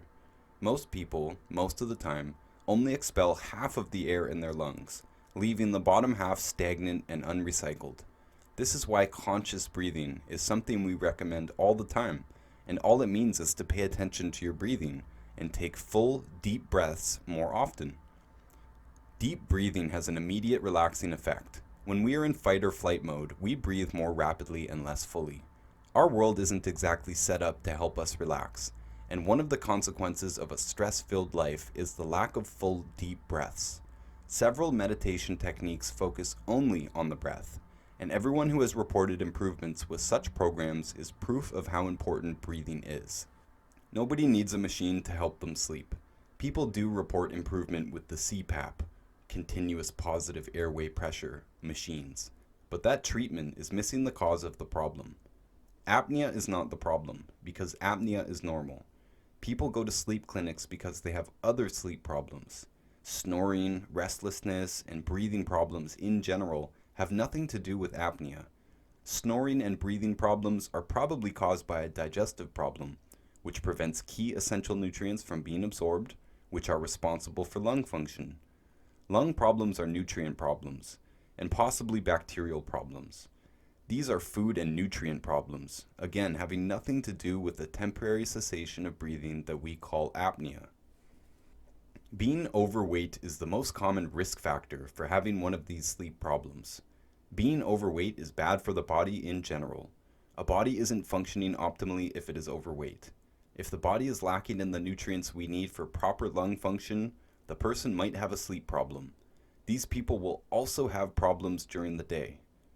Insomnia itself is a mineral deficiency. The bone and joint group of minerals govern muscle function, and insomnia is a muscle problem. When you go to a sleep clinic with insomnia, they may very well just say that you have sleep apnea as an overall attempted explanation. The CPAP machine might help the person sleep better, but in my experience, if they don't deal with the food problems and nutritional deficiencies, they will still have trouble sleeping. You don't have to be overweight to have a sleep problem or a breathing problem, but it happens more in overweight people than otherwise. Malabsorption or outright deficiency in the good fat nutrient group can cause breathing problems in skinny people too. It can also cause people to be unable to gain weight. The point here is that the diagnosis of apnea does absolutely nothing to address any of these problems. People with sleep problems or breathing problems need to get off the bad foods and consume all 90 essential nutrients appropriate to their body weight. I also realized that I didn't really mention heart disease, the most common cause of death in the world. The first thing to note is that something will kill all of us. If we live to 120 years old, it will probably be a heart attack or stroke that finally kills us, and likely on a cold night in our sleep. This means that you can die peacefully of age and still be listed as a victim of heart disease. There are several types of heart disease, and all of them are nutritional. Again, eventually the heart will fail, even if we are totally healthy. But many people die prematurely of a heart failure in some form. The bad foods contribute to heart problems in at least two ways. First, problematic grains impede the absorption of the fatty nutrients most prominently, and several of these nutrients are directly involved in heart health. Look at the label of any omega-3 product on the shelf and it probably says, may prevent heart attack and stroke. The reason that they are able to say this on the label is because this is a qualified health claim granted by the FDA, after Dr. Joel Wallach sued them over it. A qualified health claim means that sufficient evidence has been presented to legally make this claim. Before Dr. Wallach sued the FDA over omega-3 supplements, it was already legal to claim that eating foods rich in omega-3 may prevent heart attack and stroke. More simply, it is well established that this one nutrient deficiency is a factor in heart attack and stroke. The claim extends to various forms of thrombosis as well, because thrombotic problems are essentially a problem with blood clotting, and the fatty nutrients, particularly omega-3, are required for the blood to maintain proper viscosity. Blood is supposed to clot at certain times, but in a state of fatty nutrient deficiency, it is liable to clot inappropriately, causing a clog in the artery, potentially leading to a heart attack or stroke. Cardiomyopathy heart attack, also called enlarged heart, athlete's heart, and sometimes a genetic heart condition, is linked to another extremely important nutrient, selenium. Selenium is fat soluble, and thus is part of the good fat group that comes up again and again when talking about common diseases. Selenium and omega-3 are cofactors, and both are required for a healthy heart. Congestive heart failure is caused by a single vitamin deficiency, thiamine, and we humans have known about this for at least 60 years, because this is what was killing dolphins and porpoises in captivity until Dr. Wallach figured out the problem. The animals were eating fish that contained an enzyme, thiaminase, that basically destroys thiamine. Since they were eating more of this enzyme than they were eating thiamine, they regularly died of congestive heart failure after only a short time in captivity. The solution was to change the types of fish being fed to captive mammals and to supplement them with all of the vitamins, including thiamine. This problem is also understood in standard agriculture. A bull costs a farmer about $4,000 to $5,000, and so it is a priority to keep the animal healthy for several breeding years. It makes no sense to let any animal die of congestive heart failure because the cause and reversal is completely understood.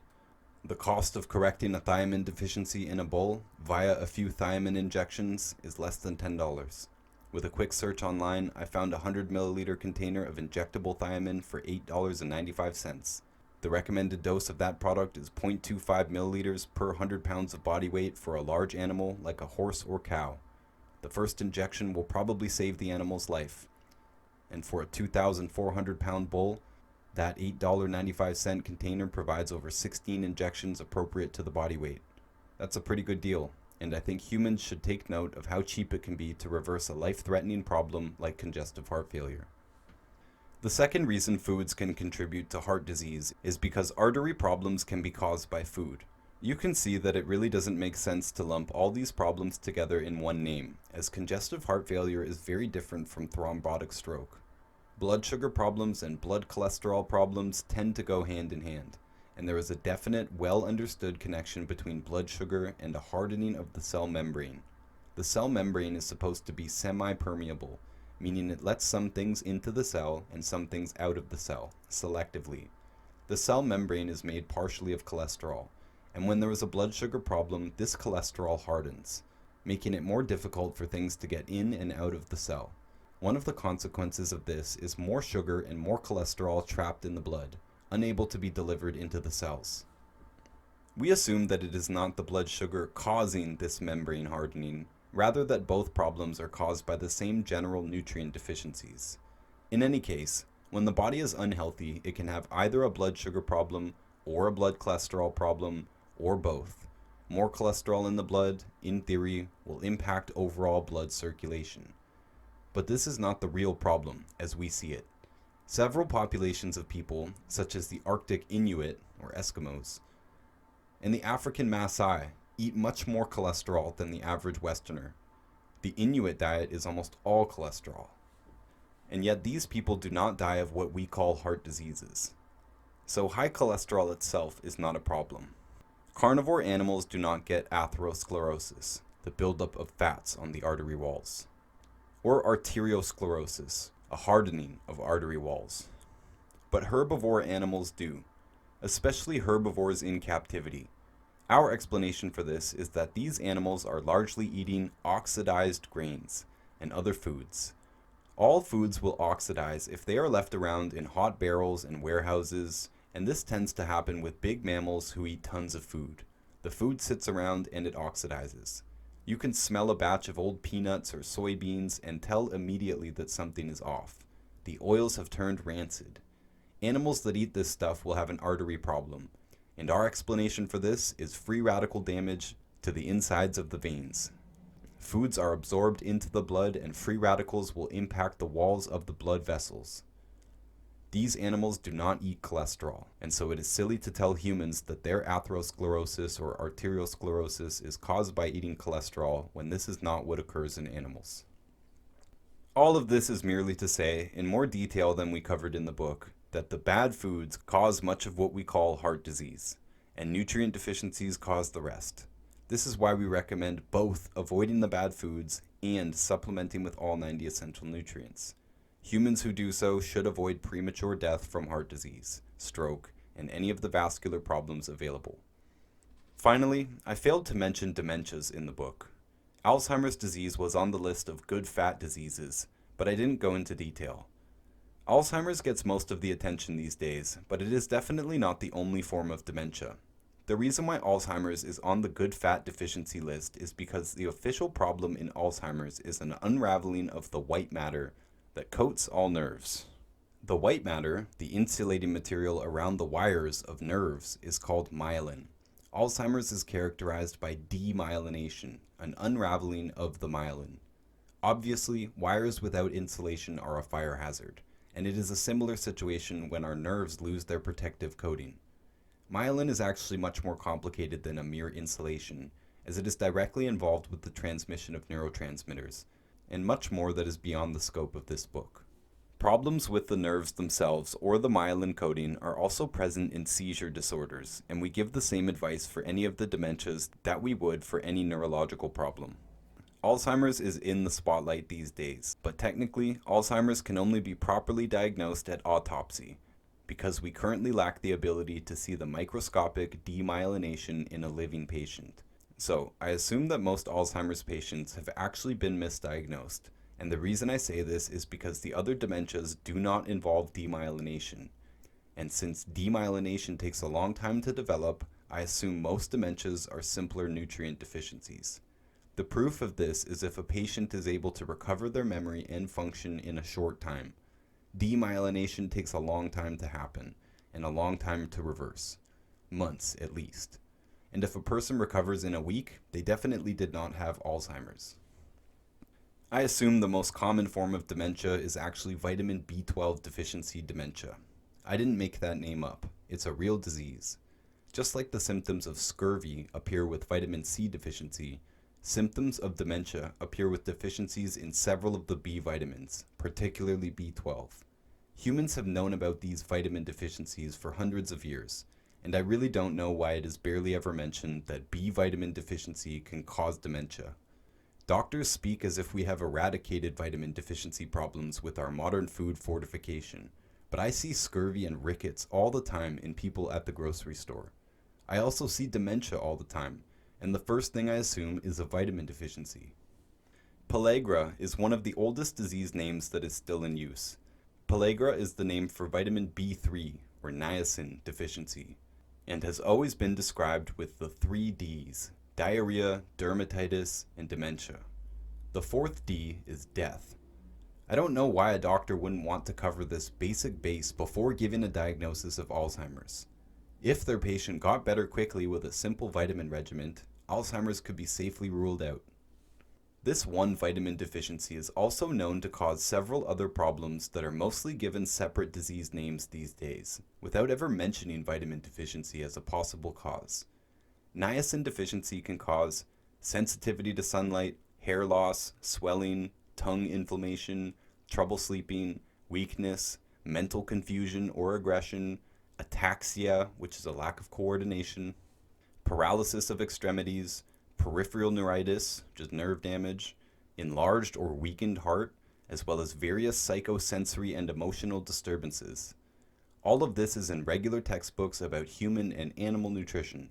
A similar list could be drawn for every one of the vitamins, and the rest of the essential nutrients. The list above can be symptoms of many diseases, with foreign-sounding Latin or German names, but chances are good that these symptoms and many others that are called diseases will simply go away with a decent supplement program, and avoiding foods like gluten that disrupt absorption of these nutrients. Many people report full recovery from these types of symptoms just by going gluten-free. Alzheimer's and the other main dementias, like Wernicke-Korsakoff dementia, involve more serious structural damage than vitamin deficiency dementia. The human body is an absolute miracle of healing. The human body can live for decades on potato chips and soda, and it will use absolutely anything it can to get the job of repairing tissues done. In practice, people with dementia often rebound quite quickly when they are given the right advice and good supplements, and all of these I assume were simple vitamin and mineral deficiencies. The vascular dementias, like Wernicke-Korsakoff, are more than simple deficiencies because they are coupled with tissue damage. That tissue damage is from eating the wrong foods we have discussed. The recommendation for these people is more than just avoiding the bad foods and taking the 90 essential nutrients. We also recommend consuming a lot of cholesterol and other fatty foods that are not burned. This is because the nervous system, including the myelin, is made largely from cholesterol and the other good fats. The brain and nervous system are part of the good fat system, and so eating more good fat is a huge part of our advice. In addition, it is wise to boost the several key nutrients in this fat system, particularly selenium and the omegas. Reversing dementia really can be that simple, but there is one more confounding factor that really gets in the way of this healing: statin drugs. Drugs that lower cholesterol actually stop the body from producing cholesterol and other essential functions. The body needs cholesterol. The body makes some of its own cholesterol. Cholesterol has numerous vital roles, some of which have been mentioned, such as the cell membrane, and it is part of the structure of the nervous system. Cholesterol is also what the sex hormones and adrenal hormones are derived from. We can't synthesize vitamin D from sunlight without cholesterol in our skin. There are many more essential roles of cholesterol, but the point here is that it is very important. When a person takes a drug that interferes with the cholesterol system, they will inevitably develop a disease. One of those potential diseases is Alzheimer's. We call Alzheimer's a physician-caused disease, because limiting cholesterol intake does almost nothing to blood cholesterol. Doctors know this, and that is why they recommend cholesterol-lowering drugs. Lowering cholesterol intake doesn't do much because the body will compensate for the deficiency by producing more cholesterol itself. Along with other bad advice, such as avoiding salt, which is required to break fats down in the stomach before they go into the intestines for absorption, taking a cholesterol-lowering drug practically guarantees that some form of dementia will develop. Also practically guaranteed is another problem in the good fat system: skin, lungs, hormones, soft tissues all over the body, etc. I have avoided going into detail about the harm that pharmaceutical drugs can potentially cause because the topic deserves a book unto itself. Much of this book was about broad categories of disease, and we could have gone into great detail on any specific diseases, but they all fall into the categories we have discussed. By discussing these categories, a large part of the point was that pharmaceutical drugs are not appropriate for dealing with these types of problems. If drugs are unnecessary for dealing with chronic problems, then any harm caused by those drugs was also unnecessary. Though this book was not about drugs, I do see the overuse of pharmaceuticals as one of the biggest problems in modern society. We already had it bad enough with a food system depleted of essential nutrients and foods that physically harm us, but we have been put into a situation where we are nearly guaranteed to be even more harmed by seeking medical treatment for the problems caused by our foods and lack of nutrients. All drugs have side effects, including death. It is made to seem like these side effects are rare or unexpected, but based on the data of every drug, these really should just be called effects, because they are normal consequences of consuming the drugs, and they are completely expected. Even drugs that can save our life, such as antibiotics, have expected, regular, negative effects on the body. In my position, I know that the average person will have health problems even with no history of pharmaceutical drug use. That is an expected outcome of eating modern foods and failing to consume all 90 essential nutrients. But I also know that anyone on any pharmaceutical drug should expect less progress with our nutritional strategies. If they are on the two worst types of drugs mentioned in the book, statin drugs and stomach acid lowering drugs, then I expect them to make no progress at all, no matter what they do, if they choose to stay on those drugs. Legally, we can't tell anyone to take or not take a drug, but we can talk about them, and I give them my honest opinion that those two types of drugs will make it basically impossible for them to improve, even with the cleanest of eating and the best supplements in the world. We can talk about whether a drug has withdrawal concerns or not, but ultimately we have to encourage the person to work with their doctor or doctors about lowering doses or stopping any drug. Most drugs, in our opinion, should be weaned, but the statins and stomach acid drugs have no benefit to weaning or withdrawal concerns. The stomach drugs will stop the stomach from working properly, even in low doses, and so there is just no benefit to weaning. It will only prolong their misery. Statins, similarly, still work in low doses, and since there are no withdrawal concerns, it simply doesn't make sense to do any nutritional changes until the drug is stopped. If a person is on multiple drugs of any type, I expect the person to continue to have health problems until they are weaned off. All of the time we get people who tell us that many of their symptoms have improved with our advice, but they still have this or that thing bothering them. Most often, the person is still on some drug, even an over-the-counter NSAID or antihistamine. They want further advice from me about more things to do nutritionally, but I know that the problem is likely being caused by the drug, however innocuous it might seem. Many people have speculated a connection between the rising prevalence of female problems like endometriosis and polycystic ovary syndrome to the use of chemical birth control in women, and I do agree. It is very common for women to come to us with female problems and tell us about a history of problems starting with their use of chemical birth control. I cannot quantify this properly, but in the very least, I do believe there is a connection.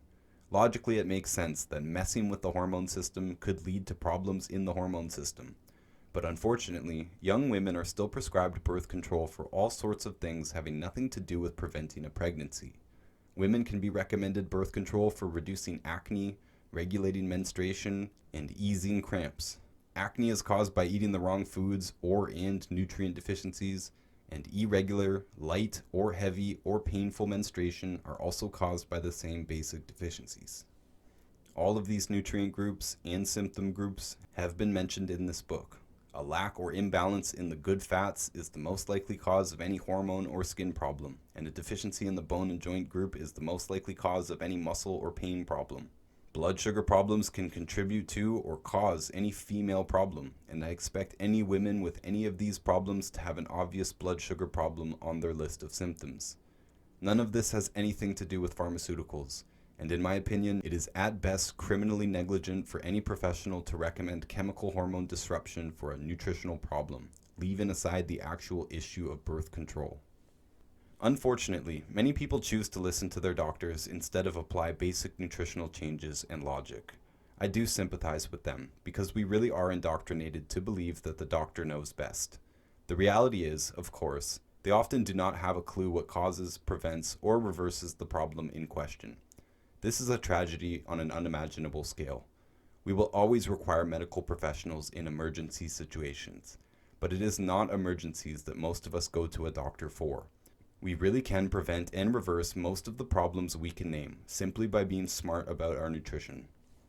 The best we can do for people who are involved with the medical system is to teach them the things in this book, and inform them that they are in fact in charge of what goes in and what does not go into their body. They do not have to take anyone's advice. They do not have to take any drugs if they don't want to. And they can indeed get control of their health without any doctors. One day medical doctors might be taught about nutrition, but I really wouldn't recommend waiting for this to happen on its own. For one thing, the payment structure would have to be changed. Doctors are paid, largely by insurance, for treating health problems. As outlined at the beginning of this book, treatment is done with drugs, tests, and surgeries. There simply isn't an existing framework for compensating medical doctors based on preventing diseases or reversing them with nutritional strategies. We get paid on product sales, and doctors are not allowed to sell products. They're up against a wall, really. If they change their own ways, they'll be broke. In any case, they aren't taught any of this, and I wouldn't expect the medical schools to completely change their way of thinking about diseases. It is up to you to change the way that you, your friends, and your family understand and respond to diseases and health problems. Similarly, I don't have hope in the alternative fields either. Naturopathic doctors are now essentially being trained the same as standard medical doctors. They are taught largely to rely on pharmaceuticals and surgeries, with some herbs and vitamins mixed in. They call this mixed or complementary medicine, but really it is standard mainstream medicine with a tiny bit of nutrition or plant medicine involved. Though I believe that both allopathic and naturopathic systems are required for a balanced medical marketplace, I do not believe they complement each other in most cases. If the antibiotic saves your life, you do need to replenish your good bacteria, which is in this sense complementary. The two strategies are opposite, but both necessary in this particular case. Most other uses of pharmacology have no corresponding complementary natural strategy. A statin drug will completely negate any benefit from doing the opposite, which is consuming cholesterol. If you take a statin, it eliminates any benefit from following my nutritional advice. There is no mix of benefits. You will get the harm from the drug and no benefit from anything else. Similar statements could be made with practically any other type of drug. A beta blocker stops the heart from working correctly, and it makes no sense to support and promote a healthy heart with nutrition while simultaneously using a drug that interferes with a healthy heart. I expect the person doing chemotherapy to die from the chemotherapy, regardless of any other mixed treatments, and so on through the list of available pharmaceutical treatments. Even veterinarians are now prescribing drugs to dogs and cats to manage diabetes and arthritis, which are diseases they should have been taught are prevented with standard animal feeds.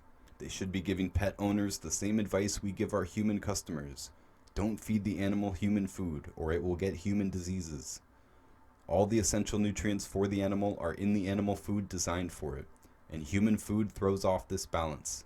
They should know this, but the modern animal and human practitioners of almost any name have been inculcated in the allopathic belief system. Allopathic medicine believes that humans, and now animals, are simply bags of bones waiting to break. They believe that the best way to manage this inevitable deterioration is with pharmaceutical drugs and surgeries. This belief is unfortunate, but fortunately, you do not have to believe it yourself. More. At YGYOntario is our main Instagram account. We regularly answer live audience questions, and we will answer every question in the inbox. Our products can be found at www.wallexwarriors.ca. We encourage you to contact us for help figuring out what might be best for you. As well as any of the accounts listed, you can email us at YGYOntario@gmail.com. We also have an Instagram page for more detailed nutritional information, at Warriors Advanced, and a page for personal development and sales training material, at Wallix Distributors.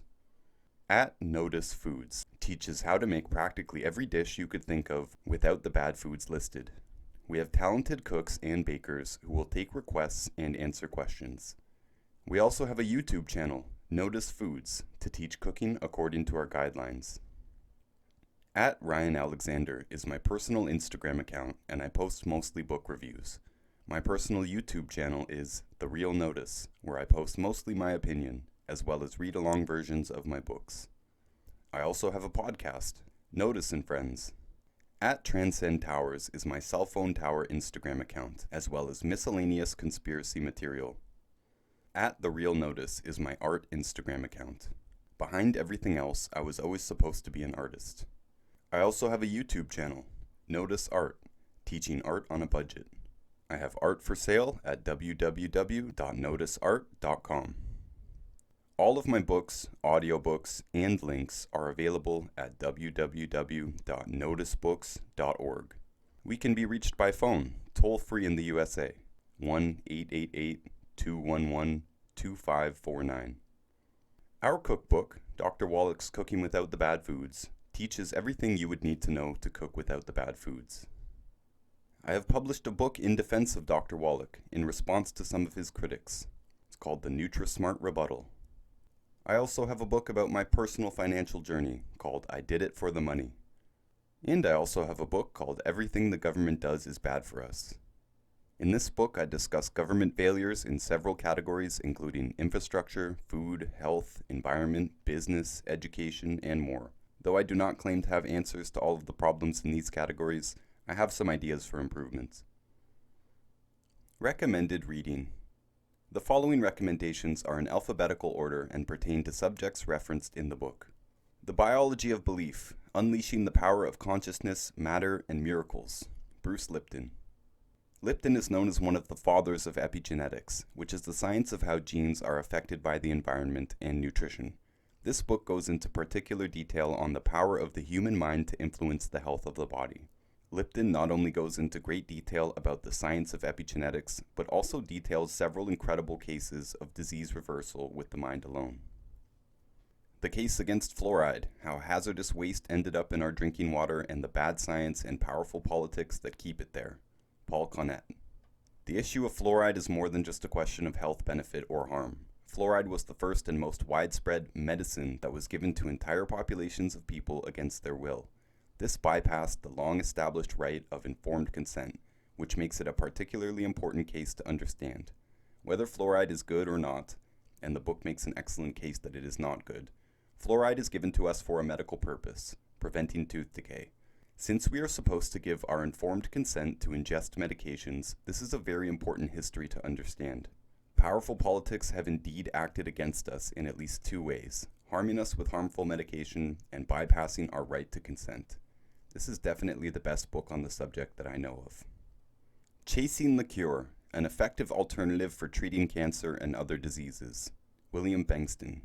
I haven't found that many books in the category of faith healing that I am able to recommend, but I really enjoyed this one, and I think everyone should know about the possibility of spontaneous healing, without medication or nutrition. I believe we should use all healing modalities available, but faith and the inner placebo response are often left out of our mechanical approaches to health problems. I can recommend all the nutrition that I know, but I also know that your mind is more powerful than any treatment, and there are plenty of cases, some of which are described in this book, where the person healed with no other treatment other than someone who believed they could help you heal. Part of why I like this book more than other faith-based books is that the author participated in several experiments with mice, which is very interesting and I think speaks deeply to the power of the mind to heal. The Cholesterol Myths, Exposing the Fallacy that Saturated Fat and Cholesterol Cause Heart Disease, Ufi Ravenskoff.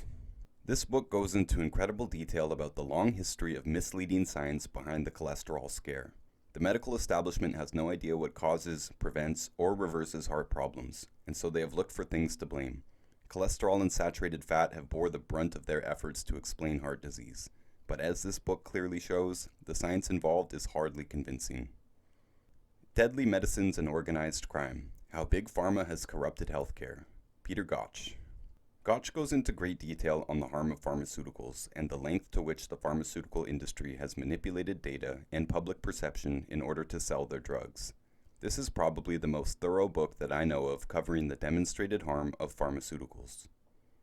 Dissolving Illusions: Disease, Vaccines, and the Forgotten History. Suzanne Humphreys. This is by far the most detailed book that I know of on the history and harms of vaccines. Most people think that vaccines have eradicated many diseases, but this book comes as close to what I think is possible in proving that this is not true. The harm of vaccines has been buried since the very beginning of their use, and there is convincing evidence, thoroughly outlined in this book, that the disease disappearances credited to vaccines were in fact due to improved hygiene and the renaming of diseases. The Dorito Effect: The Surprising New Truth About Food and Flavor. Mark Schatzker. This book isn't as scientifically oriented as others on this list, but I highly enjoyed learning about the chemical manipulation of our foods that have the aim of getting us to eat more. It is already bad enough that the base ingredients of modern foods are mostly bad, but the situation is made much worse by the manipulation of flavors. The food industry is more insidious than I knew, and I recommend this book because it made me see processed foods in an even darker light. Epigenetics: The Death of the Genetic Theory of Disease Transmission. Joel Wallach. This book goes through the entire history of failed theories about the origins of diseases, as well as outlining our modern understanding of the nutritional relationship to genes. Epigenetics is the science of how genes are affected by the environment, including nutrition, and I know of no better book for describing the concepts involved. Grain Brain: The Surprising Truth About Wheat, Carbs, and Sugar, Your Brain's Silent Killers. David Perlmutter. This is one of my favorite books outlining the scientifically demonstrated harm that wheat and other grains do to the human body, and specifically the brain. The Health Benefits of Tobacco: The Surprising Therapeutic Effects of Moderate Smoking and Secondhand Smoke. William Douglas II. Since writing Fake Diseases, I have tried to read every book I could find that disagrees with the anti-smoking crusade. Before this reading binge, I thought, like most people probably think, that the case against tobacco was as clear as a case could be. I had no idea how many outright lies and frauds were involved. I had no idea that science could be manipulated for political purposes. I thought only pharmaceutical companies would manipulate data. I wanted to include at least one book that is pro-tobacco on this recommended reading list because it is a subject that most people take for granted. We all assumed that smoking was simply bad, and that was the end of it. But there is quite a lot more to say on the subject. And Douglas is both a medical doctor and a smoker, and so, unlike most of the authors I have read on the subject, I feel he is doubly qualified to go through the science and present a case for an actual benefit to tobacco use. We have no reason to credit the government or mainstream medical science with understanding smoking, as they do not even understand heartburn. They needed something to blame for cancer and heart disease and many other diseases, and they have misled all of us with statistics and fraudulent science and advertisements to believe that they have figured out why we have these diseases. Smoking has decreased dramatically in response to the multi-decade fear campaigns about smoking, and yet the diseases smoking is blamed for have hardly decreased, or have increased. Clearly, smoking is not the explanation, and Douglas is a great place to start in understanding that. The Invisible Rainbow: A History of Electricity and Life. Arthur Furstenberg. This is currently my favorite book, going into the details of the harm of electromagnetic frequencies. I have been in the anti-EMF business for several years, and even I didn't know how bad the problem was, and how far the evidence of this harm stretched back, to the very first experiments with electricity and batteries. Prior to reading this book, I thought the main species affected by EMF was humans. But Furstenberg shows ample evidence for the harm to plants and animals as well. The mainstream still treats EMF like only kooks and quacks believe it is a problem, but Furstenberg presents a veritable mountain of evidence from scientists all over the world and spanning over 100 years. This is a must-read for understanding the scale of the EMF problem. Misconceptions about the causes of cancer: the Fraser Institute. This short book is an excellent overview of the problems with the statistical probabilities of many supposed influences on cancer. You might have noticed that Fake Diseases hardly mentioned common chemicals and other things that the general public and news media believes contributes to cancer. The reason for omitting these chemicals is that their contributions are hardly well established, and this book is great for understanding that. Nutrition and Physical Degeneration, Weston Price. This is one of my all-time favorite books.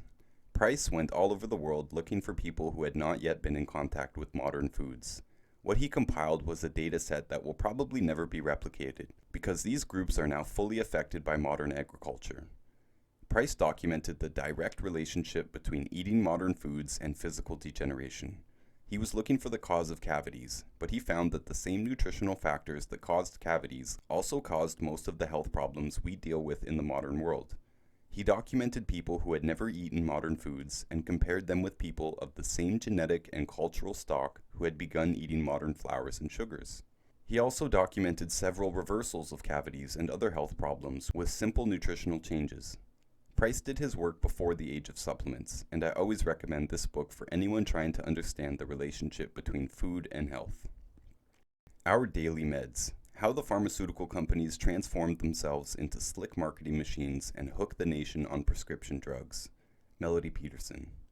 This large book goes into great detail on the ubiquity of pharmaceutical companies in our everyday lives, particularly in America.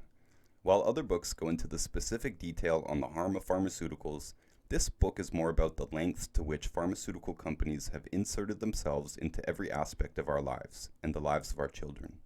The actual harm of pharmaceuticals, to me, is bad enough, but this book details how much deeper and darker these companies can be. Passive Smoke, the EPA's Betrayal of Science and Policy, the Fraser Institute. This short book examines the highly influential 1993 EPA report, which condemned secondhand tobacco smoke as a cause of cancer and other diseases. The average person would think that the science behind tobacco smoke was clear and demonstrates an obvious risk to health. If that were the case, the EPA wouldn't have had to commit scientific fraud to make their case.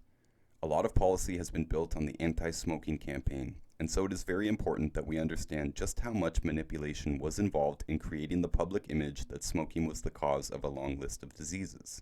Like cholesterol, the medical world has no idea what causes, prevents, or reverses cancer, or heart disease, or the many other health problems that smoking takes the blame for. They had to blame something, and they have used weak statistical correlations and other forms of data manipulation to make their case. Smoking policy has been created for our own good, and this same framework has been used to implement the many new laws and mandates we have experienced since 2020. Bogus data can lead to real government policies that affect us all. The peanut allergy epidemic. What's causing it and how to stop it? Heather Fraser. I didn't cover allergies and fake diseases because it can be quite complicated. Many people refer to environmental sensitivities like hay fever with the word allergy, but a sensitivity to pollen or cat hair or the occurrence of seasonal allergies are not actual allergies. Real allergies cause a serious reaction, are life-threatening, and require an injection of epinephrine. Real allergies are a bit of a mystery to both mainstream and alternative medicine, but this book makes a detailed and interesting case that many of our current allergies are caused by ingredients in vaccines. I highly recommend this book, even though I do not think it explains all allergies. It does, to me, explain many of them. The Placebo Response. How you can release your body's inner pharmacy for better health. Howard Brody. Positive results with nutritional or spiritual strategies are often denounced as the placebo effect. The mind is indeed one of the most powerful, if not the most powerful tool for healing available. We all should understand this phenomenon, rather than using it as a way to dismiss results. This book doesn't have all the answers, but it gives a lot of information about how we can all maximize our body's natural ability to heal itself. For those of us promoting health products and protocols, it is very useful for us to be able to call upon all the most effective tools for bringing out the placebo response, in addition to the active methods we are employing with a client. I highly recommend this book to anyone attempting to heal themselves or others. We cannot dismiss the placebo effect. We have to work with it. Rare Earths, Forbidden Cures, Joel Wallach. This book is the most detailed overview of the relationship between nutrients and diseases that I know of. This type of detail is normally found in textbooks, but Rare Earths is publicly available and written for a general audience. It includes a lot of pathogenic evidence as well as examples from standard media to draw the connections between nutritional deficiencies and diseases and causes of death. Sit less. Evolve your work and life without compromising your health. Stefan Zavalin. This has recently become one of my favorite books on the subject of movement. Rather than emphasizing full-on exercises, Zavalin takes a very realistic approach to helping those of us who sit for a living to improve our health with simple steps revolving around sitting less.